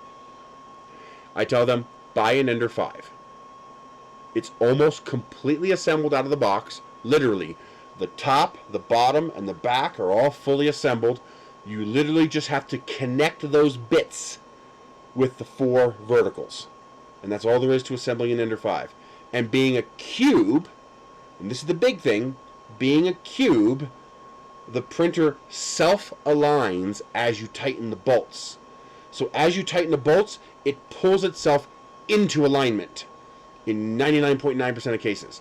And that takes so much of the headache out of the assembly of a 3D printer. And Ender 3 is a perfectly good printer, but they made compromises in order to make the printer $160. And one of those compromises is you've got to do some of the work to make sure, this frame is aligned with that frame, and this bit is perpendicular to this bit, and stuff like that.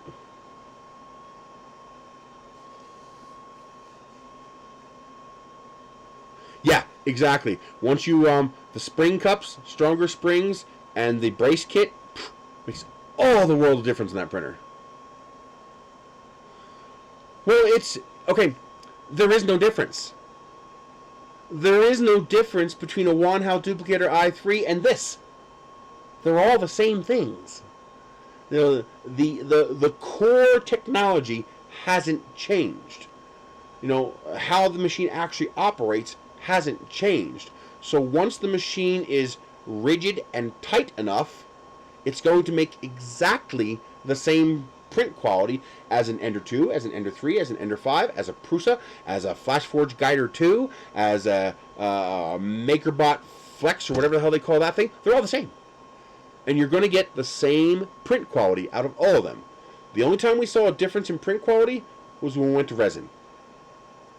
Otherwise, your original ANET A8, once you properly stiffen it up and make it rigid enough, will give you exactly the same print quality as this will.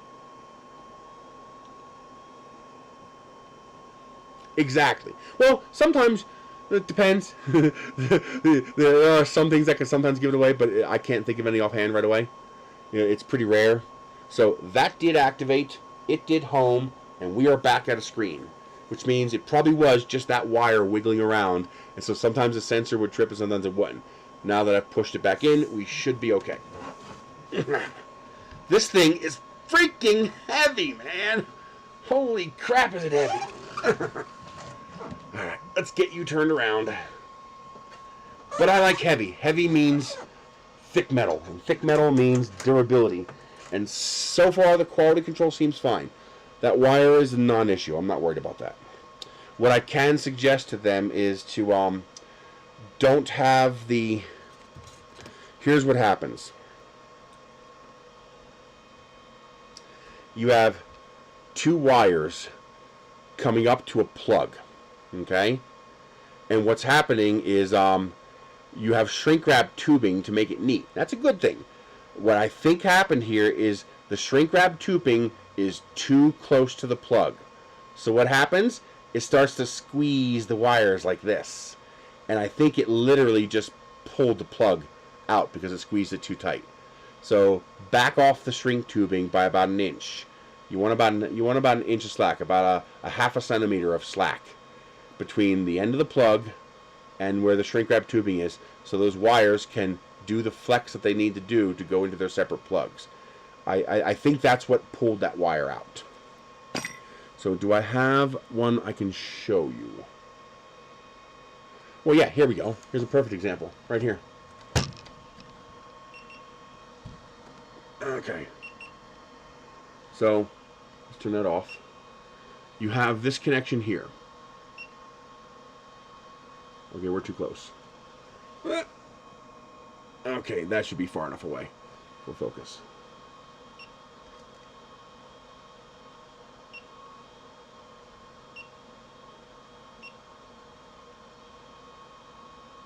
I think we're still too close. So what happens is, see how these wires have a spacing? How they're spaced apart? They had to shrink wrap tubing all the way up against it, and it's pinching the wires like this. And I think that pinching pulled the wire out of the socket. That's all. So just back off the heat shrinking, give the wires a little breathing room, and you should be fine. See, that's something they might not notice. And, you know, someone like me would notice, and now they can make the correction and make it better. No big deal.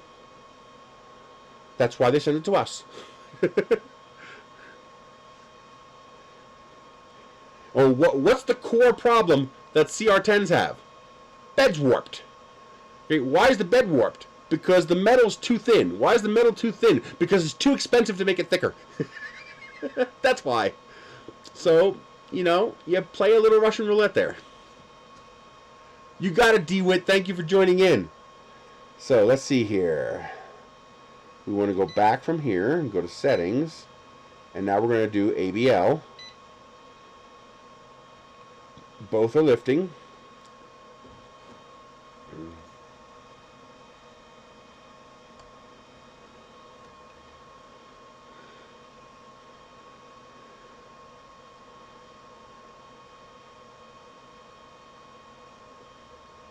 Okay, it looks like it stabilized the Z. That's good. So it looks like that's working fine now.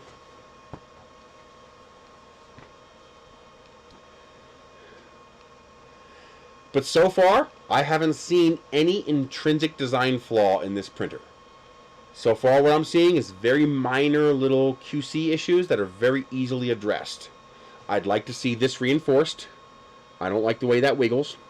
That wire is pretty easy to fix. It'll probably never happen to anybody else. The likelihood of it happening is small. Those connections are usually pretty strong. Just back off the heat shrink tubing a little bit and you'll be fine. Please remove the plate. Press OK. Both are lifting up. These are not sold yet. They're not available. This is an early release hardware. It's beta hardware. Well, what Creality has... Okay, first of all, it depends on what you define as high quality. Creality is a very high quality shop in my opinion. But maybe not quite what you mean by high quality. For me, what I like about Creality is I get consistent quality control every single time. So I get the same part with the same quality, with the same durability, with whether it's good or bad. When I get a part from Creality, I know what I'm getting. And it's the same each time. And when they fix something, they fix it in everything. And so while they might not be the highest quality parts in the world, they are consistently reliable and dependable. And that's what's important. That's why do you think Prusas are so good? Why do you think Prusas are so good?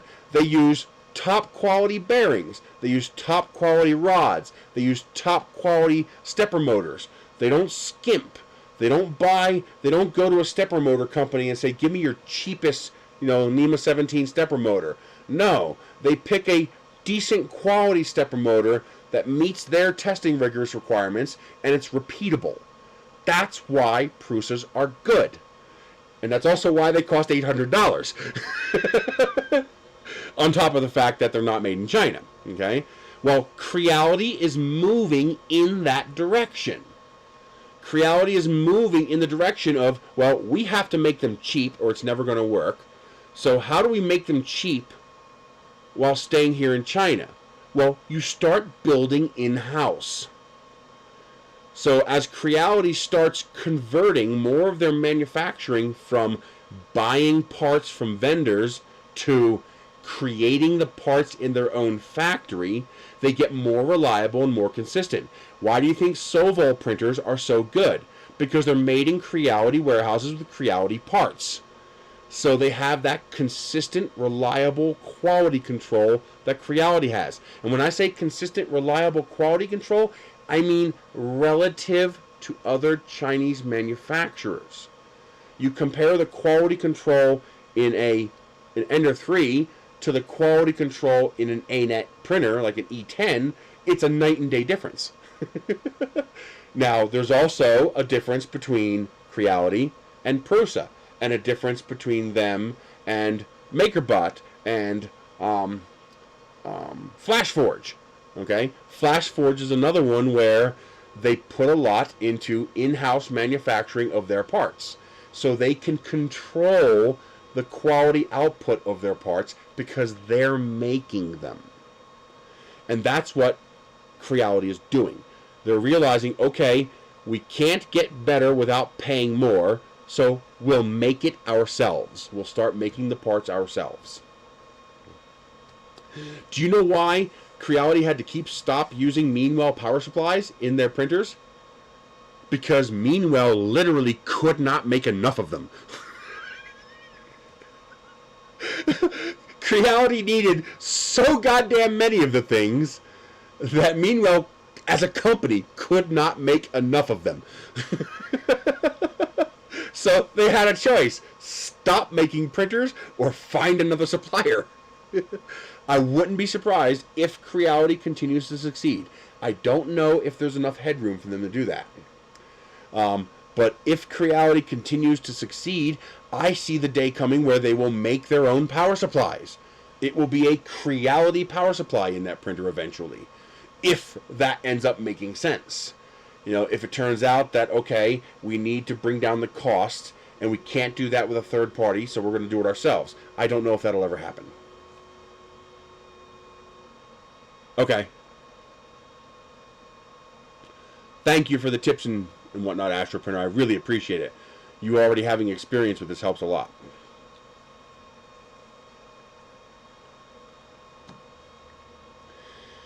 I mean, Creality has shown they're willing to listen. The Ender 3 Pro is my printer. I designed it.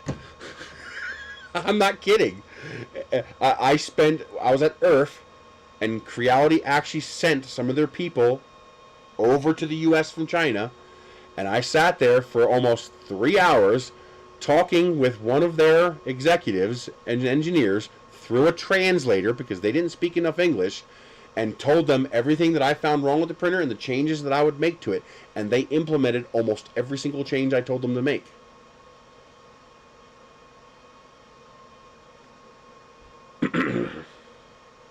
I mean, if you want a higher quality printer, well, a FlashForge Guider 2 is an amazing quality printer. It's also $1,500. The only thing they actually fucked up on the Ender 3 Pro, is I told them to use a steel flex plate, and they went with that stupid flexible mat. I fucking hate that flexible mat. Oh. You know how many prints I've had where the bottom of the print is curved, but it never peeled away from the bed? It peeled the bed away from the magnet. Hey, it's only $1,000, okay? So you want the better quality, it's gonna cost you more. You know, that's just why did the TiVo Flash cost $400 some odd compared to a $160 Ender 3? Because all those little extras they put in there, the ABL, the quality control in the machining, which meant I can turn every single bolt in that printer by finger. Okay? That little bit adds, was something to the cost of the printer.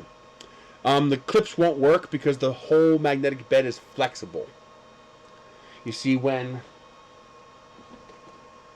a print tries to warp on this is stiff enough that you can't just bend it up. The whole plate comes up, which means you would have to warp with enough force to detach the entire magnetic surface from the other surface. But with a flexible plate, you don't have to detach the entire surface. You can peel it. And that's exactly what it does. The part warps and literally pulls up just that localized section of the magnetic surface away from the other magnet. So this does not require a lot of force. This requires a ton of force, which is why this works. Looks like it's almost done. They should speed this up. There's no reason for this to be this slow. Leveling done. Please put on plate. Now here's the problem. Is it going to level just in the center or over the whole thing? Because I don't have a plate the full size of the printer. So where is it going to try to offset? So I can make sure I put this in that spot.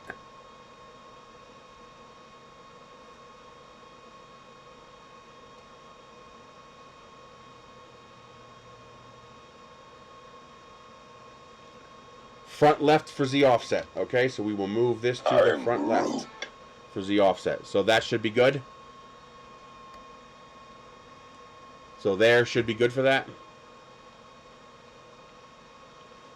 This is the same. This is a Prusa plate. This is the size of a Prusa plate.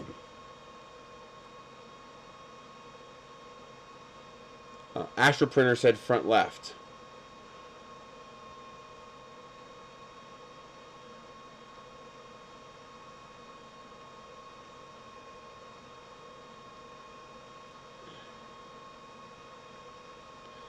Grab a piece of paper. That's probably too thick. I do it by eyeball, though. Okay, so hit OK.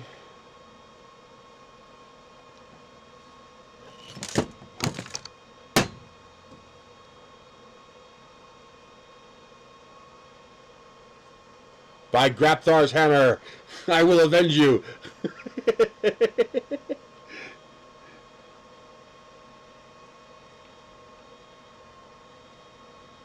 Although the reality is, you should only have to do the ABL one time. Although if you change heads, you probably have to do it each time.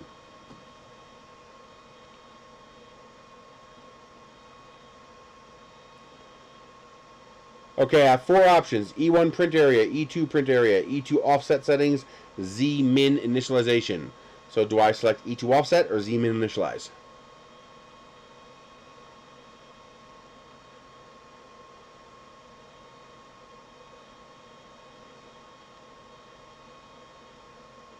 Z min initialize. Moving!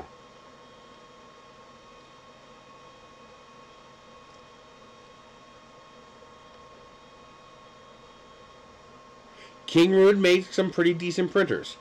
They're cheap. They sometimes have minor issues, but you get a lot of goodies for a pretty good price. Linear rails, all kinds of stuff. Kingroad's nice. I like my Kingroad printers. Look how slow that's moving. There is just no reason to move that slow. It should be doing this at 100 millimeters a second.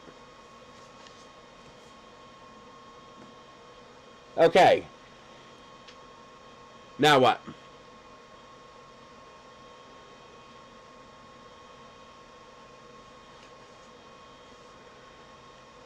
The nozzle is sitting well above the bed now.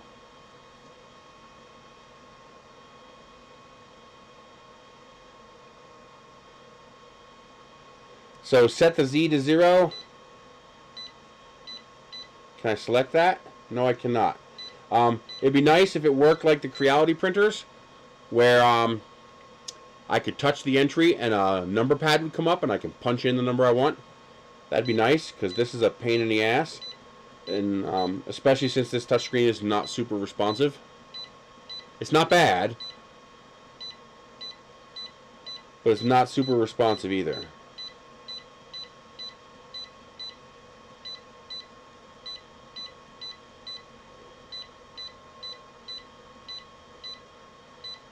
Do I leave the X and Y at 60 and 20?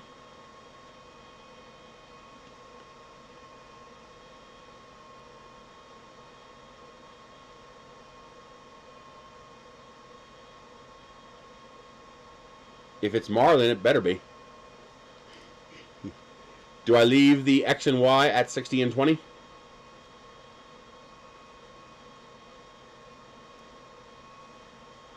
I'm going to assume yes.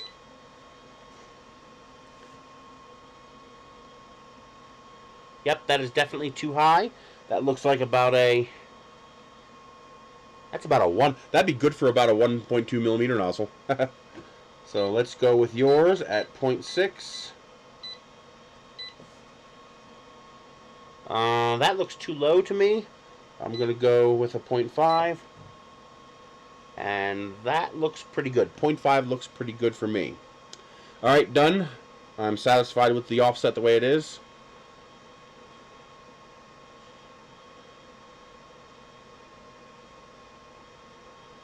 Just press OK. Yeah, I didn't touch X and Y. I left that alone. Click OK. Homing. Please wait a miniature eternity as it moves at half a mile per hour.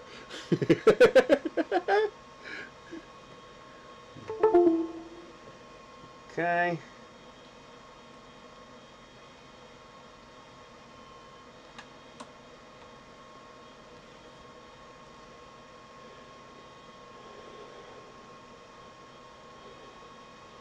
We're going to go back, back. I guess we should make sure this thing can actually heat up. So this does not physically home, which means I can now move this bed and I can put it closer to the center. Okay. So we wanted preheat PLA. Let's make sure they both heat up. Yes, they are both heating up. I should be able to turn off E2.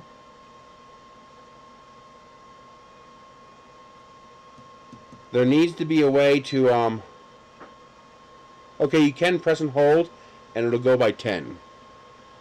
I'm going to print whatever's on here. So we're going to set that to 0 since I do not need that to be heated up. This does not need to be 70. We are going to change that to 60. And we are going to set our initial temperature at 220. There we go. I guess I should slice something because I have no idea what in the world they're going to have on there.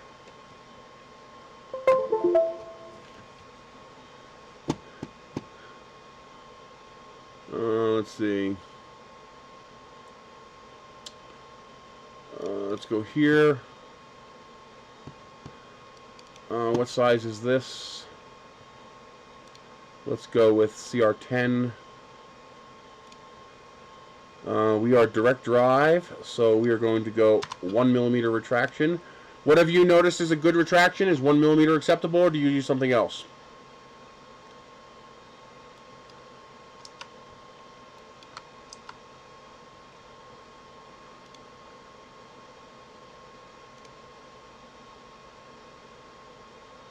Yes, I know.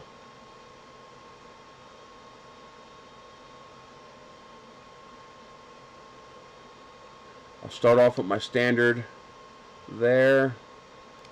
300, 300. Is this a 334 or is it a 333? Oh, it doesn't matter. We're not going to print that tall. 0.2, 333, 80, 125. Fastest printing. Update. Let's do a 50 millimeter 2 perimeter skirt 350Z.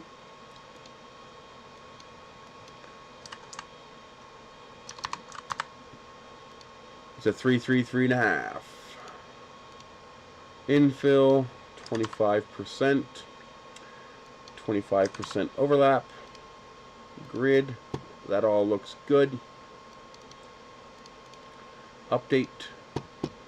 Now, let's slap something in here. Do I have anything recent in here I can just grab?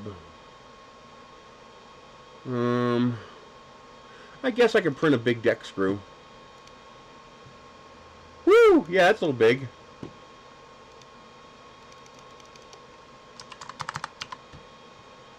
Let's do... That looks good. ZY rotation 180. Drop it on the bed. Still, yeah, let's leave it at that. Let's just print.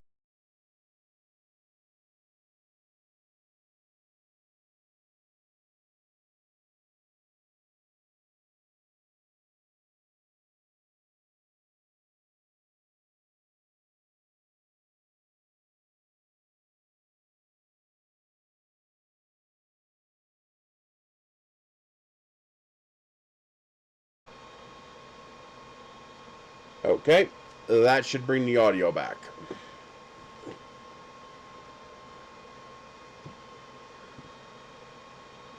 Okay, toolpath successfully exported. I suggest also, the SanDisk also makes a little shorty drive. It's a little itty bitty drive. It's really, really short. It's even shorter than this. And I would suggest switching to that, because these drives scream break me if somebody runs their hand along the side of the printer.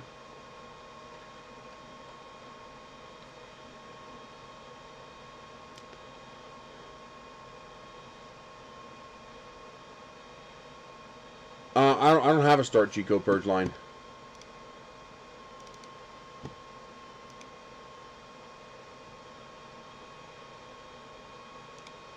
Yeah, I don't have a start G-code purge line. So I should be okay.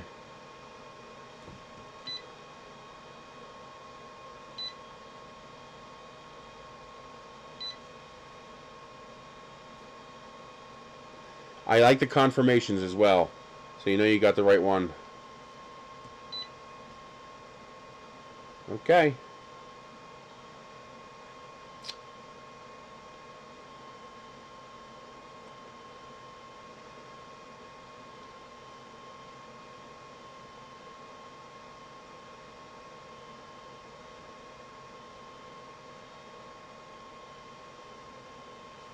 No, I do not want that to be 70.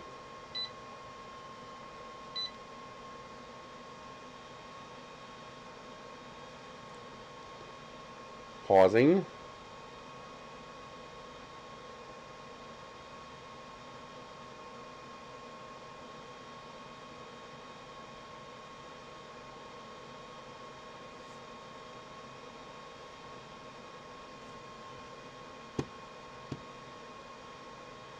Yeah, we're not allowing that, Bonkley.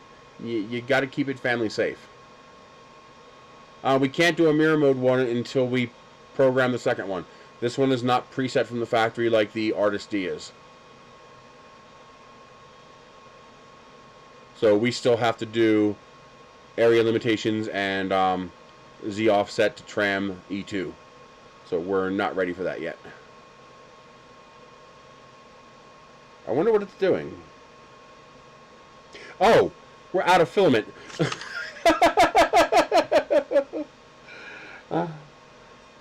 Derp! Come on, get it together, Chris.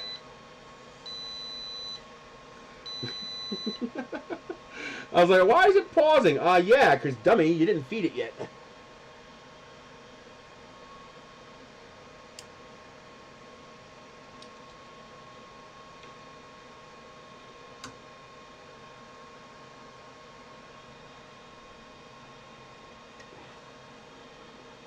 There we go. A derp a derp. Put filament in both.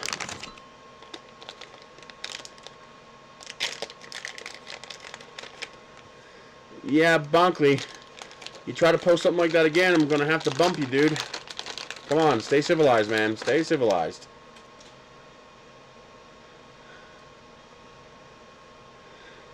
Yep, filament run out. Please change filament.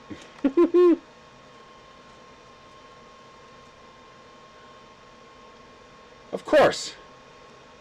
I make a lot of mistakes. I just know what to do about them when I make them.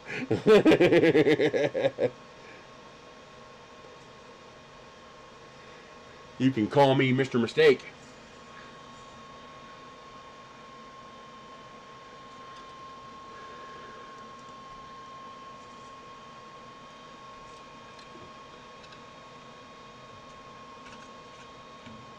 Three and a half. So 300 by 300 by 350.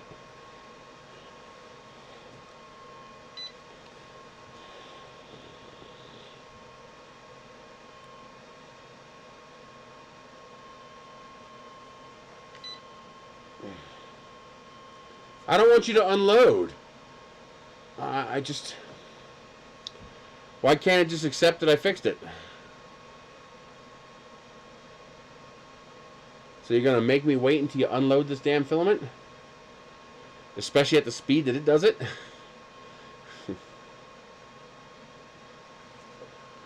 Thank you, Ronald. Like I had a choice between stop or filament broken. There was no option. I'm loaded. Keep going. So that's something I'd like to see added. Instead of waiting for this thing to take a literal eternity to unload this filament.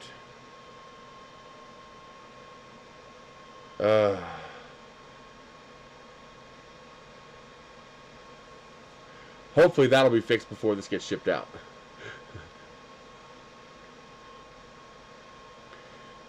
Yeah, when you take up the space of an Idex, you really want to go with a larger build volume.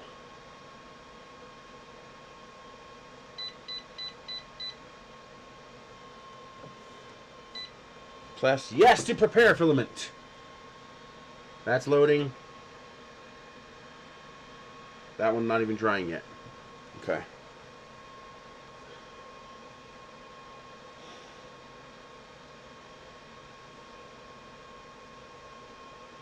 Exactly. This is beta hardware. That's the whole point of this, is for us to find this stuff so we can give them the feedback and say, okay, fix this, do this, try this. Can you do something about this? That's the whole point of this process.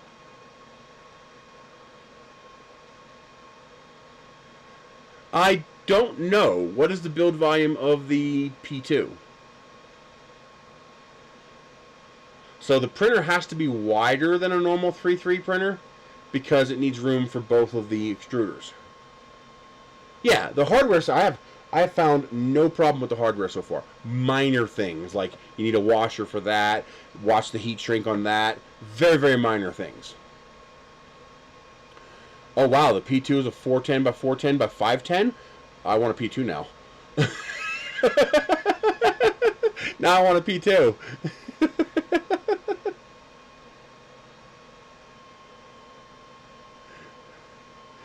I like big build plates.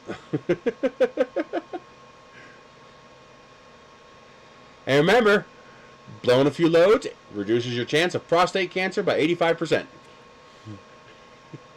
We're getting there right now. We've done the bed leveling and now we've loaded the filament.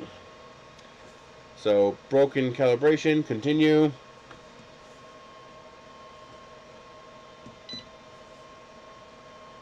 Resuming.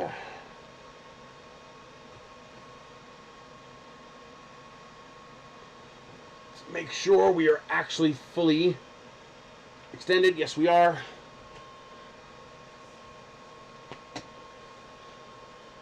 Yeah, that'd be nice.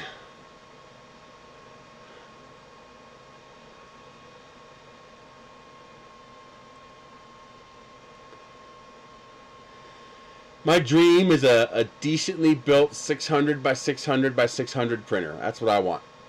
I want a 666. I mean, of course, I'd love a 10-10-10, but that's not feasible. But I think a 666 is right on the verge. It's right on the edge of feasible. Yeah, or even like an inverted, like the Ender 5. I'd be fine with that. That looks good. Oh yeah, that looks excellent.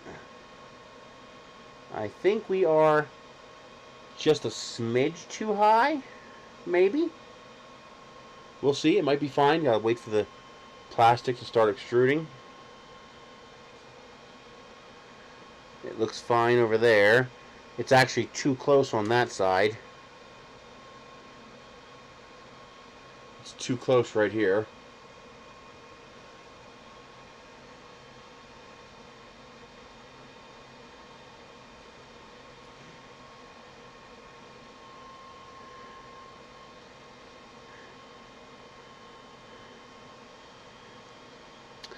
But it did form a proper circle. So I'm going to let it be.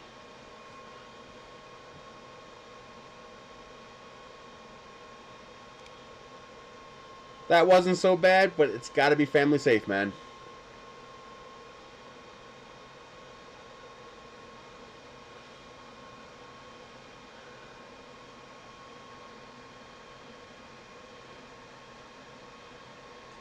Not bad. It's the ABL wasn't perfect. It's a little too close right there, but not bad.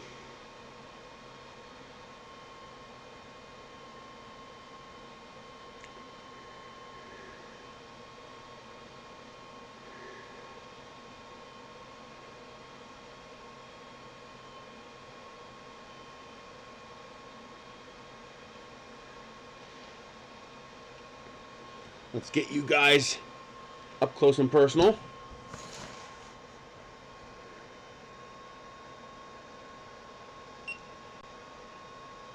There we go.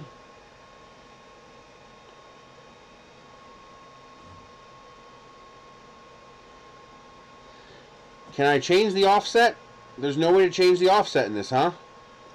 There's no live Z offset? That needs to be fixed. No, the Wham Bam should have no effect.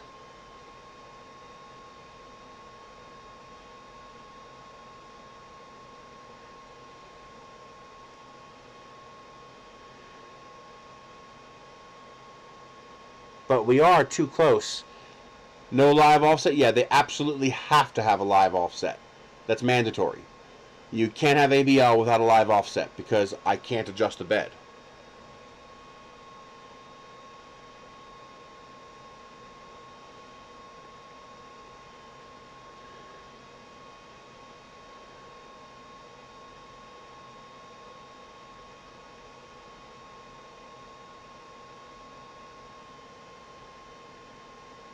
So this first layer is not that great.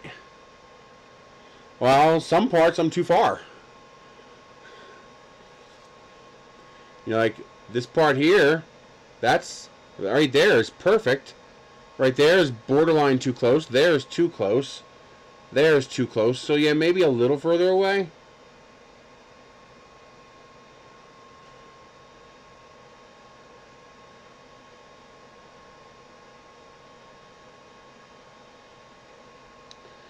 But that's the first thing I would do is I would jack up that offset a tiny bit. Because we're definitely snow plowing. I mean, I could do it in the slicer to a point. Visually, I like the offset I had.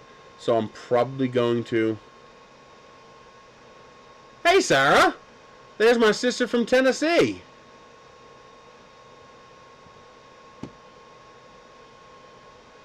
It is good to see you in one of my streams.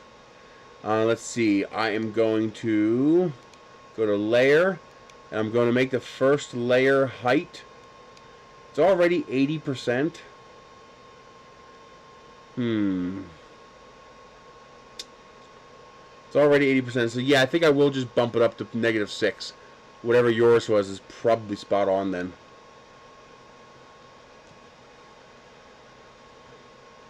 Tennessee just had tornadoes. Killed 16 people. 38 drops. Holy shit. Just like last night or the night before. That whole area had like 38 tornadoes hit the ground or something like that. There's one lady was outside, just shooting outside with her phone, and lightning struck or something like that, and you saw the outline of a silent tornado on the other side of town. And she's like, oh shit! And she went in and woke everybody up. It's a tornado! And worse, a night tornado. Whew! That's scary.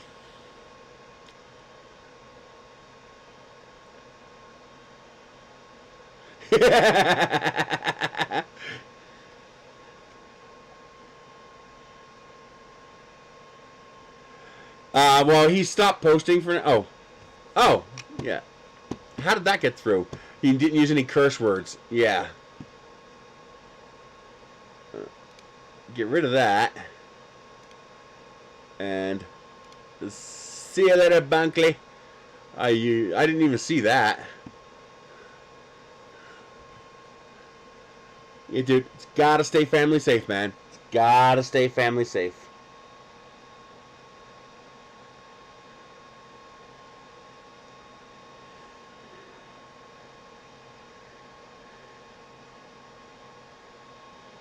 At a good temperature, 60, 210, 220. You see, now that part there looks like it's too high. That is weird.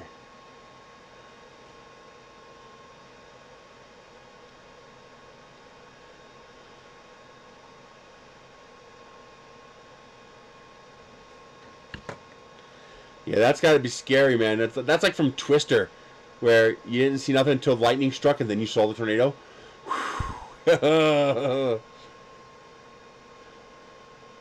Is your place high ground or do you get flooding?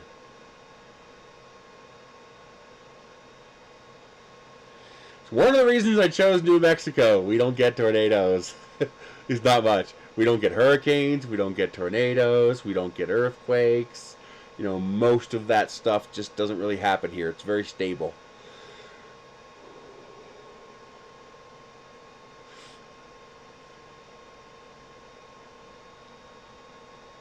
That's possible. Yeah, but it's only that one corner. It would have done it on the front, too, and the front is almost perfect. Like, this part here is almost perfect, while that part back there is too low, see? This part here looks really good. And that's the front right corner. It could also be my plate.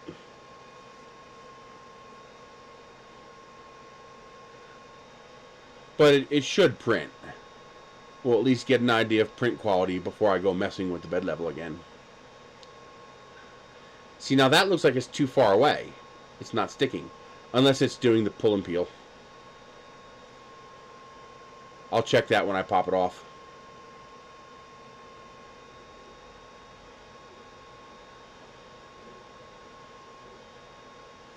Oh, do I?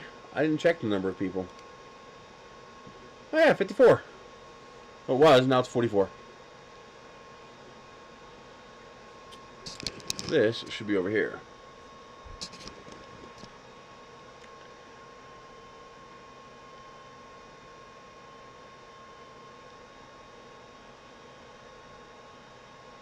Even that is moving slower than it should be. Do they have some firmware limits on speed and acceleration that are overriding my slicer settings? I mean, I'm pretty conservative with my speed settings, and that's even slower than what I programmed.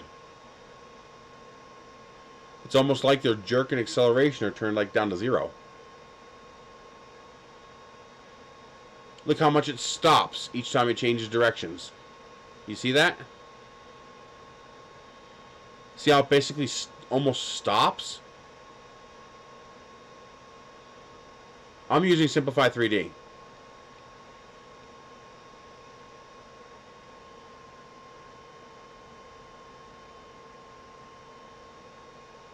So that means they have jerk and acceleration settings hard programmed into firmware that are even slower than what I have programmed. And I have this program slow. So that is way too slow.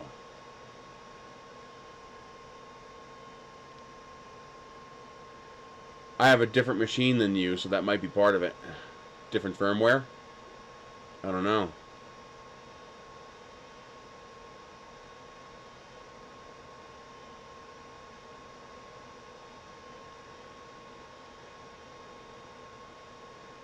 But that definitely...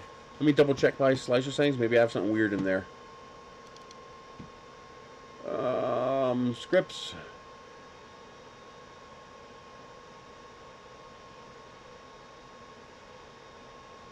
Yeah, I have my jerk set at 3, and I have my acceleration set at 300 and 800, which is my normal 334 settings. Which means they have this programmed even slower than my conservative speed settings. What speed? Maybe I have bad speed in here. 50 millimeters per second. That's my standard speed. 50 at 333. So yeah, they have some really conservative settings for jerk and acceleration hard programmed into the firmware. That should not be like that.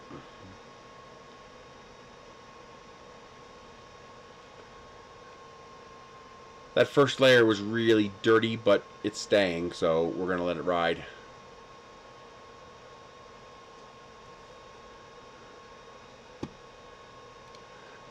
That's actually funny, Welfare God. It's a family-safe, dirty joke. I like that.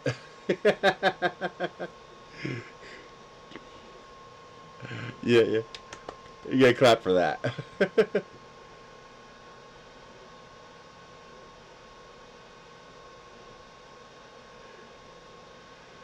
Well, tell him to he should probably set the jerk to something like a 6 or 7, and the acceleration should be 100 millimeters per second across the board, and then let us find the right settings, because we can always slow it down in the slicer. We can't speed it up in the slicer. So tell him to err on the side of faster, and then we'll figure out what the limitations are. But this should easily be able to handle, 60, 70 millimeters per second with a jerk of 3 or 4 and an acceleration of 300 or 400. I mean, it can even do acceleration 500. I tend to run conservative because I like better quality prints, but this is really slow.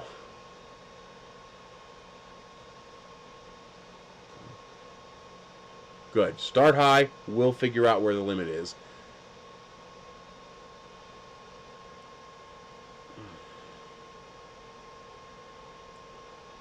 Or at least make those settings accessible in the firmware, so that some experienced users can go in and up that a little bit, because there's really no reason to be going that slow.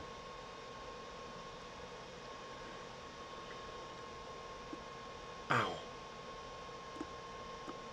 I mean, it's got a wide CRX style footprint. It's got a linear rail in the X. It's reasonably well built. It's reasonably stiff.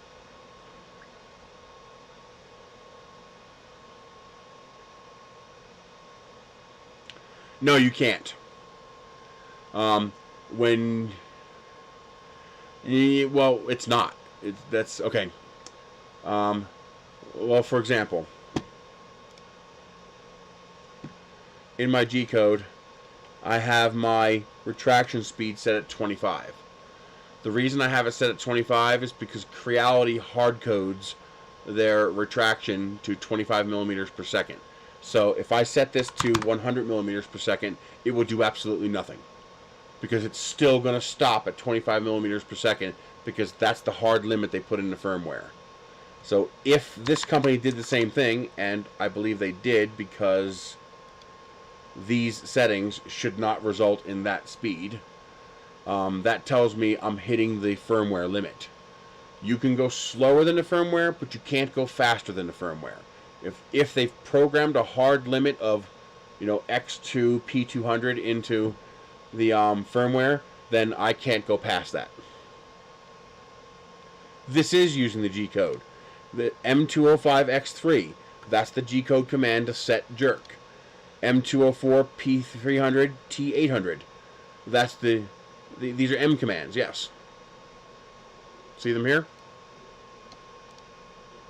So this is me setting the jerk and the printing and travel acceleration.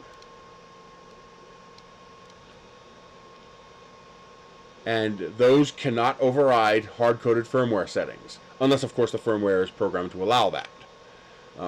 This firmware appears to not be programmed to allow that. It has a limit, and my settings exceed that limit, so it stops at its limit. Meaning they need to increase their global limits. Yes, as far as I'm aware, the way it was explained to me, that if they program a hard maximum in the firmware, you cannot exceed that hard maximum. Unless the commands are open to allow you to override that through commands.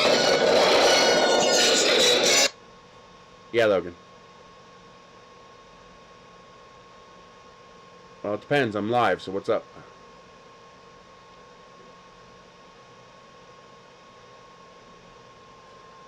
What?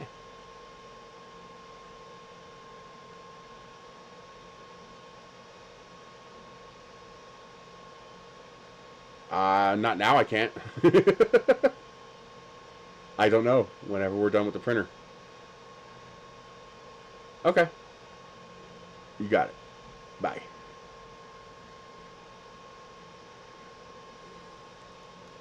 This phone is weird because the speakerphone is amazing. It's a 3.5 watt 3 millimeter speaker. It's awesome. But the headset speaker is way too low. They need to really amp up the power going to that headset speaker. G-codes set that within the limitations programmed in the firmware. So I can adjust jerk and acceleration within the mins and maxes set in the firmware.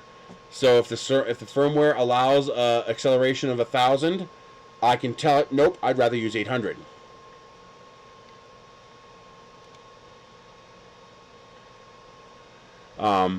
But if it has a maximum set of 200, I can't tell it to go 300. I can tell it to go less than 200, but I can't tell it to go more than 200, depending on whatever is programmed into the firmware. You got it, Astro. Thank you very much.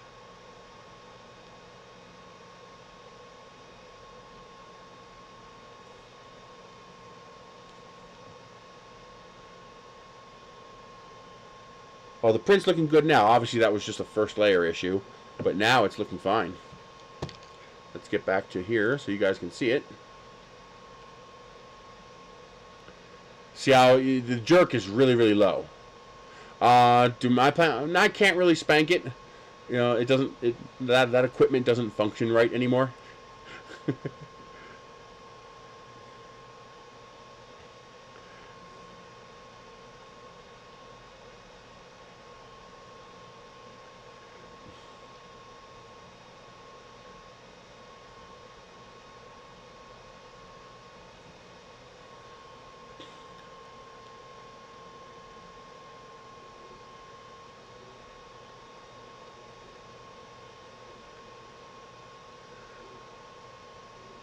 What does that mean?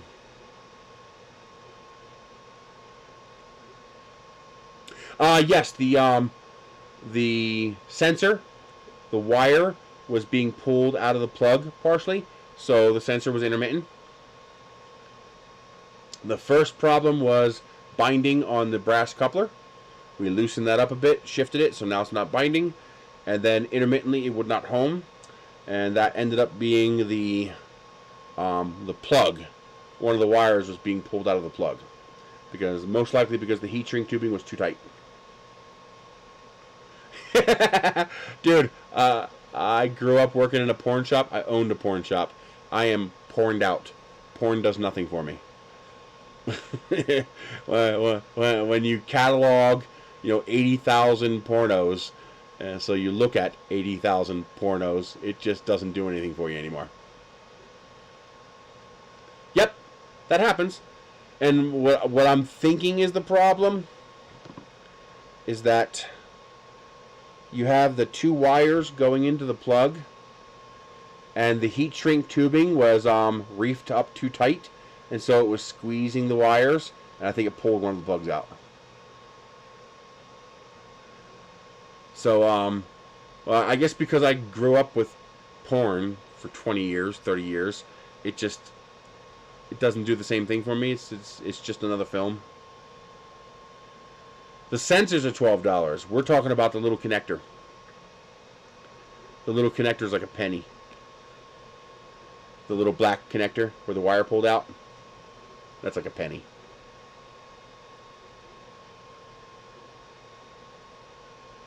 Yeah, that'll work.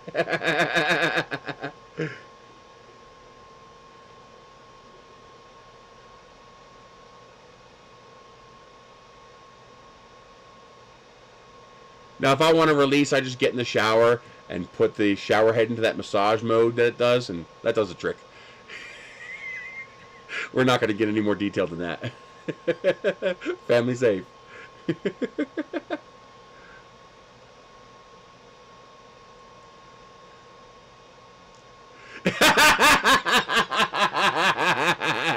Hey, it's clean.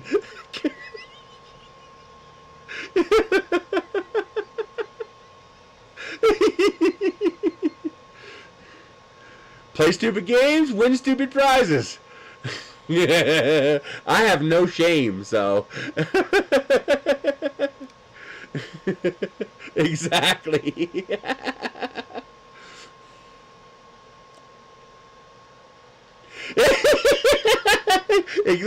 I got no shame, I got no pride. You ask, I'm probably gonna tell you.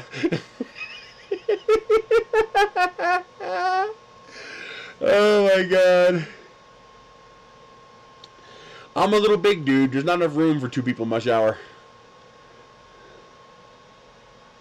I actually took the doors off and put up a shower curtain because it's too hard for me to squeeze through the opening to get in the shower. The shower itself was big enough, but the opening wasn't big enough. It was annoying.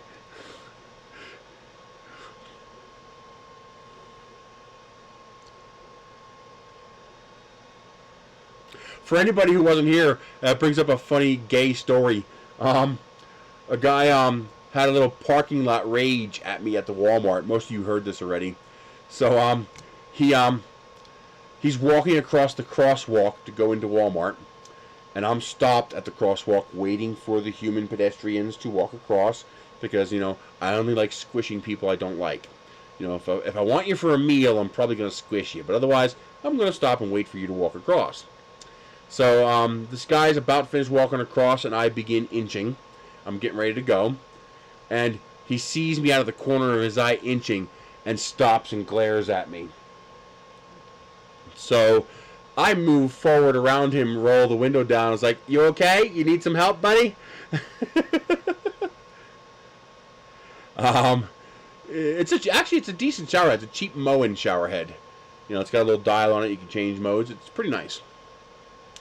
Although once a month I gotta take it off and put it in a bottle of vinegar to get rid of all the calcium deposits, because it'll eventually clog up to the point where it just stops spraying water. And so I look. I was like, "You okay, buddy? You need some help?"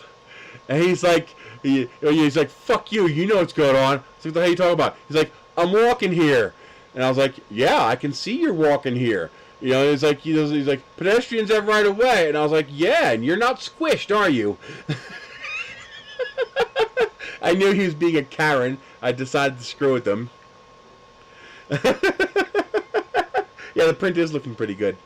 So the guy decides to chest thump, and he calcium deposits. We call it scaling, and he says. He's like, "Well, why don't you get out of the car so we can handle this like men?" And people have stopped to watch us at this point, so I get out of the car. He did not expect me to get out of the car. He was expecting to be all, "Yo, why don't you get out of the car and we can handle this like men?" And I would drive off like a meek little sheep. No, I got out of the car. And I guess he wasn't expecting a 6'4" tall, 450-pound man to climb out of that little car. And I walked up to him, put my chest right into his chest, because he was about this tall on me.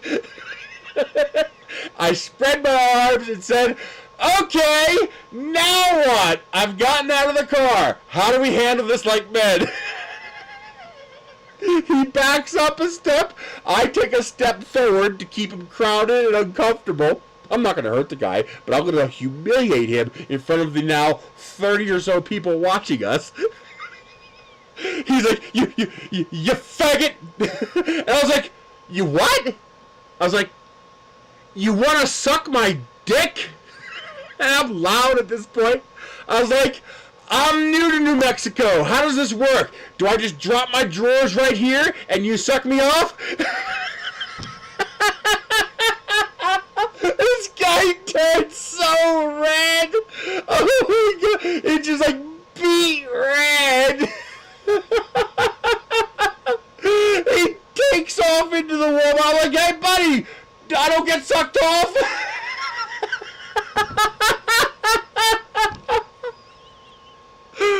Our town's only 3,700 people.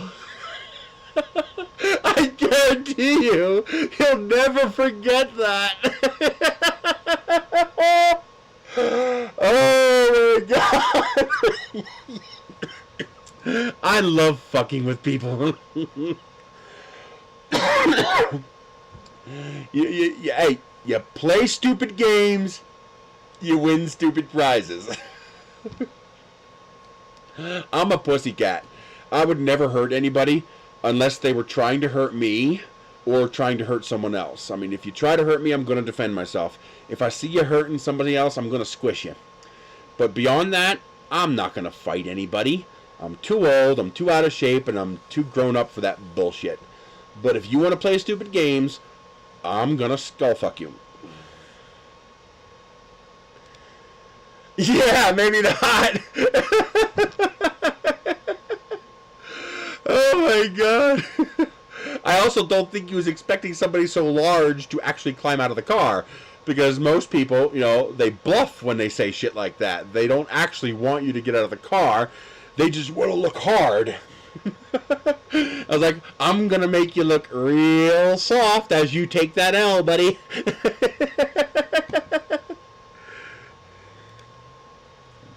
Absolutely, but $20 is $20. I love that meme. That's so funny. But I mean, obviously that's not what he wanted. But hey, you fucked with me. Now I'm going to humiliate you, and I'm gonna make sure you never forget it. You will regret it till the day you die. Don't fuck with me. What was another one? Oh, I was delivering pizza. And this guy decides that he's going to drive in the parking spaces along the side of the road to pass everybody so he can make his right-hand turn. I'm like, fuck no. I'm in line. You're in line. I go first because I'm in front of you. I move over to block him. He does not like this. Starts yelling shit at me. I just stick my head out the window and say, it's not a goddamn passing lane. He follows me to my pizza delivery. I wish, God almighty, I wish I had realized he was following me, because I would have kept the car on, which would have kept the dash camera going. I have a rear dash camera. It would have been looking right at him. It would have been such a good video. Oh my god, that would have been such a good video. I want to make a like a UPS for my dash cam, that when the engine turns off, the UPS will keep the dash cam going for like 10 minutes and then turn the dash cam off. This way, in situations like that where the car gets turned off, the camera will keep going for 10 minutes. Then I don't have to remember to leave the car on. So this guy wants to be hard. He's got his daughter in the car with him, and he starts mouthing off to me. And same thing, he's like, you want me to get out of this truck and we can handle this like men? So I walk up to him, put my arms like this with the pizza arms. I was like, okay, get out of your truck. let's handle this like men. He's like, well, fuck you. I was like, no, fuck you. He's like, I will kick. And I stopped him mid-sentence. I was like, I'm going to tell you exactly what you're going to do. You're going to do one of three things. One, you're going to do nothing. Two, you're going to do nothing. Or three, you're going to do nothing. I was like, would you like me to guess which of those three you're going to do? And he just drove off, still cursing. And I was like, daughter, that's your father for you.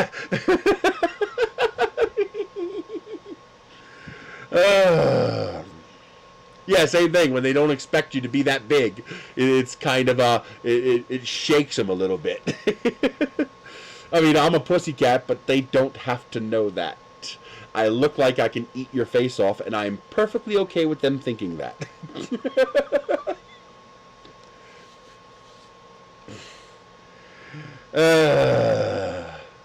My delivery literally said he's the local Karen. Well, he didn't use Karen. That wasn't a common thing at the time. But, you know, he essentially said the same thing. So apparently he lives in the neighborhood and he's a dickhead. And he's probably not used to being challenged. One of these days I'm going to get shot. One of these days my luck's going to run out and someone's just going to knife me or stab me or something.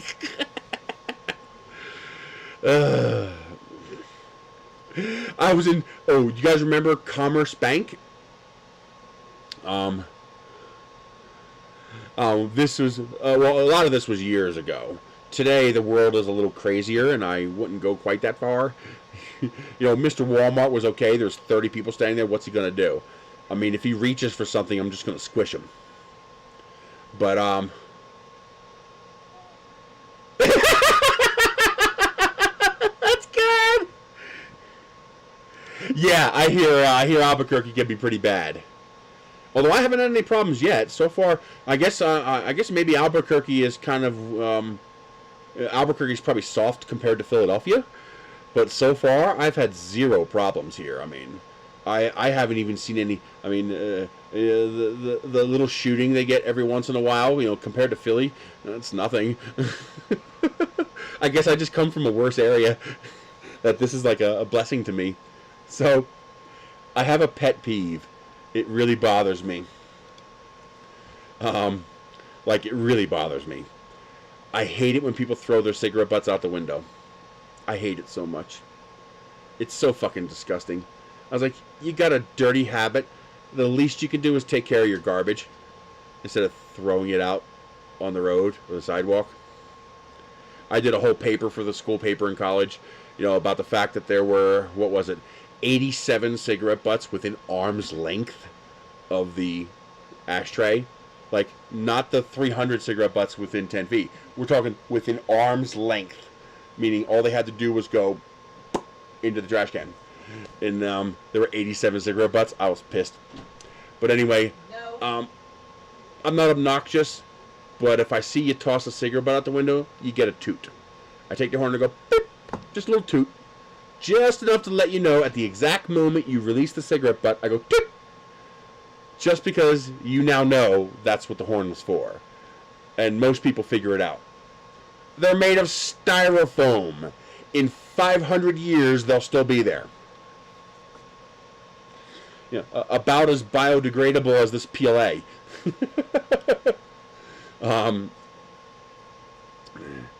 So they'll biodegrade in an industrial process. So where they are trying to biodegrade something, they'll biodegrade. Same with PLA. But in nature, no, they don't biodegrade. So this guy, we were in line. There was 2 lines in the drive-thru. Commerce Bank. I used to steal their pens. I'll tell you that story too. That's funny. So he threw a cigarette butt out the window, and I toot, just a little toot. Let him know I didn't like it. He decided, how fucking dare you toot me for throwing my cigarette butt out the window? This was dumb. I don't advise anybody doing this. This was like 25 years ago, where you were a lot less likely to get shot. And we were in Levittown, not Philly. But he then proceeds to dump his entire ashtray out of the car.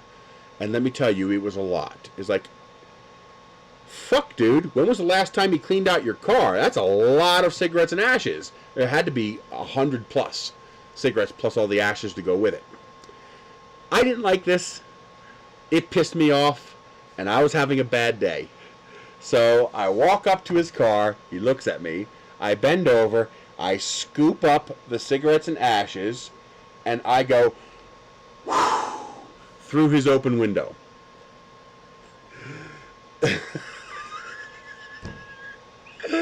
He rolled down his window, went to undo his seatbelt. So I turned my head sideways, shoved it through the opening in the window, which bent his window because it wasn't quite big enough for me to get my head in there, so it bent a little bit. And I shoved my head through that window, put my face right in his face. I could have bitten his nose. I could have gone and bitten the tip of his nose. And I said, if you get out of this fucking car, and I'm spitting and drooling at this point, I'm gonna fucking eat your face right off your skull.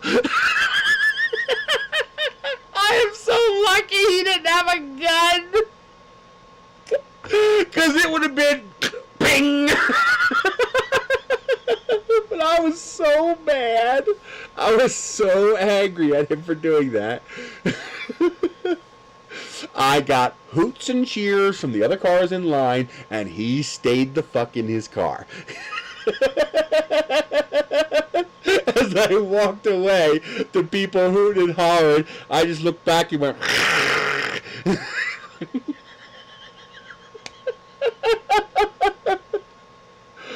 Oh, when you're this size, your most powerful weapon is to make them think you're psychotic. Nobody wants to mess with crazy. You've been shot and stabbed as a bouncer? Holy shit, dude. That's not good. Someone's got a gun. It's, yes, sir. I'm probably going to try to take that gun from them at some point and shove it up their ass. Someone's got a knife. I run. You don't fuck with knives. You never fuck with knives. Here's why you don't fuck with knives. Because once they get close enough, you're just going to have 30 holes in you before you can even realize you need to do something. Okay? You don't fuck with knives. A knife fight means one dies on the scene and one dies at the hospital. Okay? If someone pulls a legitimate knife, I'm going the other way. And I'm going the other way fast. Because unless you have some mad fucking skills and some luck on your side, you're not winning a knife fight. Knives are fucking... They're mean, man. I mean, just literally, just take out your butter knife and pretend you're shanking somebody. We say, well, you're not going that deep. You don't have to. It's razor sharp, and I just plugged you with 30 holes. You're gonna bleed out, especially if I hit something important. And I've got 30 shots to hit something important. No, you don't fuck with knives. Knives are bad news. Exactly. Winner of the knife fight is the one who dies on the way to the hospital. Yeah, man, knives are just, that's no joke. Don't fuck with knives. Even a sword is okay. Because a sword's long. You gotta swing the thing, and you can't go and stab somebody 30 times with it. Even that's scary, though. But a knife? Man, fuck that. Someone pulls out a 6-inch Bowie knife or some shit like that, I'm fucking gone. I mean, you pull out a knife like this, I'm probably just going to take it. I've got enough blubber that this is probably not going to reach anything important. It's only 2 inches long. But, if someone pulls out a legit knife, run! Whew. Wow. Well, that's your job. That's what you got to do. But, man, that's a... Ouch. I hope the pay was good. That kind of risk for horrible pay would suck.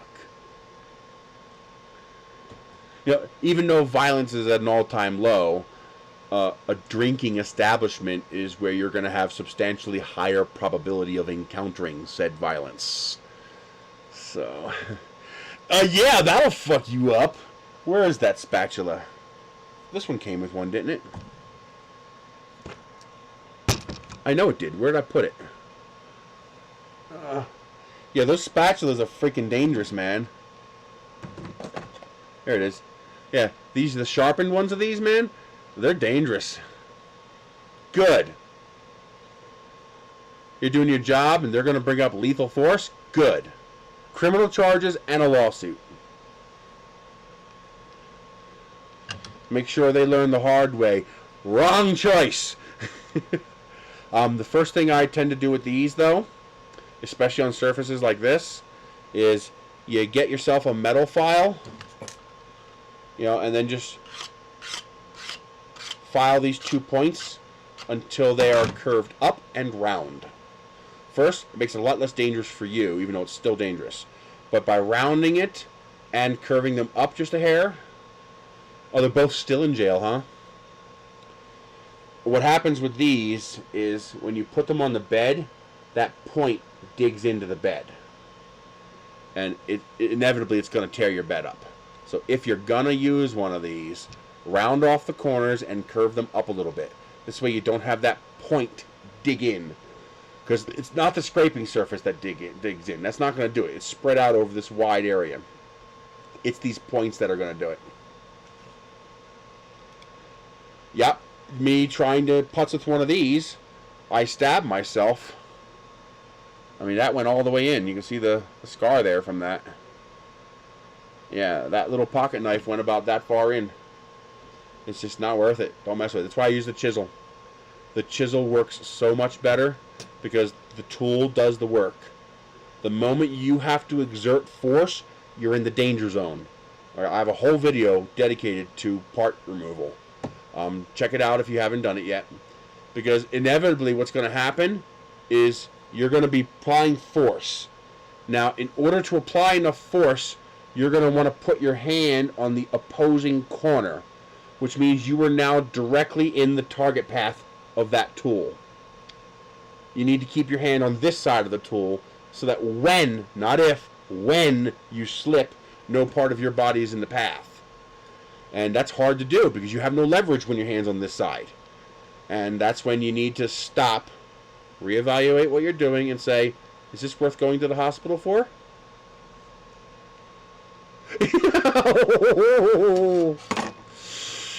Yeah, hey, play stupid games, win stupid prizes. Yep.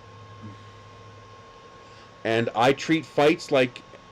this might sound silly, but when I read that book the first time, it was kind of a shocker because that's how I handle fights.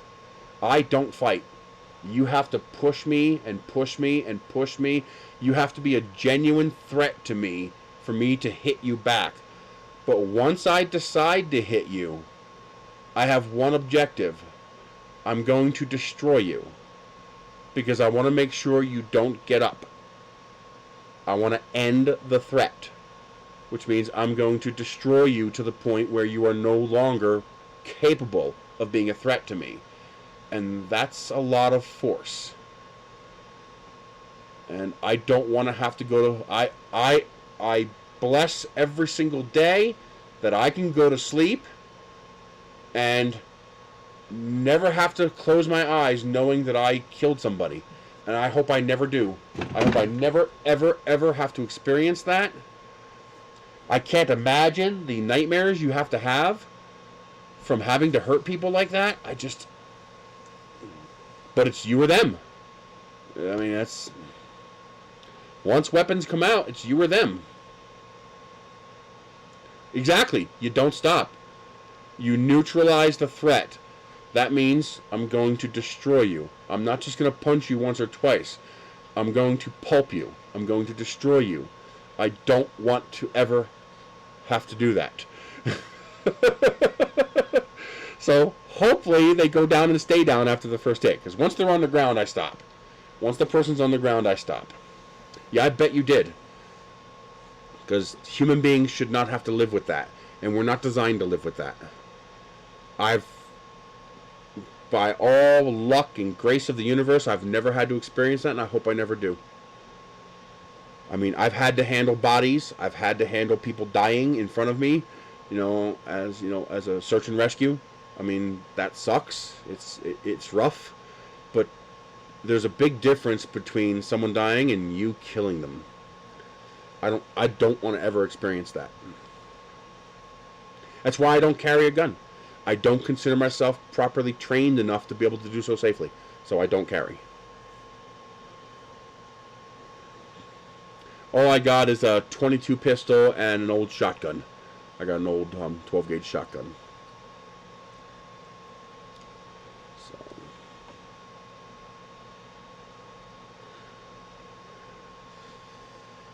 But that's what you have to do. You got to be like Ender Wiggins. You end the threat. Because otherwise, you're just going to have the fight again. And again. And again. I mean, if you don't destroy the guy, he'll just come back and do it again. You know, at least that's the way I was thinking of it. That was my logic, you know. So I don't wish that upon anybody. Nobody should have to live with that.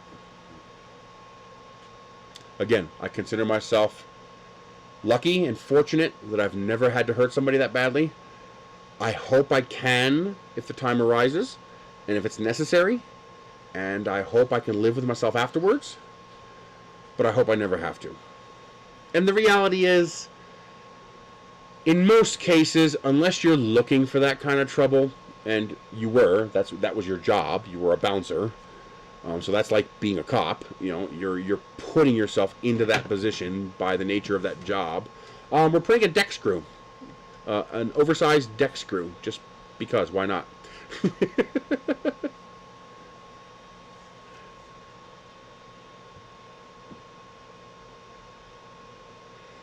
37 stitches in your face. You didn't give him anything. You were fighting for your life. He got what he deserved. Holy shit, dude. We are printing a deck screw. Because I made one of these. Because I just loved it. And actually, it's going to be something I print on this. I saw that, and I had to have it.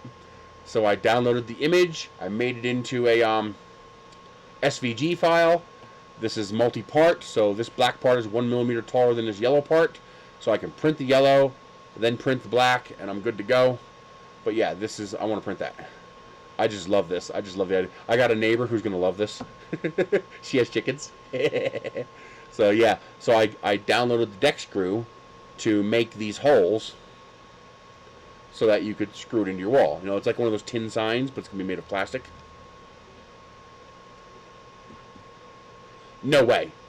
Not this much.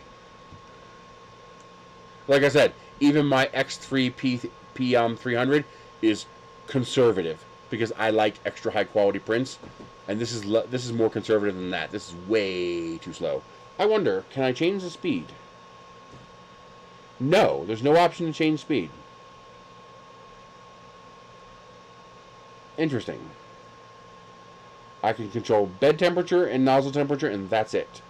I need flow control, I need Z offset, and I need program speed control. Matter of fact, let me upload this right now. It's finished. Let me switch back to regular view, and I'm going to get this up on Thingiverse for you guys right now.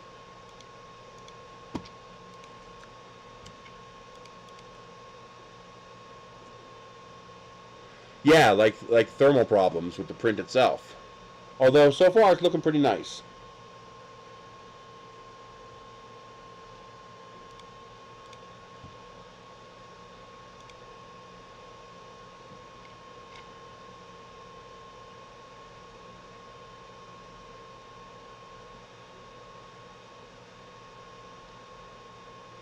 I don't have an Xbox, and I don't have Halo.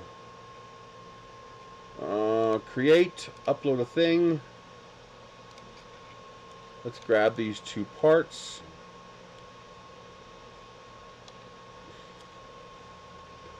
There we go. Crazy chicken lady sign. Now I need a crazy chicken dude sign too. We're going to call that 2D art. It's actually 3D. Is there a 3D art option?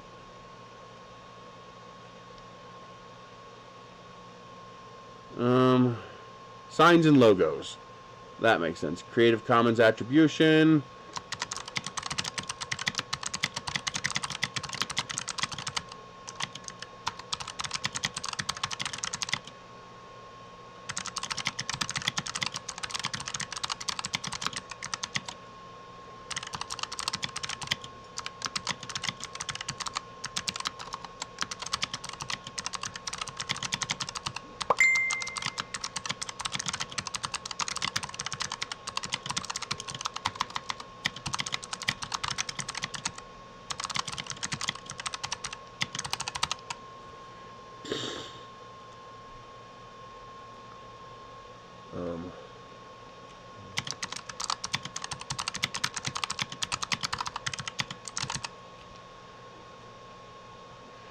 There we go. Design tools used, Tinkercad, and publish.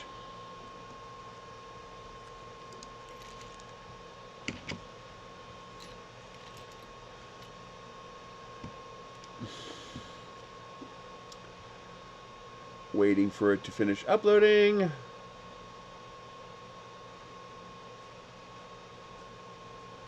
In fact, I'll probably print one tonight on this. Once I set the Z offset for the second extruder, I'll put some yellow and black, and some yellow and some. I don't have black handy, but I do have some Filamentum vertical gray. We'll put that on top. It will look cool.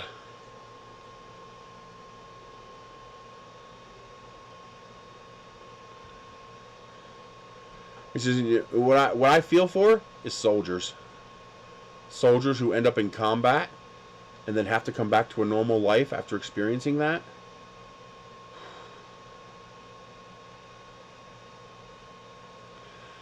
I'd like to see the minimum age for combat set for 21.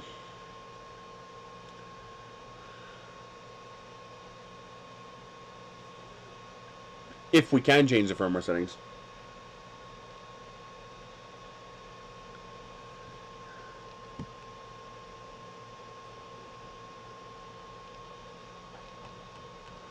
There we go. So if you guys want to play with it, I'm also going to experiment with multicolor resin printing and try to print like a little keychain out of resin, but multicolor. I think that would be fun. I had my whole life planned out. Like, I'm one of those weird kids where, you know, by 6th or 7th grade, my life was planned out by me. Like, I had figured out what I was going to do.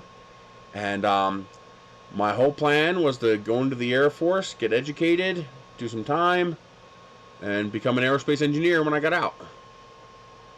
And I did my Mitchell in Civil Air Patrol. I got my red cap for SAR Search and Rescue. I just missed my Eagle Scout in Scouts. I was a Life Scout. I missed my Eagle Scout by, what, 18 weeks? I turned 18, you know, well, not like 20 weeks or something, whatever. I turned 18 too soon. You have to spend a certain amount of time at each rank before you can move on. And I blasted through all the ranks, but the minimum time as Life Scout took me past my 18th birthday, and they don't make exceptions for that. I passed everything. Everything was done. It was just my community service project was approved. I had all the merit badges. I passed the council. All that was done. I just turned 18 before I could do it. But my plan was I would have joined the military. I was going to join the Air Force.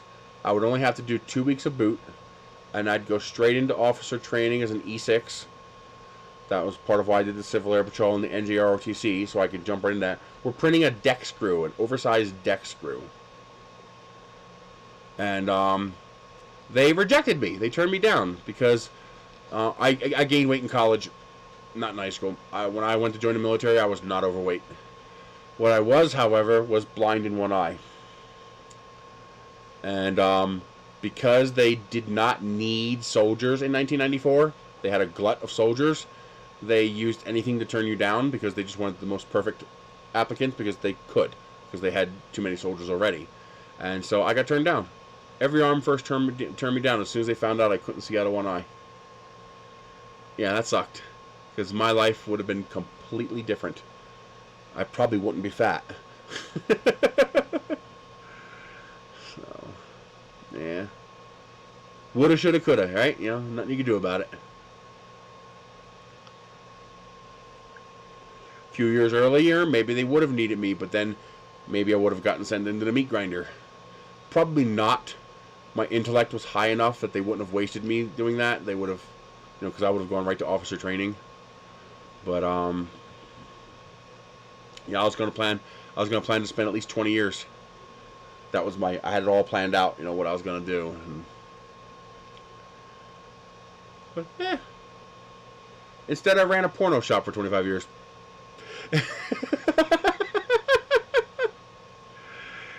If I can get this fucking shed done, I have a recumbent stationary bike. So it'll be low impact. It won't hurt my knees. It won't hurt my back. And it won't hurt my ass. I've got to get rid of about 150 pounds. I've got to get below 300 pounds. Once I get below, like, well, maybe 350, I'll be okay. If I can get below 350, I can start riding the bicycle again. Show some pics of you from 1994 and not the ones from ICQ. I don't know if I can. Because, it wasn't until 1997 that I got my first digital camera. So I have very little in the way of pictures pre-1997. And worse, I'm the one taking the pictures, so that makes it hard. But let me see what I have in here. I did find a whole ton load of my old pictures. And I posted them all to Facebook for family, because I knew family would want those pictures. So where do I find that? I never had a MySpace. Photos.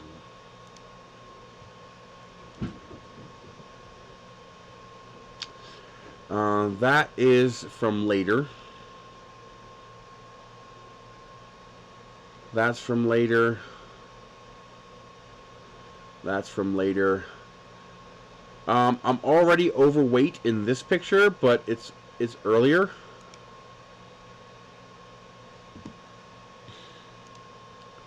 This would have been right around 1997, if I remember correctly. This actually wasn't even a digital picture. This was a Polaroid that I took a picture of.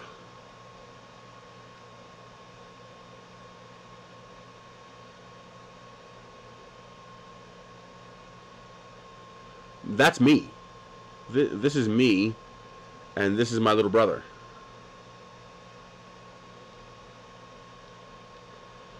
This is the one who stole my camera and stole all my stuff. Yeah, this was at the Harrisburg Sports and Outdoor Show that they hold every year. So that's me, roughly 1997.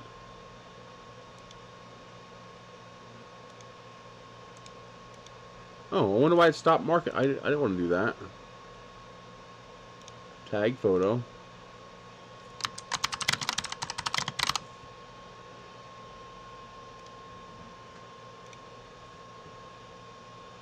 Okay. I'm 45. I was born in 1976. So this was 21 years old, roughly. This is 20 or 21 years old. This could have been a couple years earlier. This could have been 19 or 20, because this was a Polaroid that I then took a picture of. I couldn't afford anything like that. Any trike in my weight class is thousands of dollars.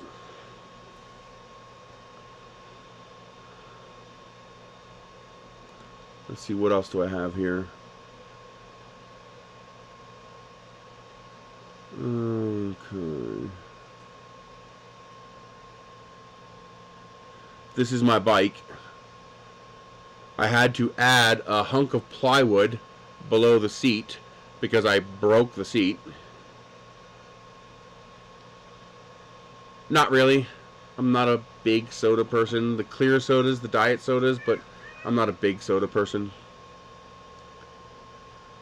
And but this is a semi-recumbent. The first time I destroyed it, I broke spokes on the rims.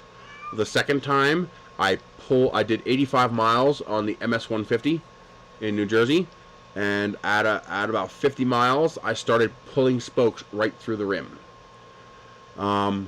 I've started to, I got the bike modified now. It now has a tandem wheel and hub on it. So it has 44 spokes instead of 34 spokes. It's got more spokes. So the weight is distributed across more spokes around the rim. And I also have a tandem cassette in the center here. It's a heavier duty cassette. But I'm still too heavy at the weight that I'm currently at. So once I get down to a weight that frame can hold, I can start riding my bike again. And I didn't want to do that. Reopen.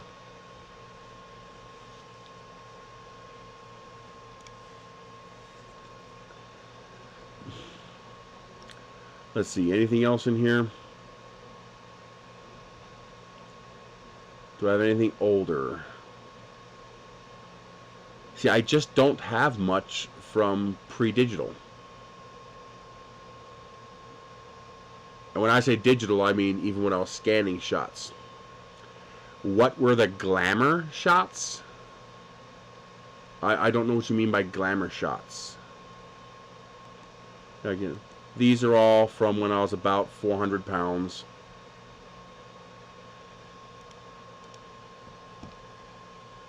These were pictures taken by my friend Neil, who was riding with me.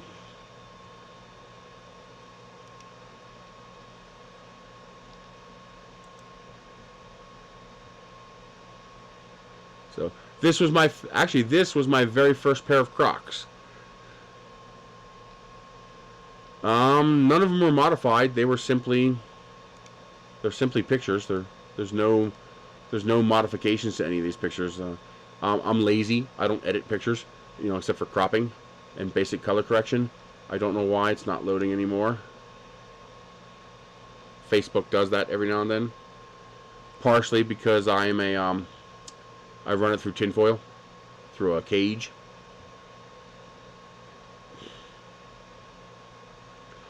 Got that high water drip. What's that mean? This was at the latest Earth. Oh, this one. That was my high school picture. Hey, there we go. My high school picture. That was before I got fat. There you go. That was 1994.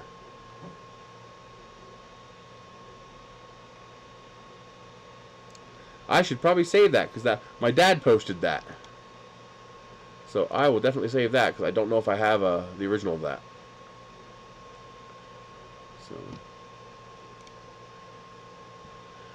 So that's me, 1994, before I got fat.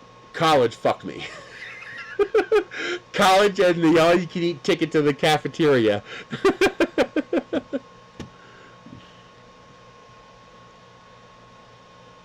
So, yeah.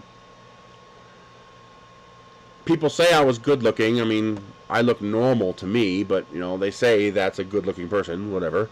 But, no, I don't use MacBook. I don't use iCrap. So what other picture did you want to see?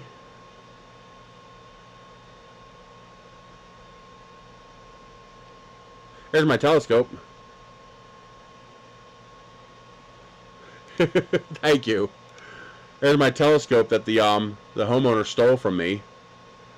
And this is the special tripod that it needs. So I made sure that was smashed in the driveway so he would knew it came right from me.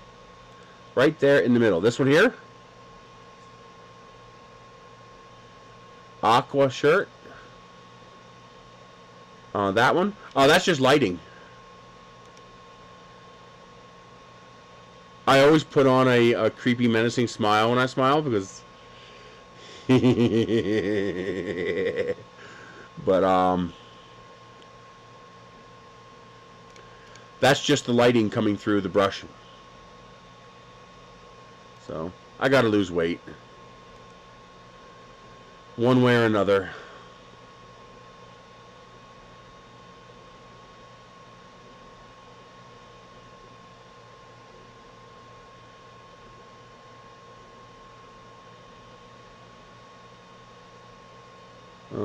I don't think I have anything older. I doubt I have anything pre-1994. No, I didn't.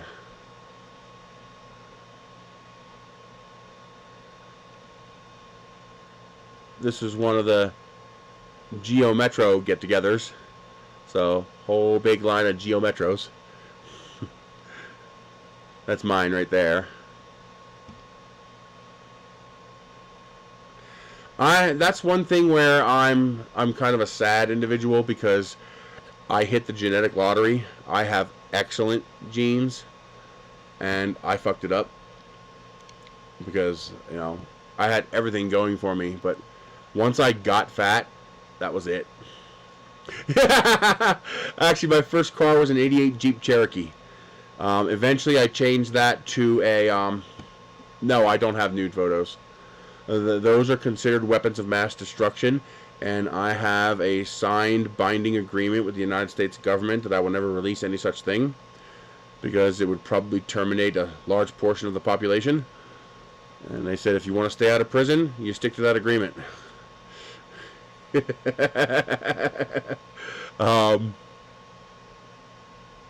Bicycle power 3D printer. So my problem is eating too much. It's not a genetic problem. It's not a medical problem. It's just eating too much. I suspect part of that's depression based. I don't know. I don't know how to identify that. But I just know I need to get off my fat lazy ass and start doing something about it. Because I figure I got 4 or 5 years left. And I'll be dead if I don't get rid of the weight. I mean, how long, genetic lottery or not, how long can a machine hold up under this much stress? It's eventually going to break. I can't go to the gym. There is no gym around me. The nearest gym is a 40-minute drive away, and I don't have that kind of money. What I do have, though, is space. And I've got myself a recumbent stationary bike. I obviously can't use it in the wintertime. Too cold. One of the reasons I was building that shed was so that I could put the bike out there. Being cool is no problem. It's being cold and windy that's a problem. Because as soon as I start riding it, I'm going to start heating up. The pandemic fucked me. We were actually on track. Michelle and I were both losing weight. And then the pandemic hit and all of our walking basically came to a stop. Yep, diet is everything. But the trick is you can't go on a diet. If you go on a diet, you're going to lose every time. Your body is programmed to fuck you. You have to change the way you eat permanently. And believe it or not, Michelle, we collect food stamps, and it has partially changed our lives because those food stamps actually allow us to buy better food. When I was buying the food, I had to buy whatever it took for us to eat enough calories to survive. There was no negotiation. You bought whatever was cheapest. Having access to that funding has allowed us to buy substantially better quality food than we could normally afford. So now I can afford to buy things like chicken and salad and Brussels sprouts and fresh green beans and stuff like that. I can now, I can afford to buy those kinds of things. Oh, fruit juice is bad. Oh my God, fruit juice is so bad. Eat an apple. Now eat 20 of them. That's a glass of apple juice.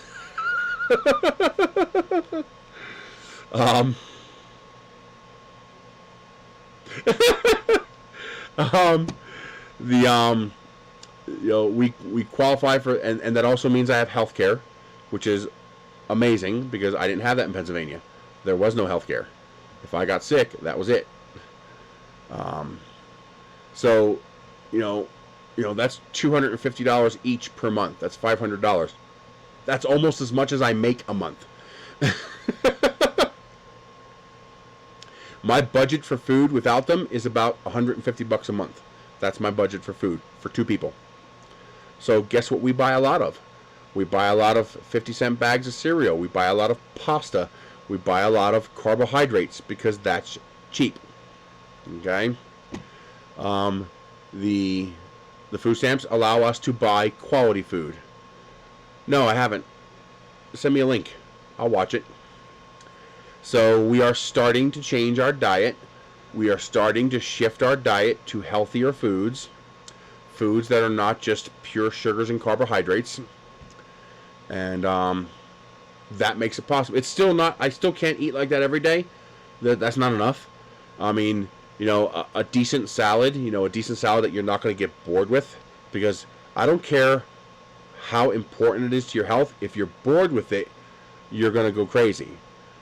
No, that's illegal. I could never do that. I would never risk access to this. So, wow, good for him. Send me the link. Or just send me the name in email or Facebook. I'm doing that. I have, thank God, Divine. I have 2 assemblable greenhouses. I have 4 raised garden beds. And I intend to attempt to grow veggies. I mean, it's not going to be much, but anything is... Well, number 1, it's healthy. Number 2, it's mentally stimulating. Number 3, it's something to do. It's physical activity that you have to maintain and do. And that's good for both of us.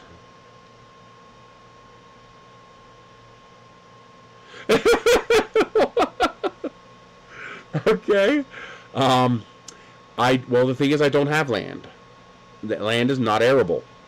You can't really grow anything here. You need basically need raised gardens to grow much here, at least the land that I have. I mean, I don't even have much soil. It only goes down like 4 to 6 inches before you hit rock. Now, there are some areas up in the mountains that have soil, and they have trees, and they have stuff like that. But here, I can't really grow anything in the ground.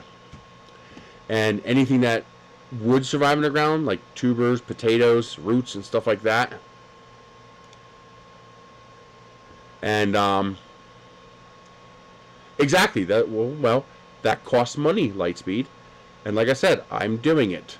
I have 4 raised gardens, actually 5.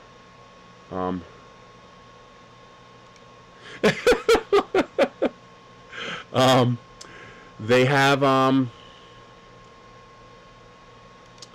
I have enough raised gardens that I should be able to grow a decent amount. I can't even grow potatoes in the ground because we have so many gophers and moles or whatever the hell they are here that they would just tear the garden apart. And, well, I have an Oculus Quest 2 that I do use once in a while. And now that I have a Windows 10 PC, I can actually make it fun again because I got sick and fucking tired of the songs that were on that thing. And I can't afford to buy more. So, now I can run SideQuest and I can load interesting songs onto it. And so I'm hoping to also get Michelle into that.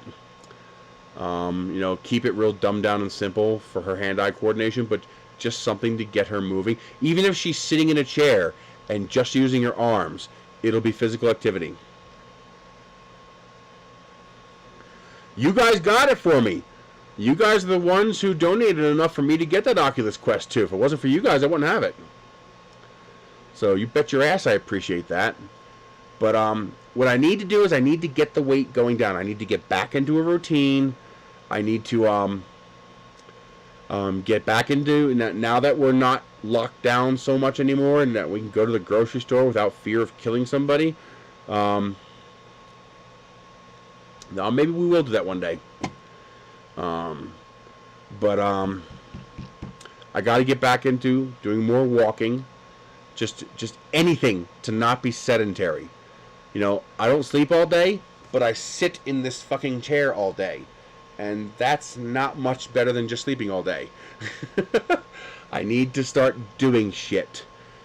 This phone is fucking amazing. The compass and GPS actually work on it, and they work well. I'm going to get back into geocaching, because I fucking love geocaching. I had a lot of fun doing that, and that entails a lot of walking. And I just scored another pair of Crocs off Amazon for $20, so I grabbed them. And I got to try to get more. I just didn't have enough money right now because I'm down to my last pair. You're $390? Really? Are you just trolling, or are you actually $390?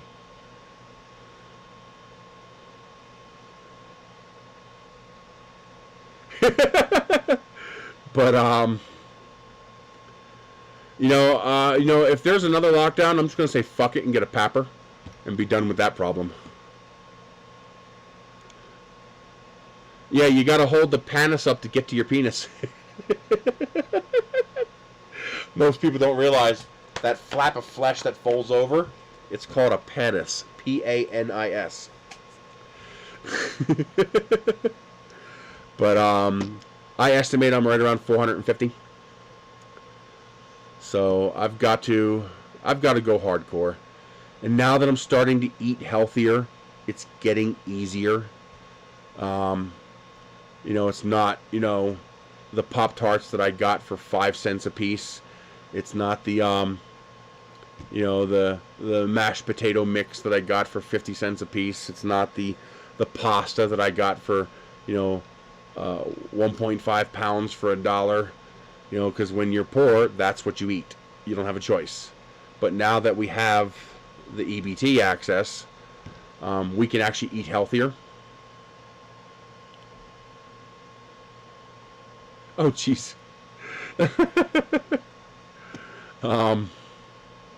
Like, to wipe my ass, okay? To wipe my ass, I have to pin my shoulder against the wall and force my arm around far enough back so I can actually reach to do my thing. Okay?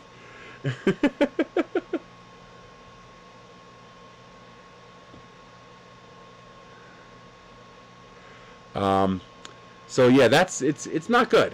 It's not good. Don't get fat. If you're not fat now, whatever it takes, don't get fat. It sucks. There is no... Okay. The one upside to being fat is that I can squish people and they know it. Okay? That's the only upside. There is no other upside to being fat. Jesus. Wow. Oh. Yeah, so he's about done. That sucks, dude. Wow. I can't go from here. I have to stand up to wipe my butt. I can't wipe my butt on the toilet seat. I have to stand up and do the reach around and pin my arm. I actually put a hole in my wall because I pushed so hard against the wall that I was in between two wooden beams and I collapsed the sheetrock. So I got to make sure when I pin my arm against the wall that it's on a wooden beam, otherwise I'll break the wall. So, yeah, what are you gonna do? You gotta lose weight. Gotta lose weight. I gotta keep reminding myself that if I can't do it for myself, do it for Michelle. I can't take care of her if I'm dead. And I can't trust anybody else to take care of her. So, do it for her. And if I can do it, she'll follow along. I have no idea.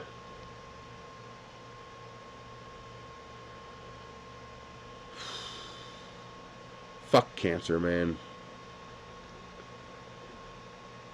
The greatest hero in the history of mankind will be the scientists that come up with a cure for cancer. And they're making this mRNA stuff they're doing, like with the vaccine, they're making some serious progress using it. I mean, they're making some killer progress. Like, they see things in our near future that could be amazing for curing things like cancer. So, man, I'm real hopeful that we're going to see some serious progress in that regard. You know, a lot of people may not agree with this. And it's okay. You can be wrong. Food is worse than heroin.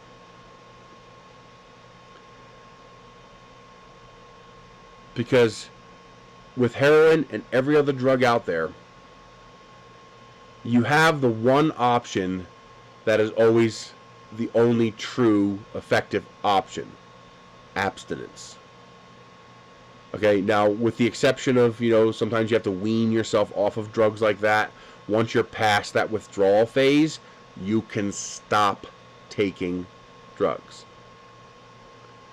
You can never stop taking food. Imagine if you're a heroin addict and your doctor said, yeah, no problem. You're never allowed to stop taking heroin. You have to keep taking it for the rest of your life, but you have to do it in 3 controlled doses a day. How do you think that's going to work out for you? How many do you think you're going to succeed doing that?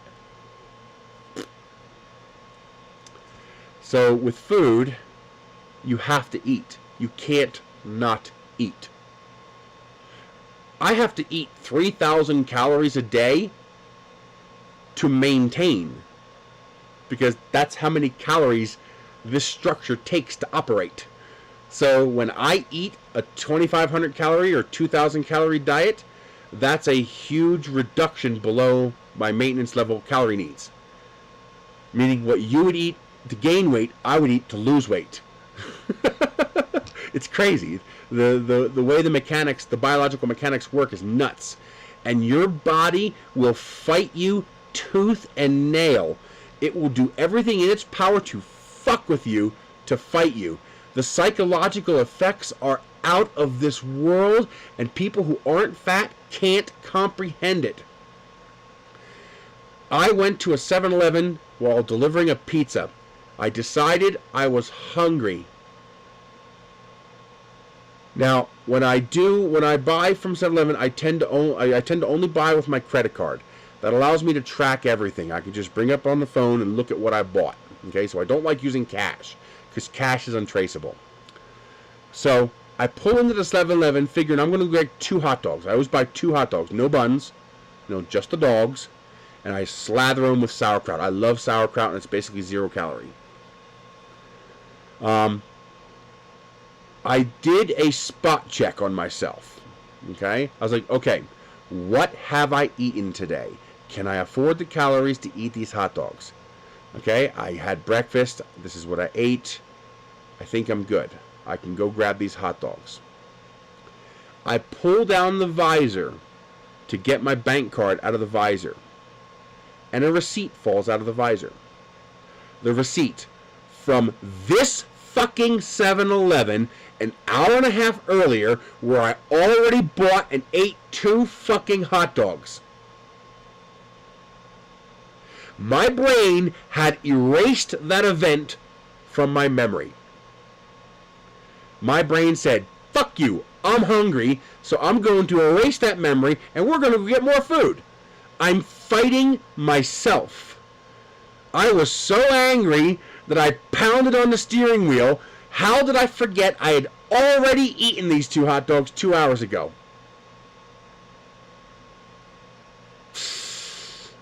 It drives you crazy.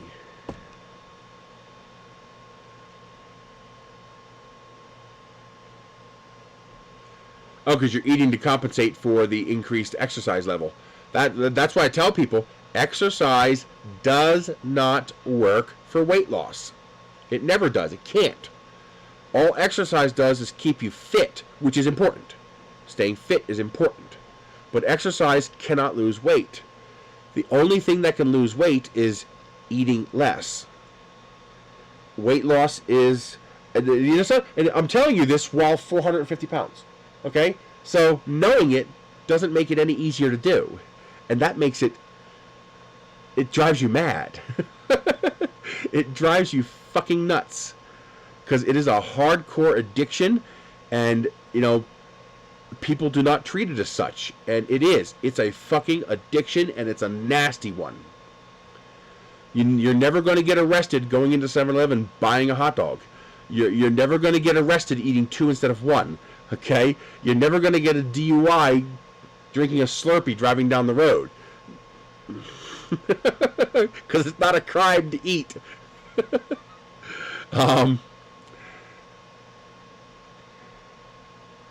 Weight is a math equation. Unless you have a medical problem. I don't. Unless you have a medical problem, weight is math. 2,500 calories equals 1 pound. I think that's what the number was. I think it was 2,500 calories. If you eat 2,500 more calories than you need, you will gain 1 pound. If you burn 2,500 more calories than you need, you will lose 1 pound. It is that simple. It's math. I mean, there's a lot of science and biology involved, a lot of chemistry involved. No, I'm not.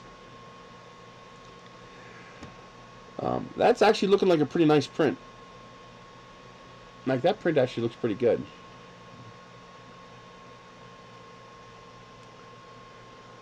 But, like, for example, we all know high fructose corn syrup is bad for you. But it's just fructose. It's just fructose. We finally figured out a way of showing factually what we know. Right? I mean, how could sugar be better? Sugar is actually healthier for you. Sugar is actually not that bad for you. Unless you're eating candy bars. Okay? High fructose corn syrup is bad for you. And we finally know the mechanism as to how it is bad for you. Okay, this is weird. This is really, really weird. Okay? The high fructose corn syrup is made of fructose. So people say, how can that be bad for you? You eat an apple, that's fructose. You eat an orange, that's fructose. It's the same thing. And they're right. It is the same thing. No, they're not.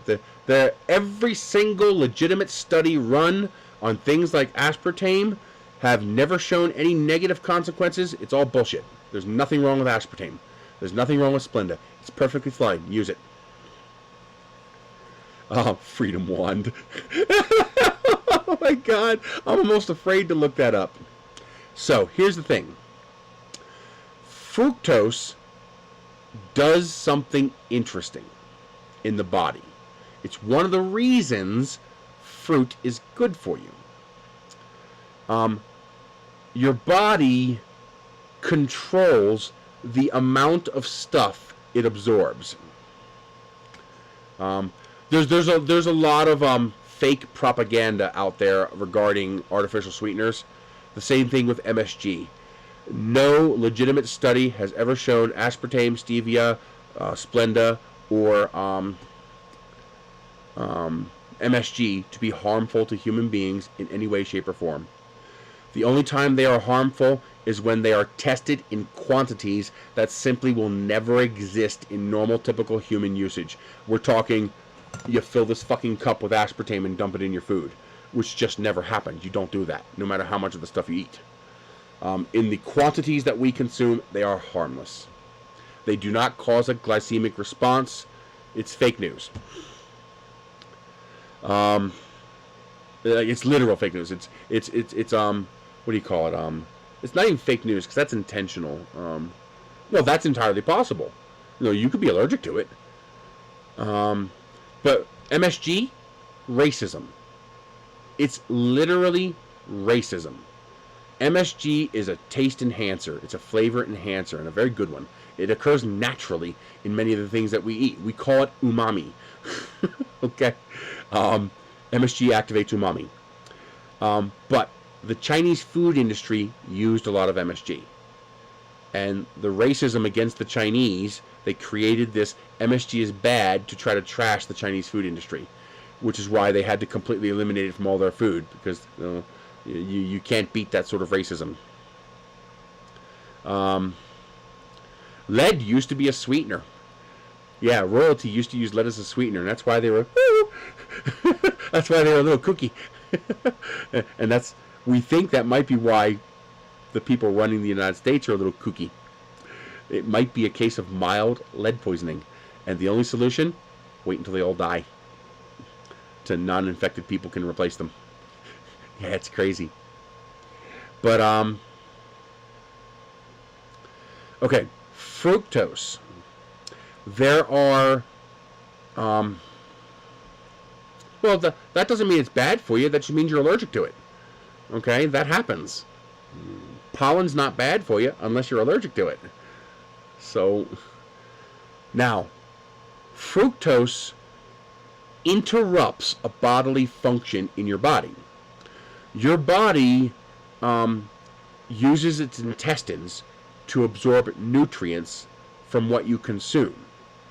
So think of the intestines as having a whole bunch of little water spigots, except they work backwards. So the source of the water is your intestines.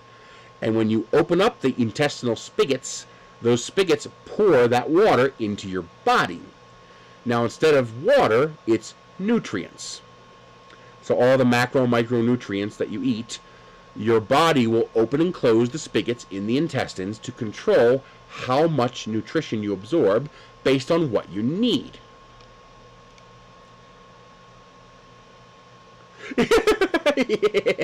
Yeah, I like where you're going with that. I see what you did there. I see what you did there, Colin. You're my kind of dude. Family safe threats going on there. So your body, when you have absorbed enough nutrition, your body will close down and stop absorbing nutrition. That's why you'll shit more. When you eat more, you shit more because your body's getting rid of more because you took too much. So fructose overrides that process. It causes those spigots to open up wide, and your body absorbs far more nutrients than it normally would, even if it doesn't need it. This is one of the reasons why we are able to get so many macro and micronutrients from fruit, because the fructose causes the intestinal spigots to open up, and you absorb all that nutrition from the fruit. Okay? Well, here's the problem. Your body can adapt to the fructose in an apple. You know, those spigots will open up, you'll get more nutrients, and then your body goes, oh, no, too much, and it closes the spigots down. The problem is, when you eat high fructose corn syrup, that's like you eating 50 apples. It's like you taking, you know, a jug of fructose. Instead of the little trace amounts of fructose in the fruit, it's like you chugging fructose. It overwhelms the body's control systems, and it can't turn it off.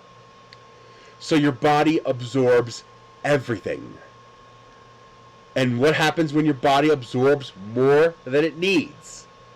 It stores it as fat. Sugar does not do this.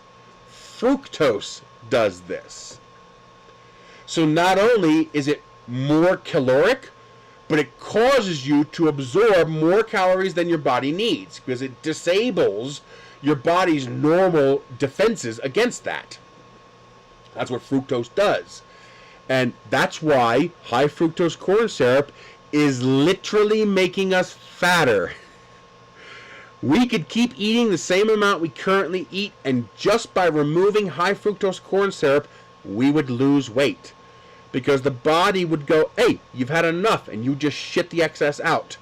Instead, we absorb it all. And now that it's absorbed, the body's got to do something with it. You get lots of fat!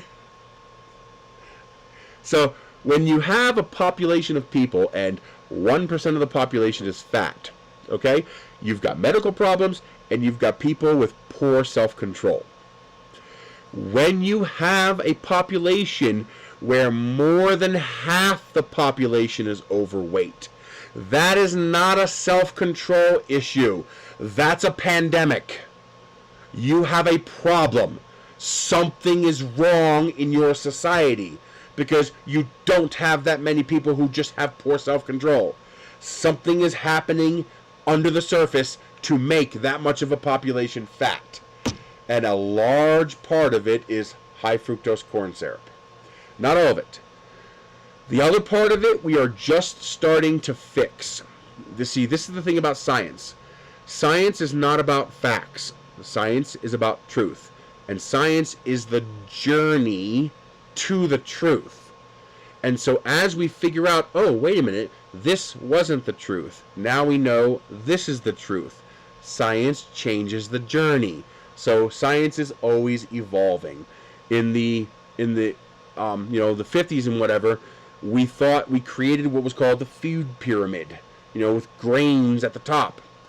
And or at the bottom, the base of the food pyramid was grains. And we thought that was the correct way to eat. We are now learning that is the wrong way to eat. And that's part of why we're all fat. The problem is, there's nothing you can do about it.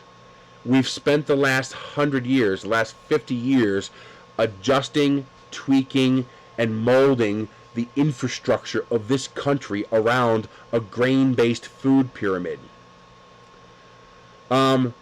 Truth is seeking out facts is whatever you currently know to be facts. Truth is what is actually true. Well, as we learn, we discover that what we thought was fact isn't fact because we were ignorant. We didn't have enough knowledge. And then we adjust reality to what is actually true. So, fructose is just what's in fruit. It's not dangerous. This is a fact. But fructose activates systems in your body that we don't intend to activate. And when you have, so does fruit. Yes, but when you eat fruit, you get this much of it. And when you put high fructose corn syrup in all your food, you get this much of it. We have learned a new fact. The truth has changed. What we thought the truth was. The truth has never changed. We were just ignorant of it. Now we are becoming less ignorant. Now we understand we made a mistake. And they are changing. Our agricultural system, our doctors, our food scientists are realizing, okay, we fucked up. We got to change this. Well, here's the problem. You can't. You can't just go and change the food pyramid. It doesn't work that way. We've spent 50 years building the infrastructure and tax basis and what do you call it when you provide benefits to certain things? When you provide tax benefits to certain industries to promote those industries. I forgot the word.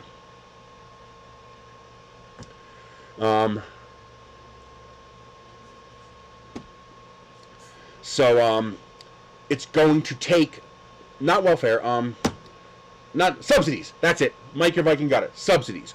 We provide subsidies in order to promote certain things and incentivize and decentivize certain things. And subsidies is the right word. Well, we have to change all that now. But the problem is our entire society is built around these things. You can't just change it. It doesn't work that way. It took us 50 years to build it this way. It's gonna take us 50 years to change it. Because we're gonna have to figure out what the correct direction is first, and then figure out how do we shift our society in such a way to end up on that trajectory without murdering half the population into poverty. Okay? So we have to figure out how to shift the machine that is our society onto that new track without derailing. Because if you derail, you fuck half the people in the country. Okay? So, we have to figure that out. We have to... I don't see a spam bot yet. All the posts look okay. So it's not as easy as people think it. There's no conspiracy. There's no we're out to get you. There's no pro-corns out to fuck you over. Oh, well, they might want to because they're going to lose everything because we have to shift away from corn. This might be part of why corn started shifting toward ethanol because they know we have to shift away corn as a food. So maybe they're trying to shift to ethanol to survive. I don't know. But they are learning. They are realizing we fucked up. The food pyramid is wrong. And we got to figure out what the correct way is. Be nice. Be nice. He's not talking about you.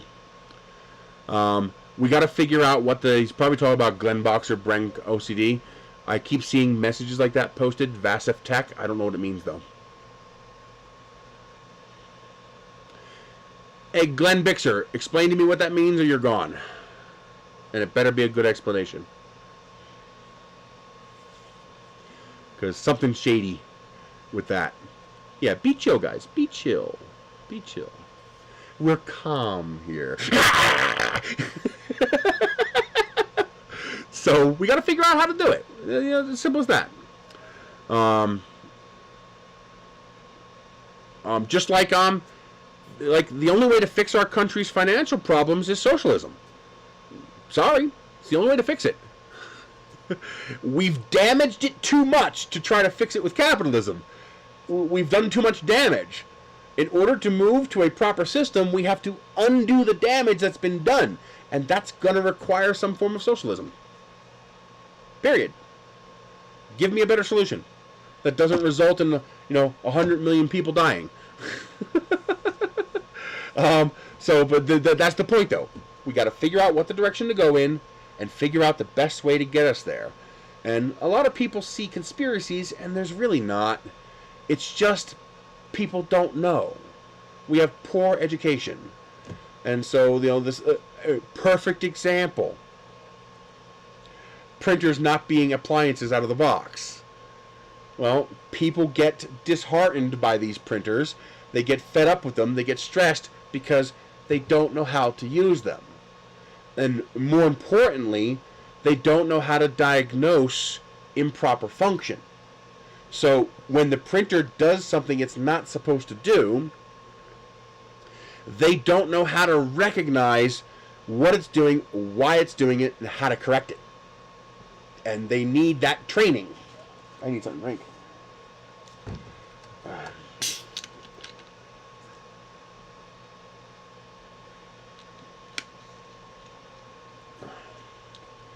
Yeah, but that's not a URL. Seriously? You gonna mess with me? Well, now you're gone. Whatever the hell you are, you're gone. You're pissing me off. So, the trick for us is to figure out how to teach people the basic diagnostics of 3D printing. You probably have, oh, I do too. Wait a minute. For some reason, it got switched to Top Chat. I hate that. I hate that so much. I don't ever want to see Top Chat, YouTube. Never. Never in my life do I ever have any reason to want to see Top Chat. I only want to see Live Chat. Stop trying to control what I see. Ugh. It always defaults to Top Chat. Yeah, true. Good for return printers. But what happened is in the last 3 years, this hobby went from geeks and nerds who understand this is DIY to tool users who do DIY but not nitty gritty, and then you have just regular Joes. Okay, so a lot of our return printers. Really, mine always defaults to Top Chat. If I close this chat window and reopen it, it changes to Top Chat. If I refresh this, it changes to Top Chat. It always fucking defaults to Top Chat. Top Chat has filtering, meaning YouTube doesn't show you all the messages being posted. I'm the fucking moderator. I need to see all the messages being posted. So, for example, some people posting crap that's not enough to be filtered out, YouTube doesn't show you. Or like it might filter out messages with profanity in them. And yeah, I hate that. It's horrible. It's absolutely horrible. They're trying to control the flow of information, and I need them to stop doing that. I need them to give me control of that flow of information. Let me decide. I hate the fact that I go on Facebook, and they always show me most relevant messages. I don't give a fuck what Zuckerberg thinks is relevant. I only care what I think is relevant. The only thing I want to see is all messages. And if you switch it to all messages,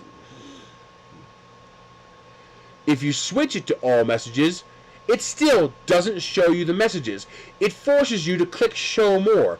And worse, it forces you to click show more to branch out each individual tree. It's like it's intentionally making it as hard as possible for you to see all the messages. I hate that so much. I want to drive to Facebook headquarters and just start beating the shit out of people with wet trouts.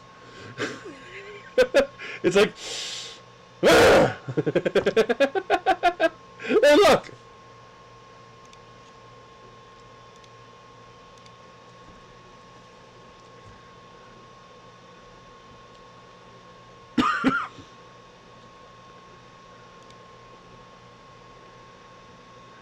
Okay, so gotta find something with a bunch of comments. 27, 1. Here we go. So, view more comments. See how it shows me a whole bunch? Now watch what happens if I change it from most relevant to all comments. First thing it does is hide them all. And then I have to keep clicking on these view mores. Each one, like, view more. View previous replies. View previous replies. View previous replies. View previous replies. I have to keep clicking on it over and over and over again to get it to show me all the fucking messages instead of just show all. It's like they're here again. I have to hit that to see more. I mean, it's like, stop it. Stop filtering. I don't want you to filter. I have my own filter, thank you. Oh my god, it just...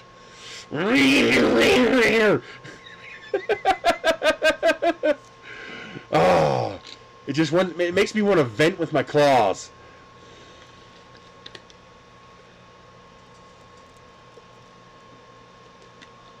I agree.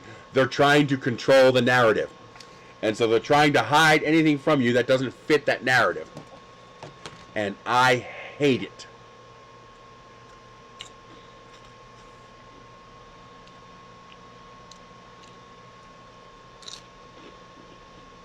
That is ridiculously slow.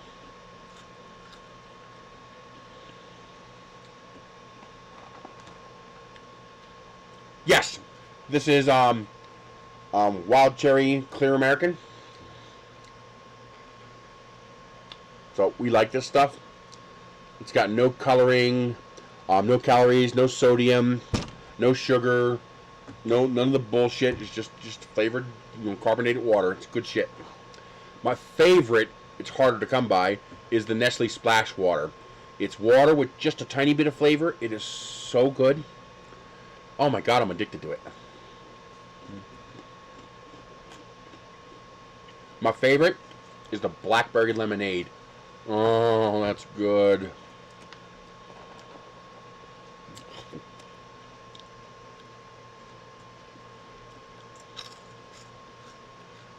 LaCroix.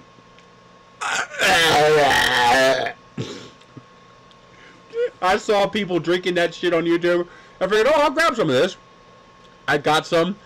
I wanted to just puke that shit out. It is so horrible. Oh my god. Nope, haven't farted yet.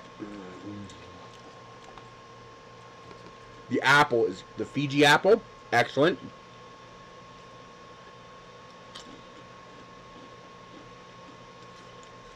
I just think it tastes like crap. Oh my god, it's so bad. You know, the weird thing is, I would drink straight water if it tasted good. Every now and then, like for example, every now and then we stop at Golden Corral. I love Golden Corral. Oddly enough, I eat less when I go to the buffet than I do normally. But I love the buffet because I can grab a tiny bit of everything. Like I can like if they have 3 different meats, I can grab a little piece of each meat. I can try the different flavors. I love that. I absolutely love that. And I can get a salad without paying $8 for it. I'm not thrilled by the cherry vanilla. Michelle loves the cherry vanilla. The watermelon's pretty good, but it tastes more like the watermelon rind than the watermelon fruit. It's kind of weird. Yep.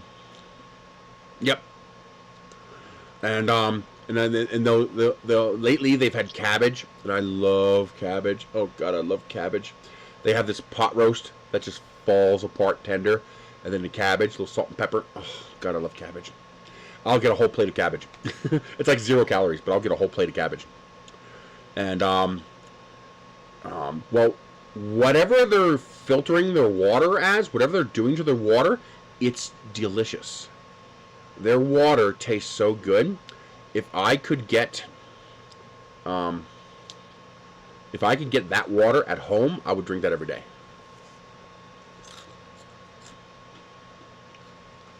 Cool. I don't believe you, but cool.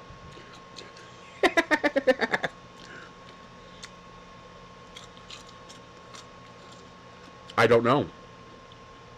I know carbonation makes it acidic, carbonic acid. The consensus is it's not harmful. Now, obviously, sugar drinks are harmful.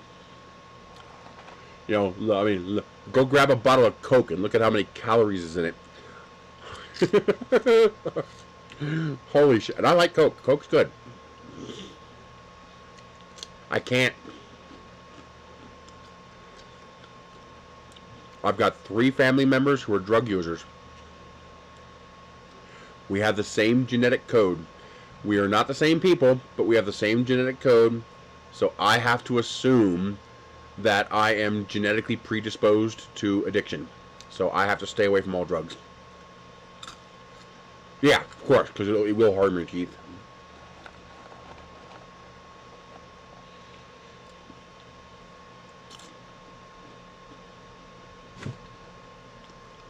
I don't care. I can't take the chance. I don't have the income to support a drug habit. The Dr. Pepper cream is pretty good. You know what else is really good? Okay. They've been making a big push for their zero sodas. Not diet, zero. It's like a different thing. Coke Zero, great. Pepsi Zero, great. It tastes fine. Yes, it is, but it's one that doesn't make you fat. or destroy your health. Guys ever have Baja Blast? It's actually not bad. It's actually kind of good. It was a drink that was dedicated to Taco Bell, but now it's available anywhere. You can buy bottles of it. You can buy cans of it. Well, they came out with a Baja Blast Zero. I never thought there was something worse than LaCroix until I drank that can of Baja Blast Zero and spit it out. It was so fucking bad. At least I could swallow the LaCroix. This was so bad, it was absolutely horrendous. How did that pass market testing? There is no way people like that. It was so disgusting. We still have cans left. We can't drink them. They're so bad. Now, you ever have brisk iced tea? Do yourself a favor. Go buy a case of Brisk Zero. You will never be able to tell the difference between regular Brisk and Brisk Zero as long as you don't drink them together. Yeah, I remember that.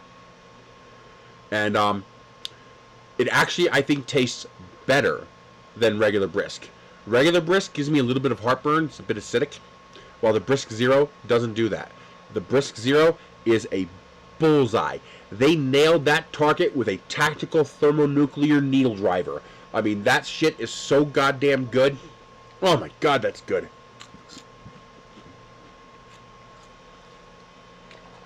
They knocked it out of the solar system. Brisk Zero is amazing. If they ever cancel that, we're nuking Pepsi headquarters. I'll build the nuke. I just need somebody to build me the warhead.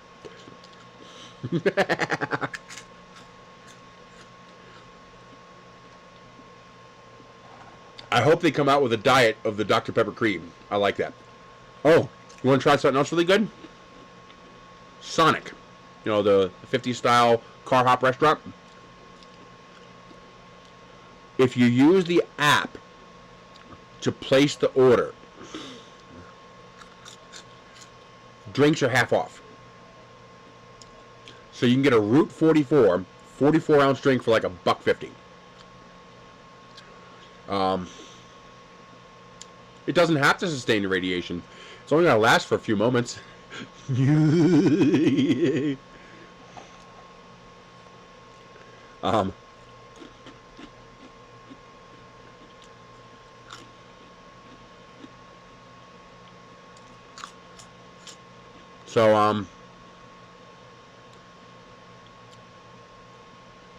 Yeah, some people don't like the taste. I personally don't like aspartame. I don't like the taste. Splenda, great. Now, the weird thing is, You can't use foul language like that. Well, for God, come on, man. Keep it family friendly. I don't like the pink ones. The saccharin, I just don't like the flavor. Aspartame, it's okay. In soda, it's okay. But, Equal or aspartame in my cereal, ugh, horrible. But Splenda in my cereal, good. I'm fine with that.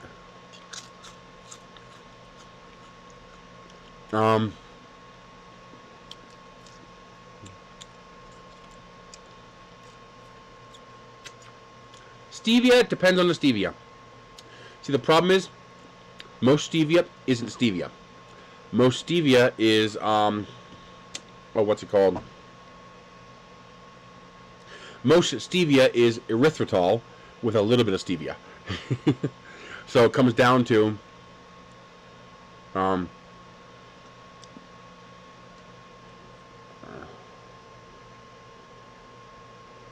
whether you like the taste of erythritol.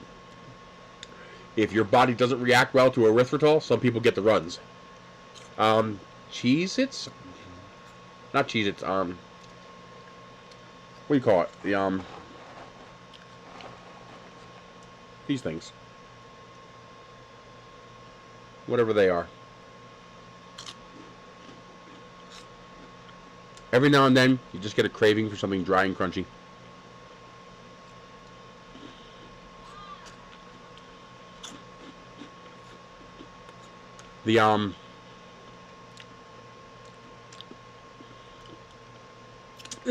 I tried those ones. I did not like them. Cheetos, that's it. Finger licking is mandatory. I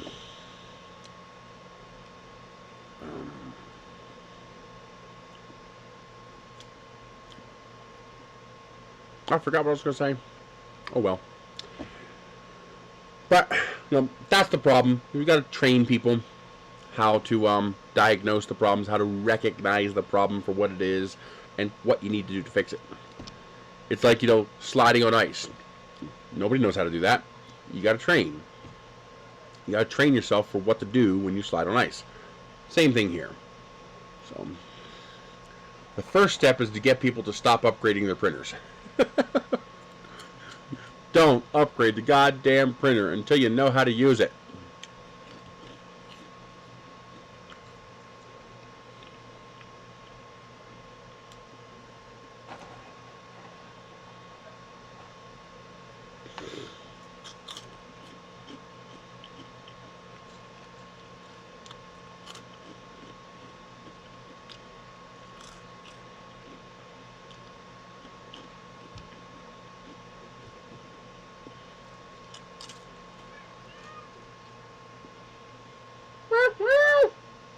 Hi.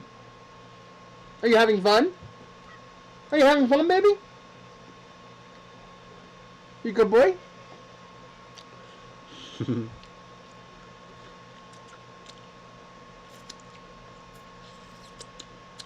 But, so, what do we think? It's getting pretty late here. I gotta make dinner soon. I didn't even have breakfast this morning because I woke up late. So, yeah, we're only at 26%.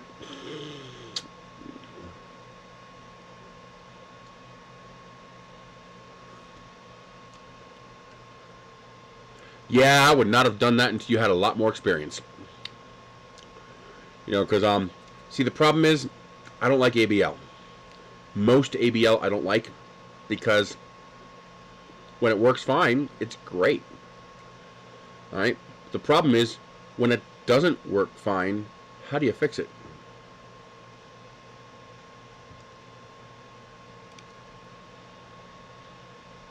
Thank you, Ronald.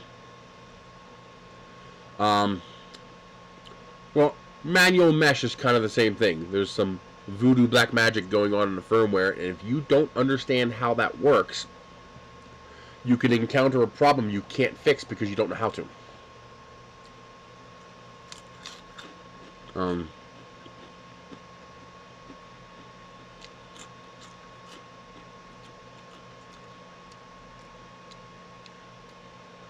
2022! You thought 2020 was bad? Get ready, guys! You ain't seen nothing yet.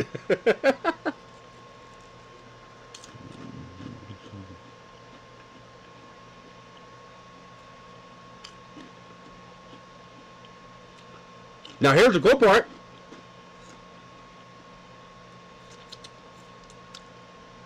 It's currently in trials. So far, no issues. Like 47,000 people are in this trial, and so far it's perfect. They have a new vaccine that attacks a spike protein that is common to all variants of COVID, and it's 90% effective, which is incredible.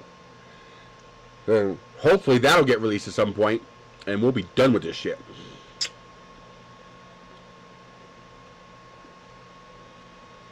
This is 2022.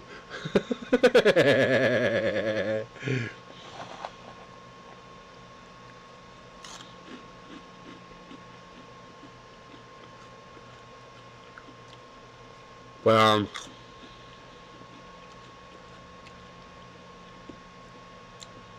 as long as we have stupid people who won't get a vaccine. Why does it need 3 shots? Oh, you mean like the 3 shots polio needs? And the 3 or 4 shots pretty much every other vaccine you get needs? You mean it's just like those vaccines? That's the problem. We made it into politics instead of a pandemic. It was a pandemic. A lot of people died. And those people didn't have to die. If we had taken it seriously, if we had done our social distancing, wore goddamn masks, and took the goddamn shit seriously, this would have been a 2020 thing and it would have been all done. Oh, he's useless. He's a useless meat sack, which is a heck of a lot better than the last one. At least he's not dangerous. The last one was dangerous.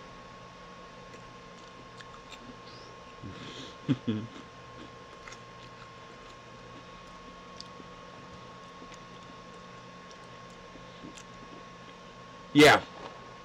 Well, what happened is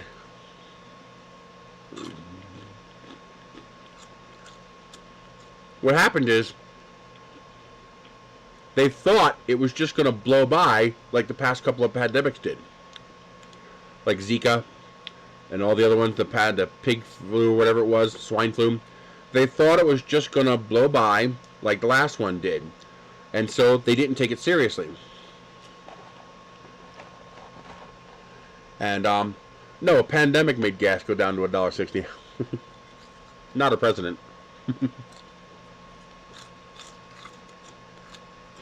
No, the free money won't hurt.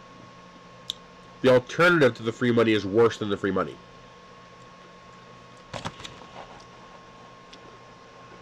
Well, people complain about the price of gas. I explained to them, the price of gas is right where it should be. The average price of gas in 2019 was $2.60. The average price of gas today is right around $2.90. That's an 11% increase. People say, well, no, it's a 58% increase because it was $1.90 last year. Last year doesn't count. There was a pandemic that shut down the entire country for 8 months. I was like, if you want $2 gallon of gas again, start another pandemic that shuts down the entire country for 8 months, and you'll have $2 gallon of gas again. A president or administration didn't do that. A pandemic did that. The correct comparison is to compare 2019 with today. And when you do that, it's an 11% price increase. Okay? It's not out of this world.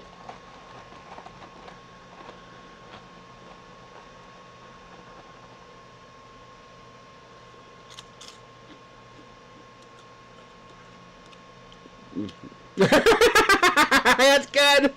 Oh, good.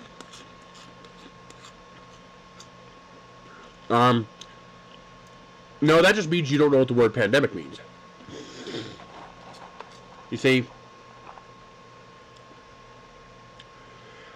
when you have 330 million people 800,000 doesn't feel like a large number because you can't see it. You can't see the dent 800,000 made in a 330 million population sized country. So you think, what's the big deal? I don't see everybody dropping like flies. They are dropping like flies. Did you not see the trailers that were filling with corpses in New York City? Like, literally, they were packing body bags into chilled trailers because they couldn't get rid of them fast enough.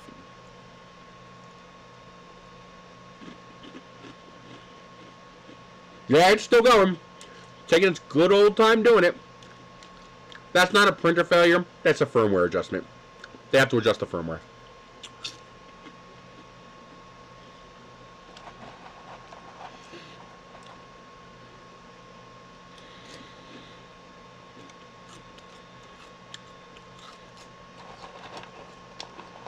Not true.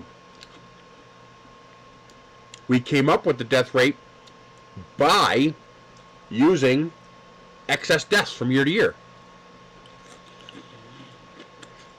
Don't take their numbers for it. Their numbers are bullshit. No. You got to look at excess deaths from year to year.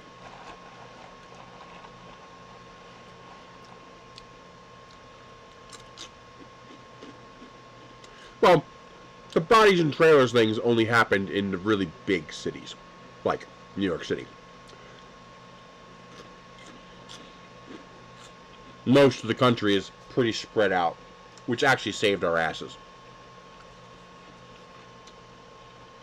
If we were more tightly packed like Europe is, we'd be fucked. We'd have been so screwed.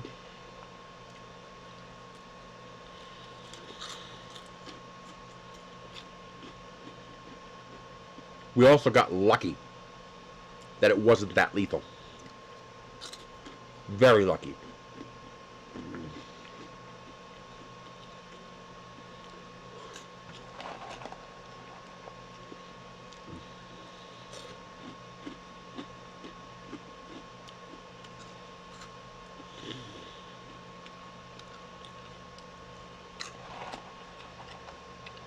Well, the moment we politicized it, that 15 days went poof. The moment we politicized it.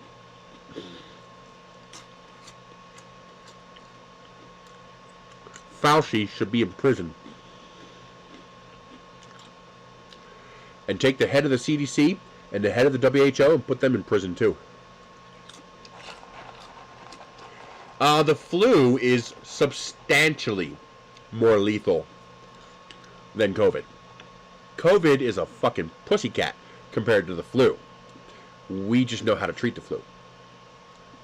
We have vaccines for the flu. We know how to make people not die from the flu.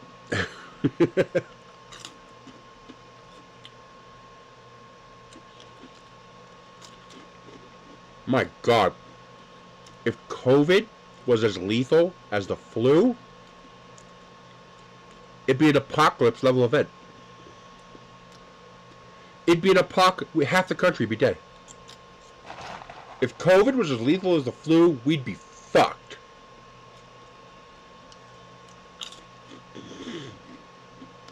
Because we control them. Part of what makes a pandemic is your inability to control it. Hang on. I don't want Cheetos on my mouse.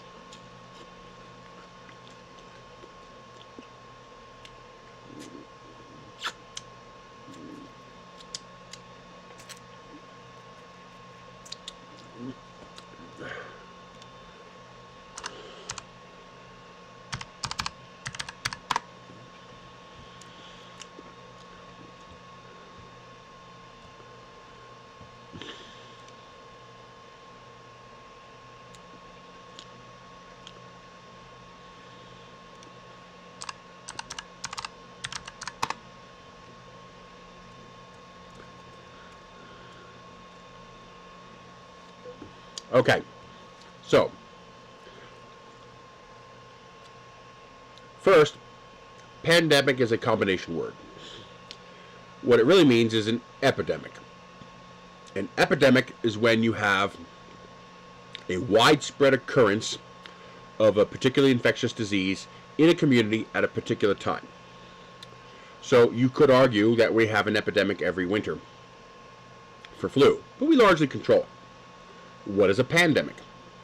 All a pandemic means is an epidemic that's gone global. That's it. That's all pandemic means. It just means global epidemic. What's an epidemic?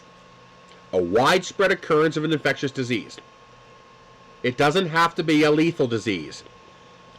It just has to be a widespread occurrence of a disease all at one time. And it was global. That's a pandemic. Now, we got lucky. This one's not that lethal. Although, we got unlucky in other ways. I have a feeling we're going to find out there's a lot more long-hauler damage that's going to be worse than death. That's going to cost society a lot more than the deaths cost society. But the flu, we control.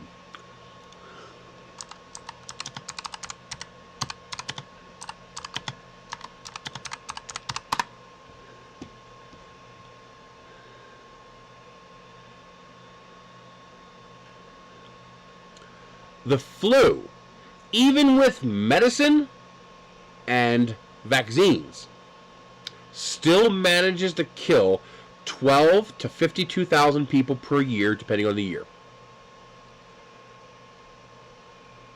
And that's one we can control. Now imagine if COVID was as lethal as the flu.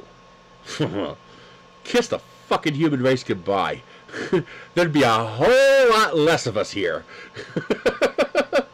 Thank your ass that COVID is not that lethal.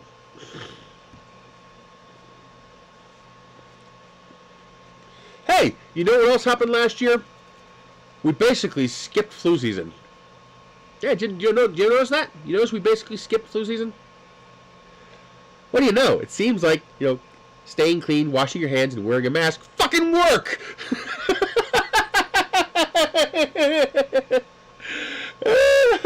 Exactly! Because the things we're doing to control COVID also impact the flu. People say, oh, the flu is because it's wintertime. No! Tell me, why does the flu cases go up in the wintertime?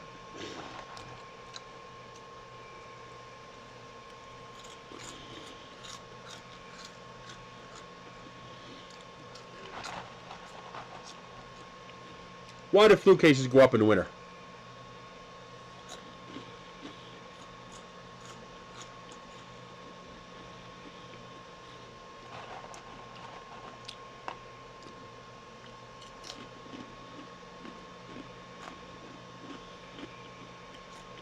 Bingo! Justin 3D, you get the internet prize. Because it's cold. So we all go indoors and we close the windows and we turn on heating systems. Hot, humid, closed off from fresh air, lots of bodies. That's the ideal petri dish for one of these little boogers to spread. So everything we're doing by limiting capacity, increasing cleaning, and wearing masks indoors limits the very vectors these viruses use to spread. And the flu spreads by the same vectors as COVID. So when you control the vectors that COVID spreads from, wow, you control the vectors that the flu spreads from. Now, COVID is less lethal than the flu, but it's more virulent. It's more contagious than the flu. Meaning it's easier for me to give you COVID than it is for me to give you flu. You need to get more of it to get the flu. While the COVID takes almost nothing, and it's very easy to transfer COVID from person to person. All it takes is one person not doing what they're supposed to do, and now 50 other people have it. Hey, why didn't we have a COVID surge during the BLM protests? Because they were outdoors, dummy! COVID doesn't spread well outdoors. And this is a bigger problem than you think. You think COVID is the last? No. The human race is dead. Currently, the human race is dead. We're a dead species. And we're in a race to see if we can save our species. Because protests aren't riots. So what's your point?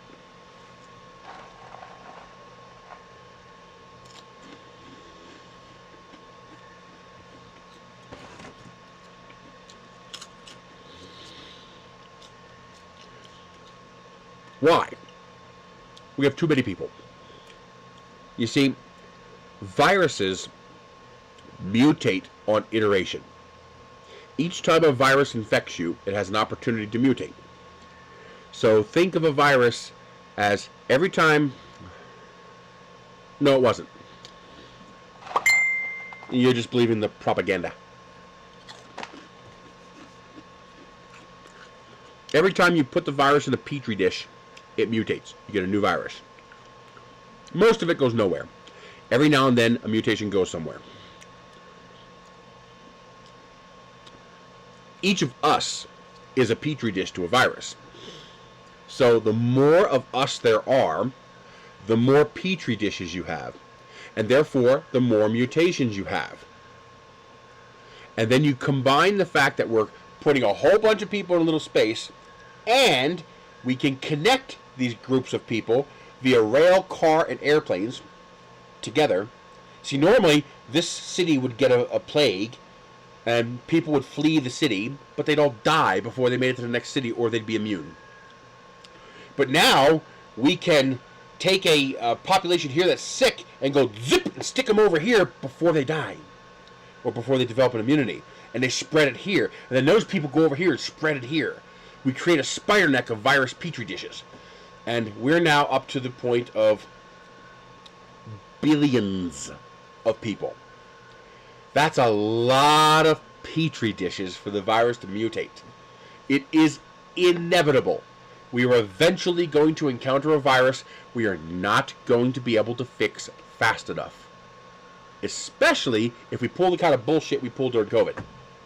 Like I said, COVID, we got lucky.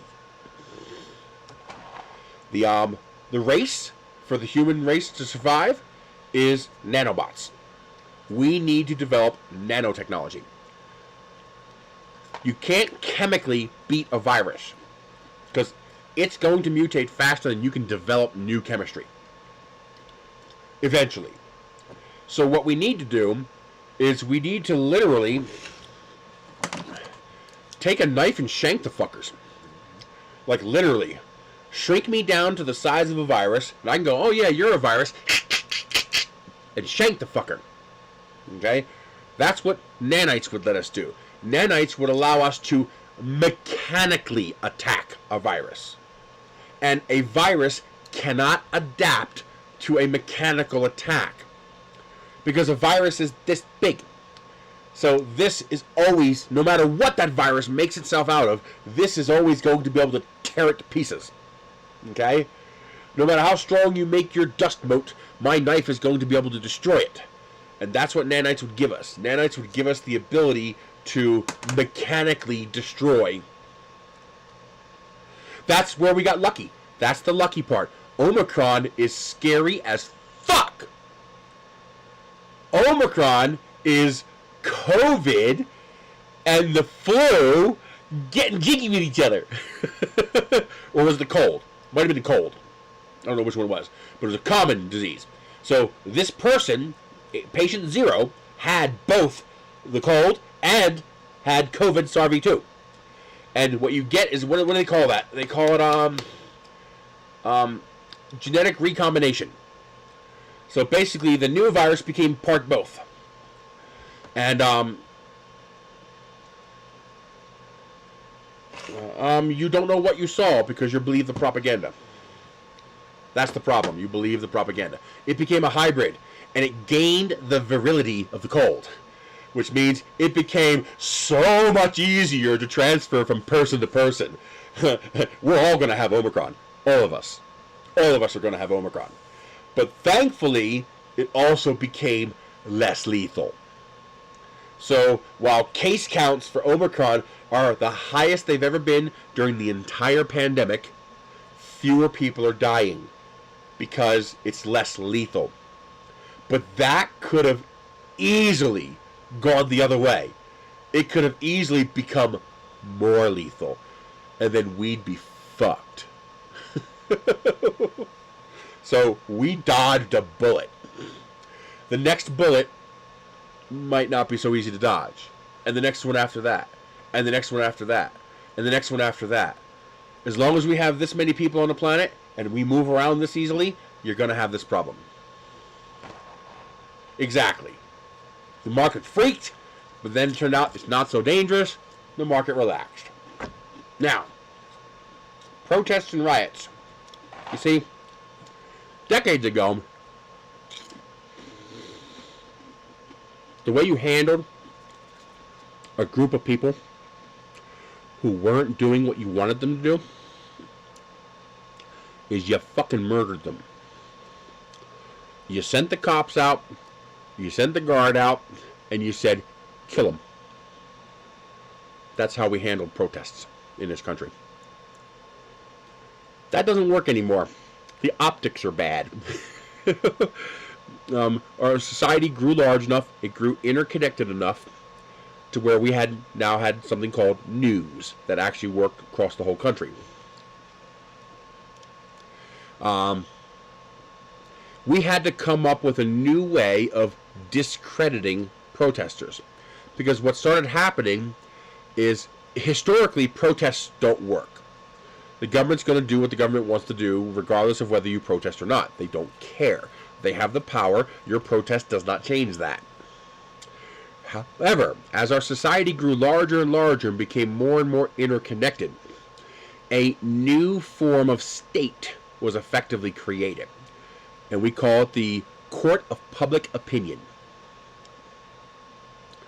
If you can get the public at large to side with you, you can alter votes. And that allows things to change.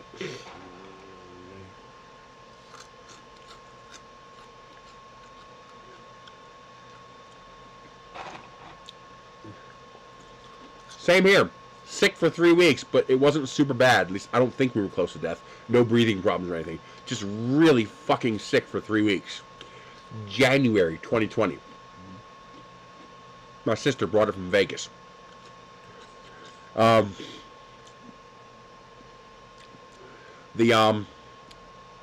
We had to come up with a new way of destroying protesters without just blatantly shooting them and killing them in cold blood, because now we have video cameras, and you know mowing down a group of citizens with your rifles doesn't sit too well with the general public. So we came up with a new way of discrediting protesters. We made them lose in the court of public opinion. So there's a term you should look up. It's called agent provocateur. We use agent provocateurs to discredit protests.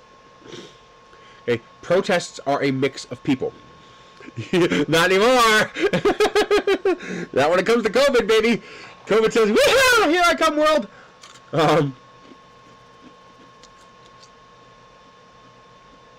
You're always going to have people looking to take advantage of any sort of chaos that they can take advantage of. Ambulance chasers, people looking for trouble. You're always going to have that kind of stuff. Now, they usually have to wait and bide their time until the situation is right. So what we started doing is we started installing agent provocateurs into protest organizations. First, we can infiltrate them, and we can find out what their plans are and what they're doing and circumvent their plans. But second, we can start shit and then blame the protesters. So, in Minneapolis, St. Paul, the first riot took place from the BLM protests. You see, the BLM protests were a problem. The BLM protests were a big problem. They were winning the court of public opinion. Okay? Especially when you toss Floyd in there. Oh, yeah, the optics were so fucking bad on that. I mean, you had hard racists turning their back on on Chavez because what he did was so egregious and so horrifyingly inhuman that you had hard racists turning their back on him because they had no choice. The optics were so bad. So BLM was actually gaining traction. They were, starting to have an effect on the court of public opinion, which is one of the state powers, and that's dangerous. So a riot broke out, and they broke into the AutoZone in Minneapolis. That was the first riot. Do you know who swung the sledgehammer? Who picked up the sledgehammer and made the first strike against the AutoZone? Do you know who that was? It was a Minneapolis St. Paul police officer wearing his wife's respirator. And when people realized who he was, they chased him all the way back to his fucking precinct, where he went in and hid. Okay? He was the agent provocateur. It was a protest. The state, the police, then sent in someone to instigate a riot on purpose. That's what happened. You had two separate things occurring. You had BLM protests, which were peaceful, and then you had rioters following along with the BLM protesters to discredit the protesters in the court of public opinion. And it fucking worked. Because that's how they kill protests now. Because we're too stupid to see the difference. Oh, they weren't protests, they were riots. It's ridiculous. And we just eat it up. We eat it up.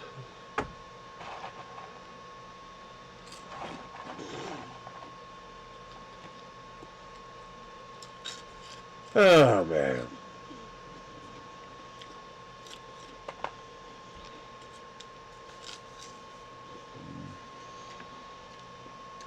That's a pretty clean print. At that speed, it better be a pretty clean print. I see a minuscule stair-stepping. Got to look into that. Might just be an artifact visually. It's using a standard Creality style hot end. So basically the same thing that's on your Ender 3. Brass nozzle, 0.4mm brass nozzle. I need to stop eating these because I will eat the whole damn thing.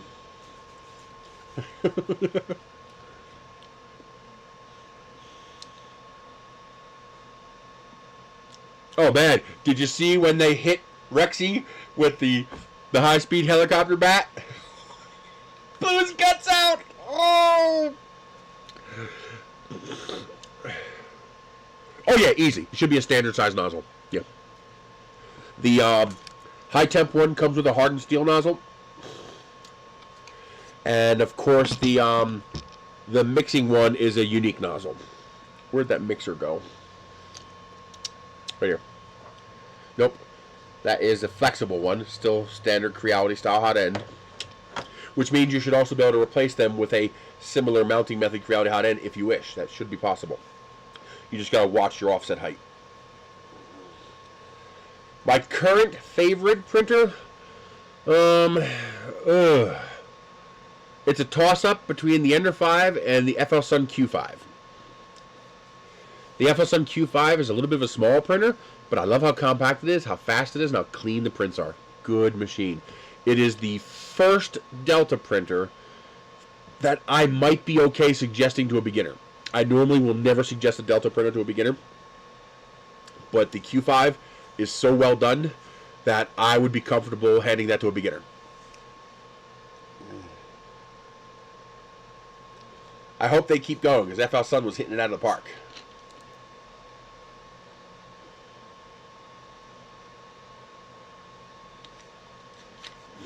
My favorite SLA printer is the new longer triple 4K. That thing is making prints that are out of this world. Love it. It's super fast. It's so far been completely reliable. I've had no issues with it. And the resolution is just out of this world. I love that machine. Otherwise, if you want an affordable but high quality machine, look at the Frozen Sonic Mini. Frozen Sonic Mini is also really, really good. For a general production machine, of course, you can't go wrong with Eligo, you can't go wrong with Anycubic, and you can't go wrong even with the Creality Hallett series printers. They're also working very good. The only time I ever had resin odor issues is when I used Wanhao resin, which is why I don't buy Wanhao resin, because it stinks! I mean, it fills the house with the stink. But most modern resins, keep in mind that was several years ago, so they might not stink anymore. But most modern resins don't have that bad an odor, especially once you put the cover on. Keeps the odor inside. Most of them I would call pretty mild. Obviously, if you're working in a small 8x10 room that doesn't have any ventilation, you might want to do something about that. I live in a very open space with lots of ventilation.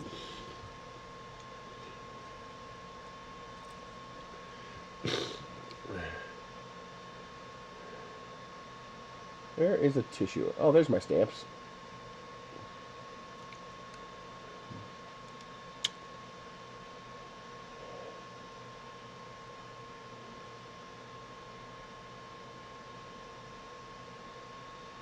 Now we're printing the shaft.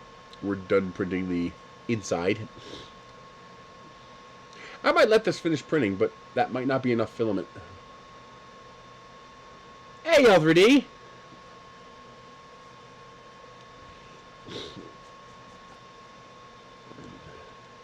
Resin vapor adhering to the walls and causing discoloring? No. I've never seen that. Definitely worth it, Fragger. It's a lot of fun. Treat it like a tool and not a primary printer, meaning I use it for the prints that require it. It's like having an extra tool in your arsenal. It's nice to have. And they're very affordable. Just make sure you get a monochrome screen only. Do not buy an RGB. I don't care how cheap it is.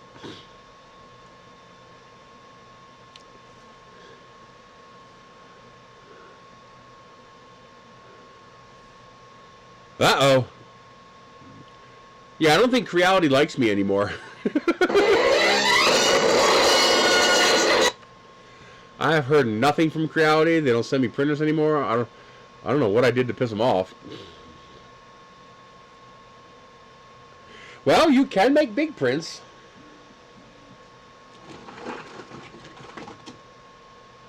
I mean, I am printing this dragon on my longer resin printer, and it's not a big one like the Mono X. I'm printing that bad boy.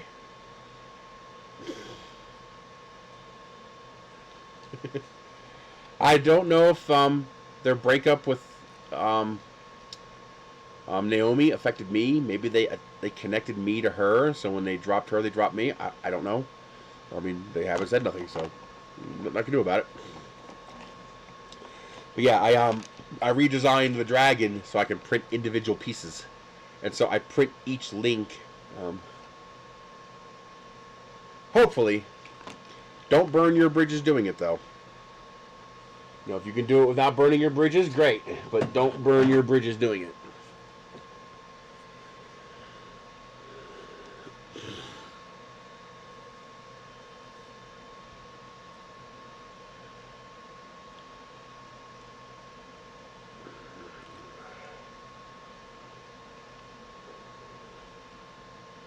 No, I'm good PR for them because they make good machines. And that's the only reason why. If they didn't make good machines, they wouldn't want to work with me. As long as they keep making good hardware, I'll keep promoting them. My objective is for you guys to get the best experience possible. And you're not going to get that if I promote garbage to you.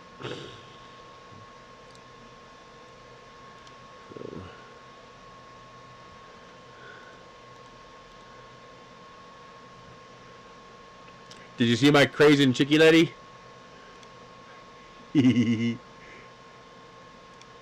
I saw that sign on Amazon and I just had to have it. There was just no question. I was like, I need that.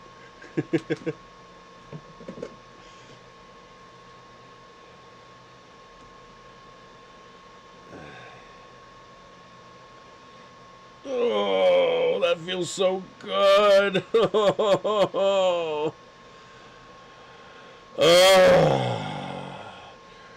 They didn't drop her. They just didn't renew her contract. There was no animosity or anything, I don't think. They just didn't renew her contract. You know, she was being paid. I know she has to make a living. She has to survive. So she had to, when they weren't going to renew her contract, she had to move on to where she can get paid. Oh my God, that felt so good.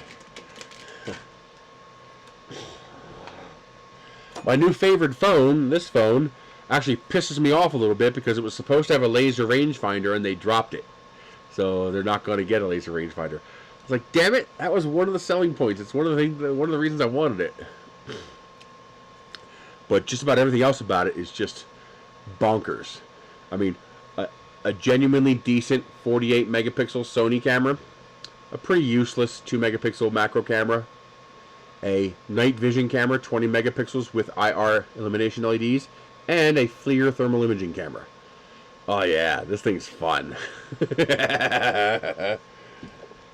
Oh, and a 3.5 watt speaker. Oh, and the legit flashlight. So when I turn on the flashlight, it's a legit flashlight.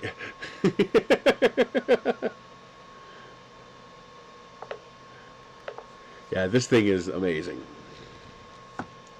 And the Snapdragon processor means it actually feels like a flagship phone. It doesn't lag or slow down like most of the other, glitchy phones do. Like, where'd they go? I don't even know where I put them. Oh, right here. Like this one here. This one is the H3. It has the night vision camera, but not the FLIR camera. And but you know, it's got that little lag here and there where it slows down a little bit. This is the AGM Glory G1. I'll get you a link for it.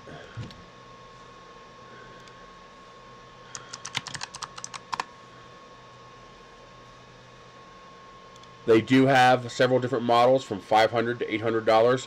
Obviously, I suggest the $800 one because that one has the FLIR thermal camera that you really want.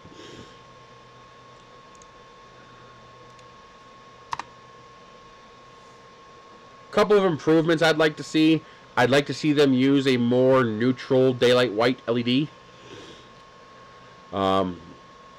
Nice. The T-Rex arms, I love that. And because the problem is, even though this is a very bright torch, it's not going to be as effective when it's wet because bluish light gets absorbed by water. So I'd like to see a more neutral daylight white LED there. Also, this speaker needs improvement. It's not loud enough. This speaker is crazy loud, but this one is not loud enough. So if they can do it in software, they need to jack up the power going to that speaker, or they need to put a bigger speaker in there. And the other thing that well, of course I want my laser rangefinder, but I don't think that's coming. What was the other thing that I thought? I think that's about it. I think this is the only improvement. Oh, a better macro camera. I mean, 2 megapixel, really? What's the point of macro if it's only 2 megapixels? Either give me a decent megapixel macro camera or throw a 10x zoom camera in there. Throw a second 48 megapixel Sony sensor in there with a 10x zoom lens in front of it. Yeah, I'd like that. Oh, and I'd also like to see a little bumper here so that when you lay it down, you're not laying the phone itself onto the surface. So a little bumper to keep that from scraping the surface. Otherwise, fantastic. I got almost no complaints. It works great. An IR blaster would be amazing. It would probably cost them nothing to add it, so we can use it as a remote control. That would be amazing. I mean, I wonder if they can use those LEDs. I wonder if they can hack those LEDs to work as a remote control. That might work. If it's the same nanometer bandwidth. Ooh. Yeah, but it's not really 100 megapixels. It's kind of useless. Even to 48 megapixels is really kind of useless because the sensor's too small. The cross pixel noise is just crazy. It's not called the triple 4K. It's just called the longer 3D 4K. I call it triple 4K because it actually is. So here is the link to the longer machine. If you notice, it's 6480 by 3840. Well, 4K UHD is 3840 by 2160, and that's exactly 3 times that. This is almost an 8K printer. It's 75% of the way to an 8K printer. So you could call it a 6K printer. Yeah, a 6 or 7K. It's 25 megapixels versus 4K's 8 megapixels versus 8K's 33 megapixels. So they call it 4K, but in reality, make sure you get the mono. Make sure you click that link, get the mono. $649. And do they have it on Amazon?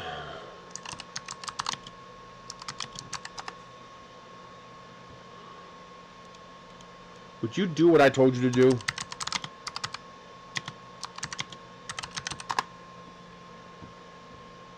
No. I don't see it on Amazon yet.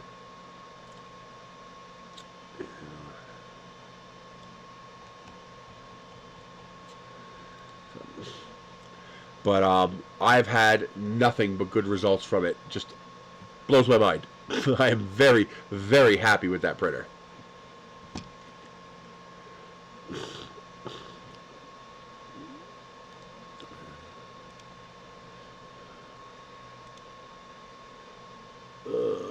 What is all this?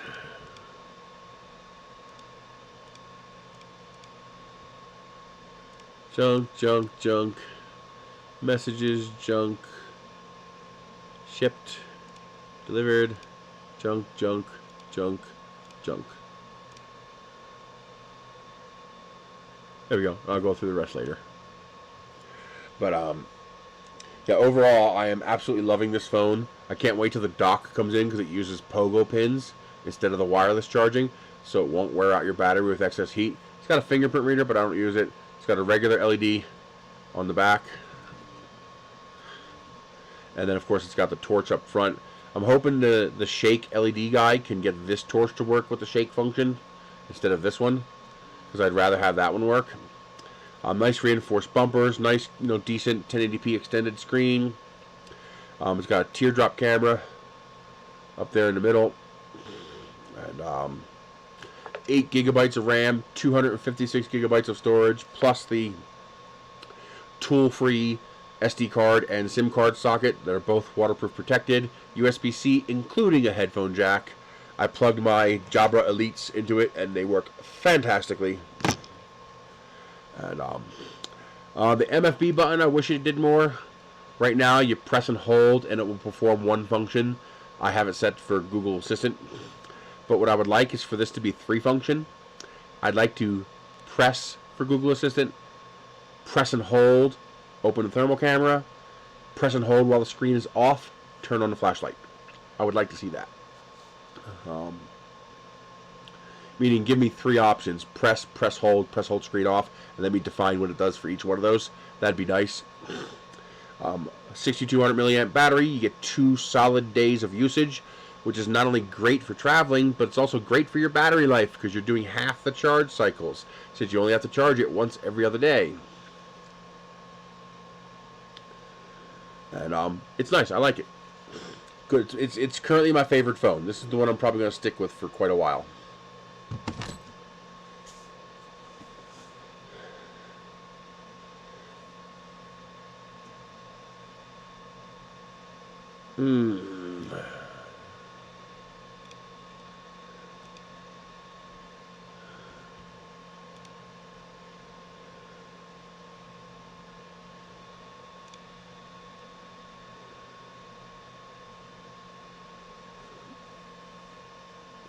If there's a coupon, post it.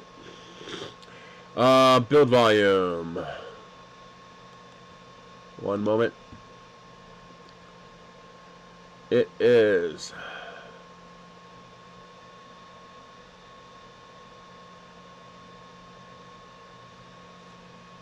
Oh, I have the Ray 5 coming in too. It's a laser cutter with a screen. Nice. About time. Let's see. What is the resolution? It's a 5.5 inch screen.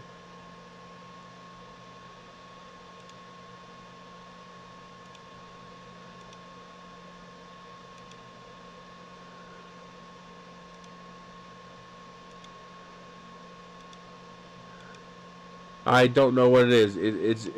It's bigger than most, but it's relatively standard. It's not like some crazy build volume. Where is there? Oh, here it is. 120 by 68 by 190 millimeters. 4.7 inches by 2.7 inches by 7.48 inches. So, normal size. Maybe slightly larger than normal, but basically normal. And keep in mind, you've got 3 times 4K UHD resolution in that space. Very, very high resolution. Like, the prints are ridiculously clean.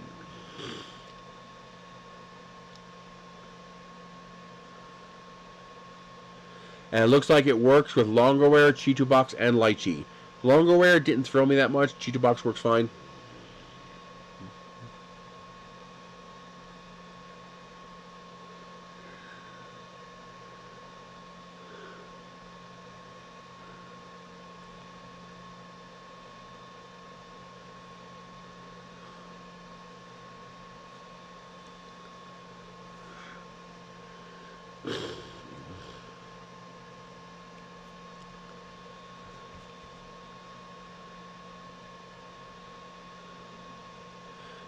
I think, yeah, you can buy it off their site. It's not available on Amazon yet, but you can buy it from them. And it looks like they do have U.S. shipping. Obviously, you want to pay the $200 extra for the mono screen. You do not want the RGB screen. Trust me, stay away from RGB screens.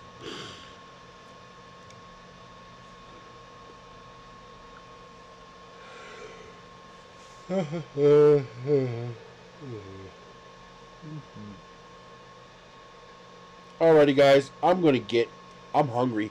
I'm really, really hungry. I want to make some dinner.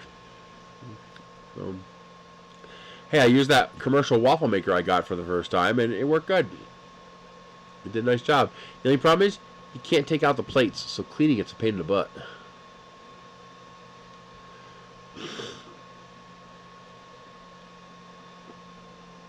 Hey, we're finally starting to get the threads. I think I'm just going to let it print it, because I think it'd be kind of cool to have a big giant deck screw.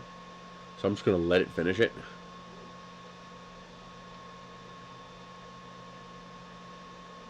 Well, however long it takes, just let it run. Assuming that's enough plastic. I mean, it gets thinner as it goes up, but I don't know how much plastic it's going to take. Assuming that was a 100-gram sample.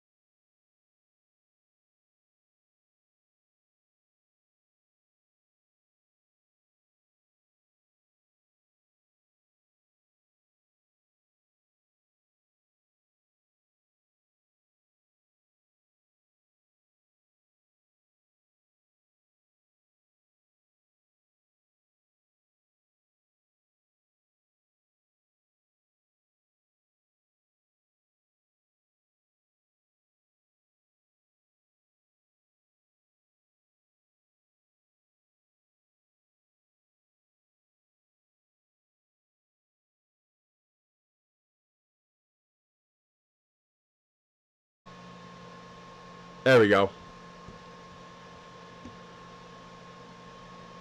Oh, I looked up deck screw, and it called that a deck screw.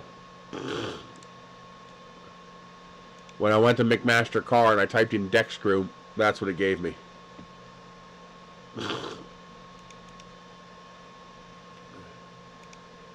Would you stop it? What the hell is your problem? Jesus. Go to hell away. Here's the Anycubic mono for 180 bucks. Like I said, these printers are cheap now. They're just not very expensive.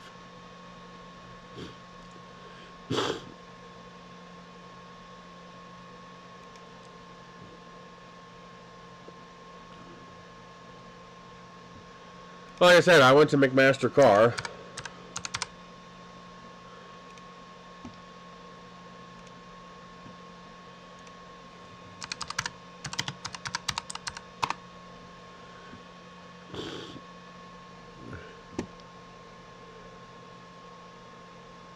When I went to McMaster Car, I just typed in deck screw, and this is what came up. That was the first one. So I just grabbed that. I don't remember which one I grabbed. I have no idea what length one I grabbed, but if you just pick one of these, you can download a 3D SolidWorks file, and then there's a program that'll convert that into an STL.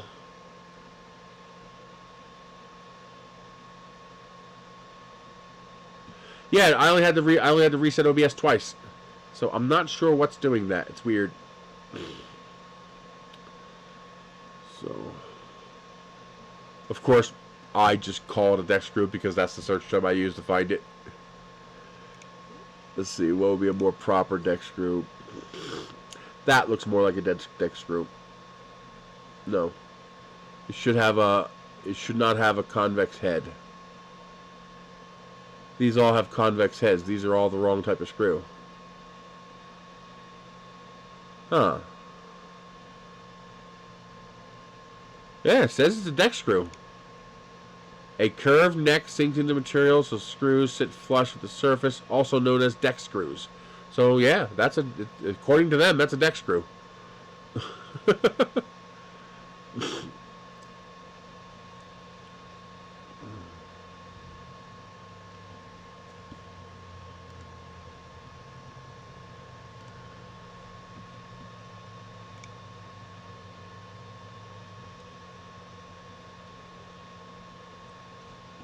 I see some what might be light banding. That could just be the filament.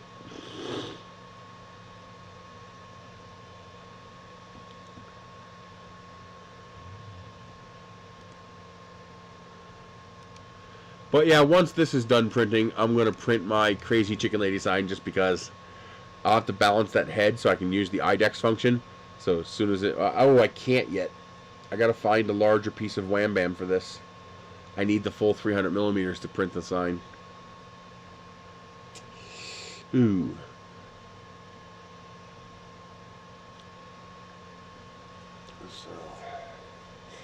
But yeah, from what I can gather, all the improvements needed are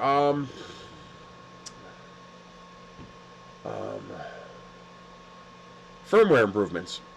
The hardware seems fine. So far, I don't see any major issue with the hardware.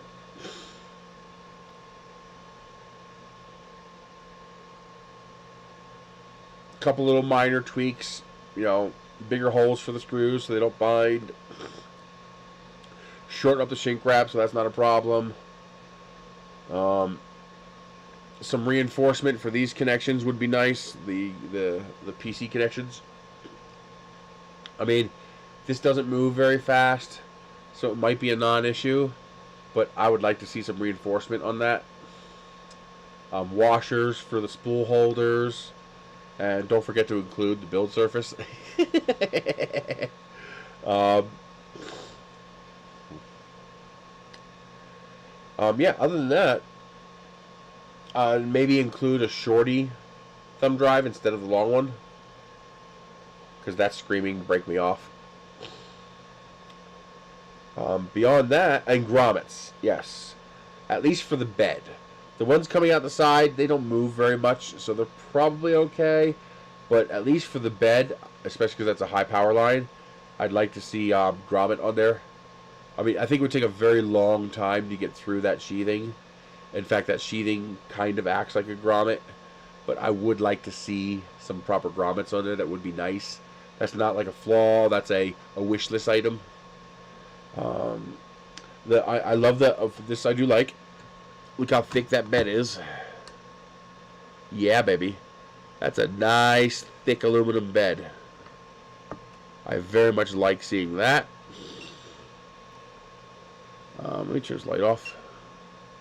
Nope, it needs it.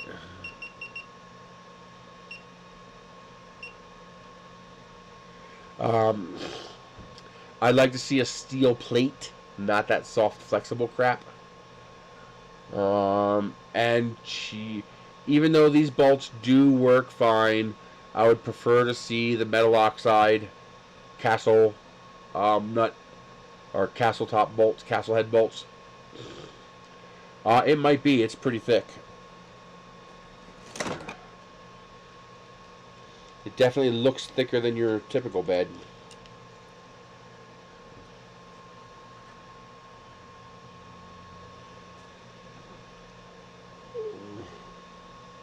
No, actually it's not. It's only 3mm. But it sure looks thicker, doesn't it? I mean, that sure looks thicker than 3mm, but it's only 3mm. I'm surprised. I'm actually really surprised. Because it looks thick.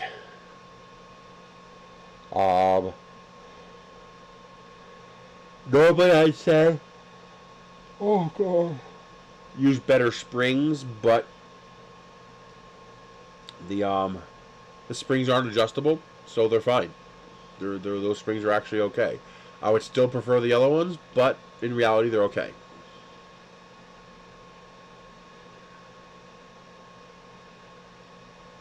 Oh really? A bunny eating rabbit?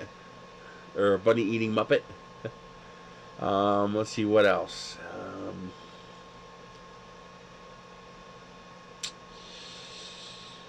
I can't think of anything else. I mean, some way of keeping these cords happy.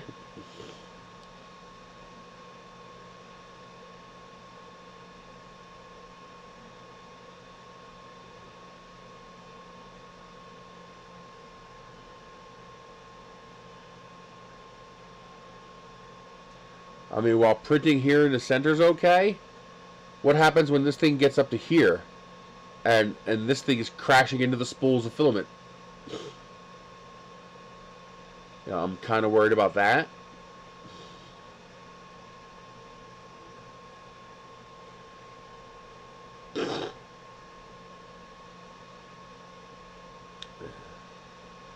Guess the only solution is to try it and see what happens. But otherwise, quality control looks excellent. The materials choices are excellent. With the exception of the screws in the bottom, which tended to strip because the holes weren't aligned. With the exception of those, all the screws turned in finger tight without a problem. Yeah, we're closing up. We're getting ready to get. The bed appears to be pretty flat. I love the green-red lights, so to confirm when it's working. I would like to see this be a little thicker, the main beam here, but the reality is it's probably thick enough. So it's probably a non-issue. 20 by 40s is fine, 10 by 10 is fine, or 20 by 20 is fine up there. So far, no wobble. I didn't notice any. I mean, so far it feels solid. Linear rail tends to be that way. I didn't check the bed. Nope, bed's solid. So the eccentrics don't need adjustment. Nice wide footprint. Tension adjustment is nice. It's there, but it's not in your face, so people aren't going to be tempted to just sit there and keep tightening it, which you don't want them doing because they tend to over-tighten. So I do like the tension adjustment that they used. I can't think of anything else. Overall, they did a decent job. Now comes, I'm going to start playing with the videos and instructions it comes with, because one, I'll probably need it, but number two, I'll be able to see how decent it is. I want to see them keep going with that, because that's a game changer. Firmware needs big improvements. Way too slow, not enough options, no way to back out of options. So for example, when the filament wasn't present, it had to go through a full filament change process, which is a pain in the ass. All I wanted to do was hit continue, but there was no continue option. So add more out paths, more adjustments while printing. You need a Z offset adjustment. You need a live Z offset adjustment. And whatever Z offset you do should do both, as well as independent. Although with this kind of a machine, once you have the Z offset set, you should not have to change it again. So that might be superfluous, but I do want to see the option to change feed rate, and I do want to see the option to change flow rate from the printer screen.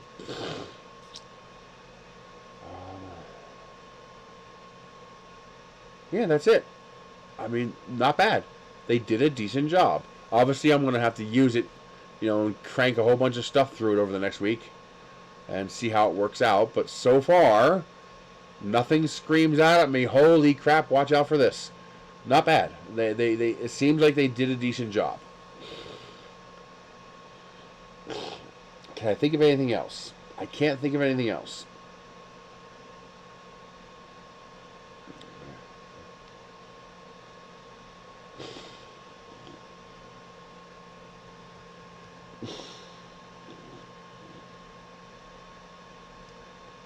I would really like to see them update the hardware to allow me to use dual mixing head feeders. That would allow 4-color printing. If at all possible, allow Idex, or not Idex, but dual head. You know, well, that is Idex. With at least, you know, a single head and a mixing head, so I could do 3 colors. That'd be really, really nice to have. And a twin mixing color Idex mode would be pretty fucking awesome. So I can print 2 color parts in mirror or duplication mode. That would be awesome. That would be seriously awesome.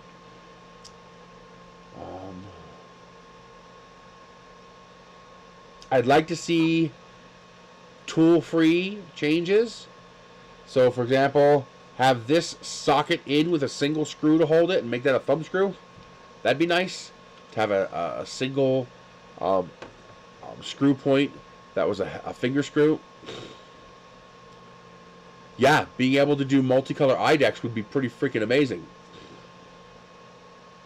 Meaning multicolor Idex in duplication and mirror mode. That'd be pretty cool. Yeah. Decent screen. It's large enough. No problem with that. Let's see what kind of heat we're getting out of this. That felt pretty warm.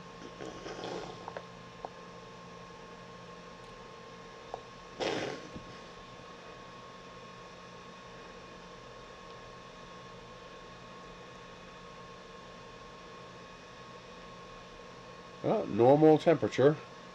Hey, that bed is pretty evenly heated. I mean, that looks pretty darn even.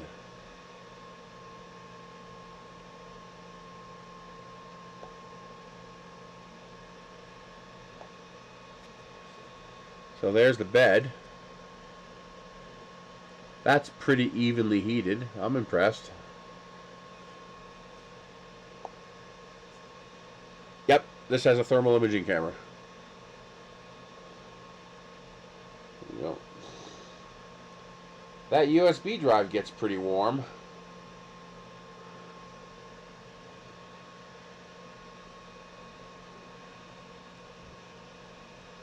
Stepper motors are staying pretty cool. They're not getting hot at all. Not bad. Yeah, not bad. You can definitely see the heat from the heat block inside there.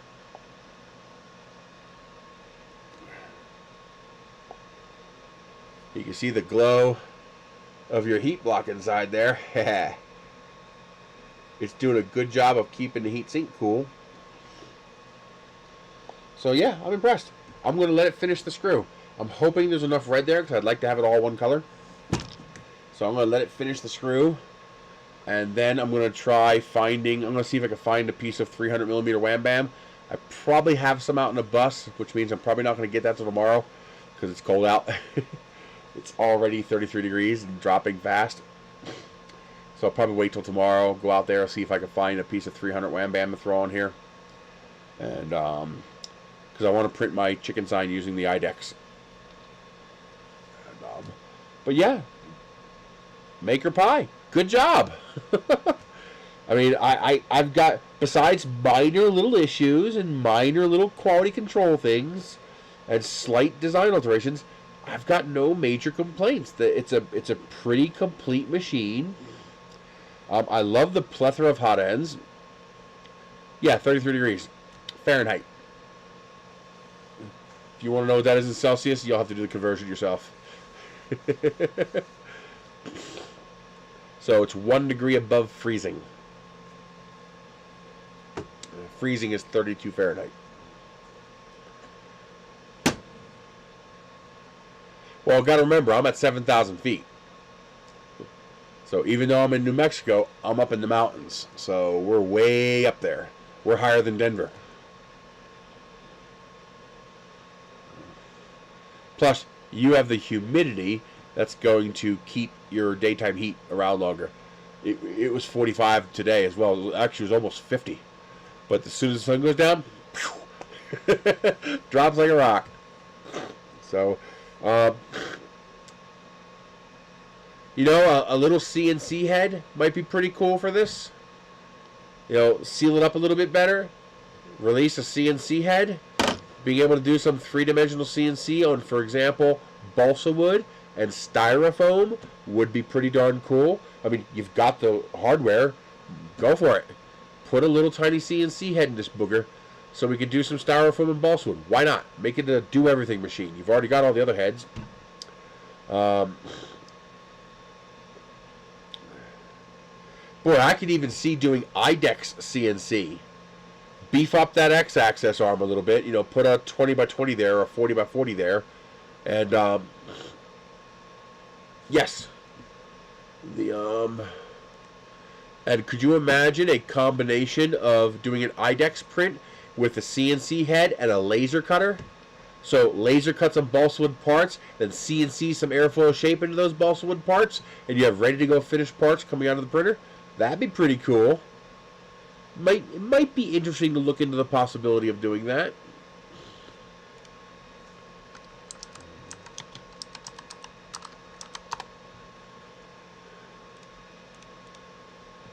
It's 5G. It's a Snapdragon 480 processor, so it's no slouch.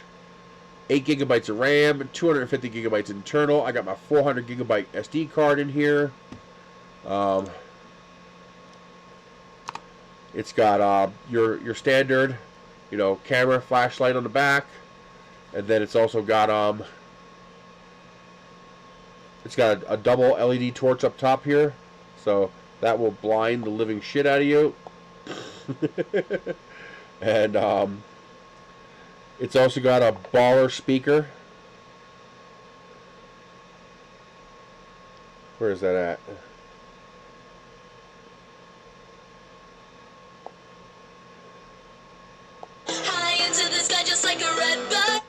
So it's got a real big speaker. That was at 75%. It's got a 3.5 watt speaker built in. It not only does it have the FLIR camera, it also has a night vision camera. So it's got the black and white 20 megapixel camera with the IR LEDs, so it'll light up your entire goddamn yard in pitch darkness. That's very cool. And a macro camera, but it's only 2 megapixels, so it's kind of useless. Decent screen, you know, water drop screen with the teardrop camera. It's nice. They did a damn good job. I mean, it's got, I think it's got all 3 satellite systems in it.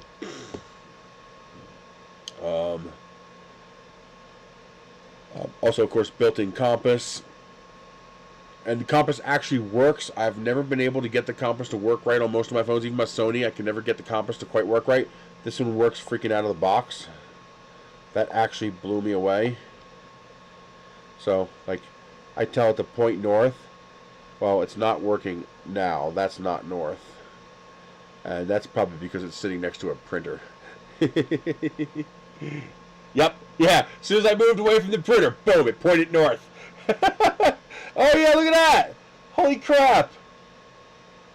Like here, I'm getting good compass reading.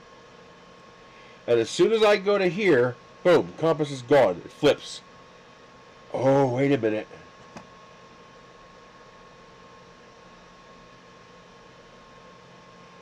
I wonder if it's this. Nope, it's not the flashlight. It's got to be the printer.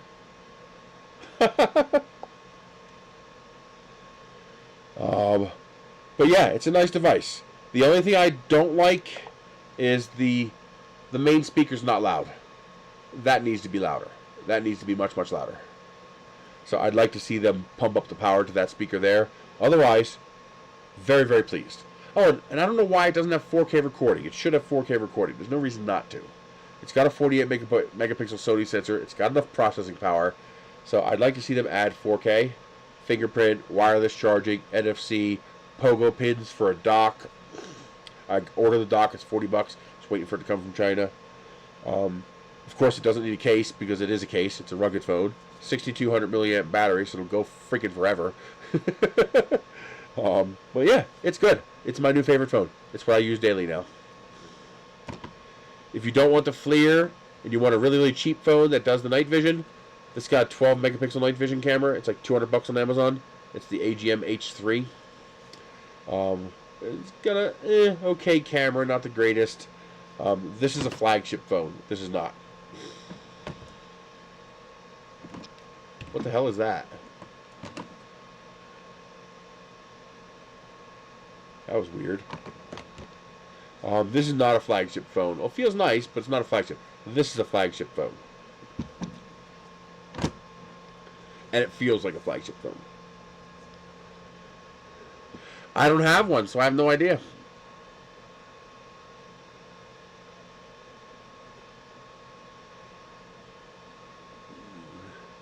I don't have the Creality Smart Printer. The CR10 Smart? I never got one.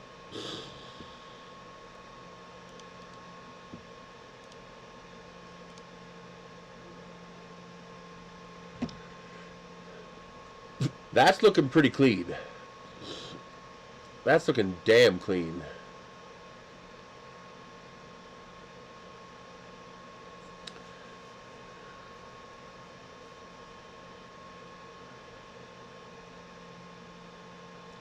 Yep, all we need is a firmware update to make this thing faster, because it's way too slow. But that's it. I'm going to see you guys later. I will see you guys next week. We might be working on this again next week. Maybe we'll play with the other heads. You know, go through the process of swapping. And, oh, this one doesn't have the homing sensor. Interesting.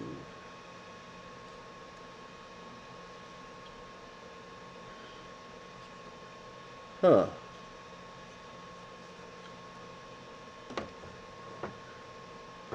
Oh, I thought they liked my feedback, but lately I've gotten nothing from them. Ever since Naomi left, no contact whatsoever.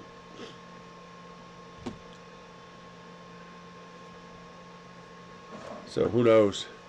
I do want to play with the mixing head, and I definitely want to play with the high temperature head. Oh, I badly want to play with the high temperature head.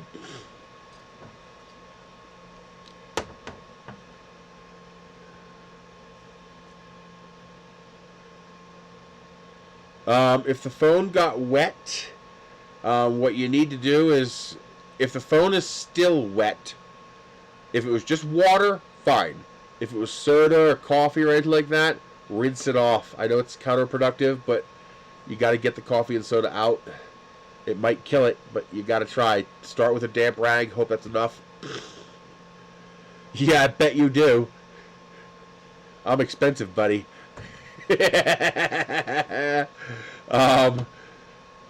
But then you literally take a Ziploc bag, fill it with rice, drop the phone in there, and let it sit for several days. You got to absorb all the water out of it. You got to get the water out of it, because the water is going to begin corroding all the little tiny contacts. Once you have the water out of it, try it. See if you get lucky. If it has a removable battery, remove the battery. That's the biggest thing you can do, is remove the battery, because it stops power from flowing through electrolyzing connections. But most phones today don't have that. So, oh, that's the other thing. Waterproof to 1.5 meters. So, this is not bothered by getting wet. Oh, by the way, it's a brick. This thing is thick as fuck. Okay? It is heavy. It's a brick. So if you do not like big, giant, heavy phones with 6.5-inch screens, you ain't gonna like this. I have giant hands, so I don't mind giant phones. If it's just a little bit of water, just shake it out and put it in some rice overnight. You'll probably be okay. If it got soaked, you'll find out when you take it out of the rice after a couple days. But yeah, electronics and water don't get along. Alright, I will see you guys next week. Thank you very much for joining into my stream. I appreciate it so much. Thank you to those who use my affiliate links. When you use those links, I make money, and that's how I make my money. Thank you to my patrons who support me. You guys are absolutely mind-bogglingly crazy. Without you, I'd be screwed. And that's it. As an Amazon associate, I earn for qualified purchases. Required wording by Amazon. Oh my god. I'm going to make something to eat, and I think I'm going to go to bed. This is an 8-hour live stream. I'm going to have to make a short video for this on Sunday, I think, because no one's going to rewatch an 8-hour stream. So, I will see you all later. See you guys next week.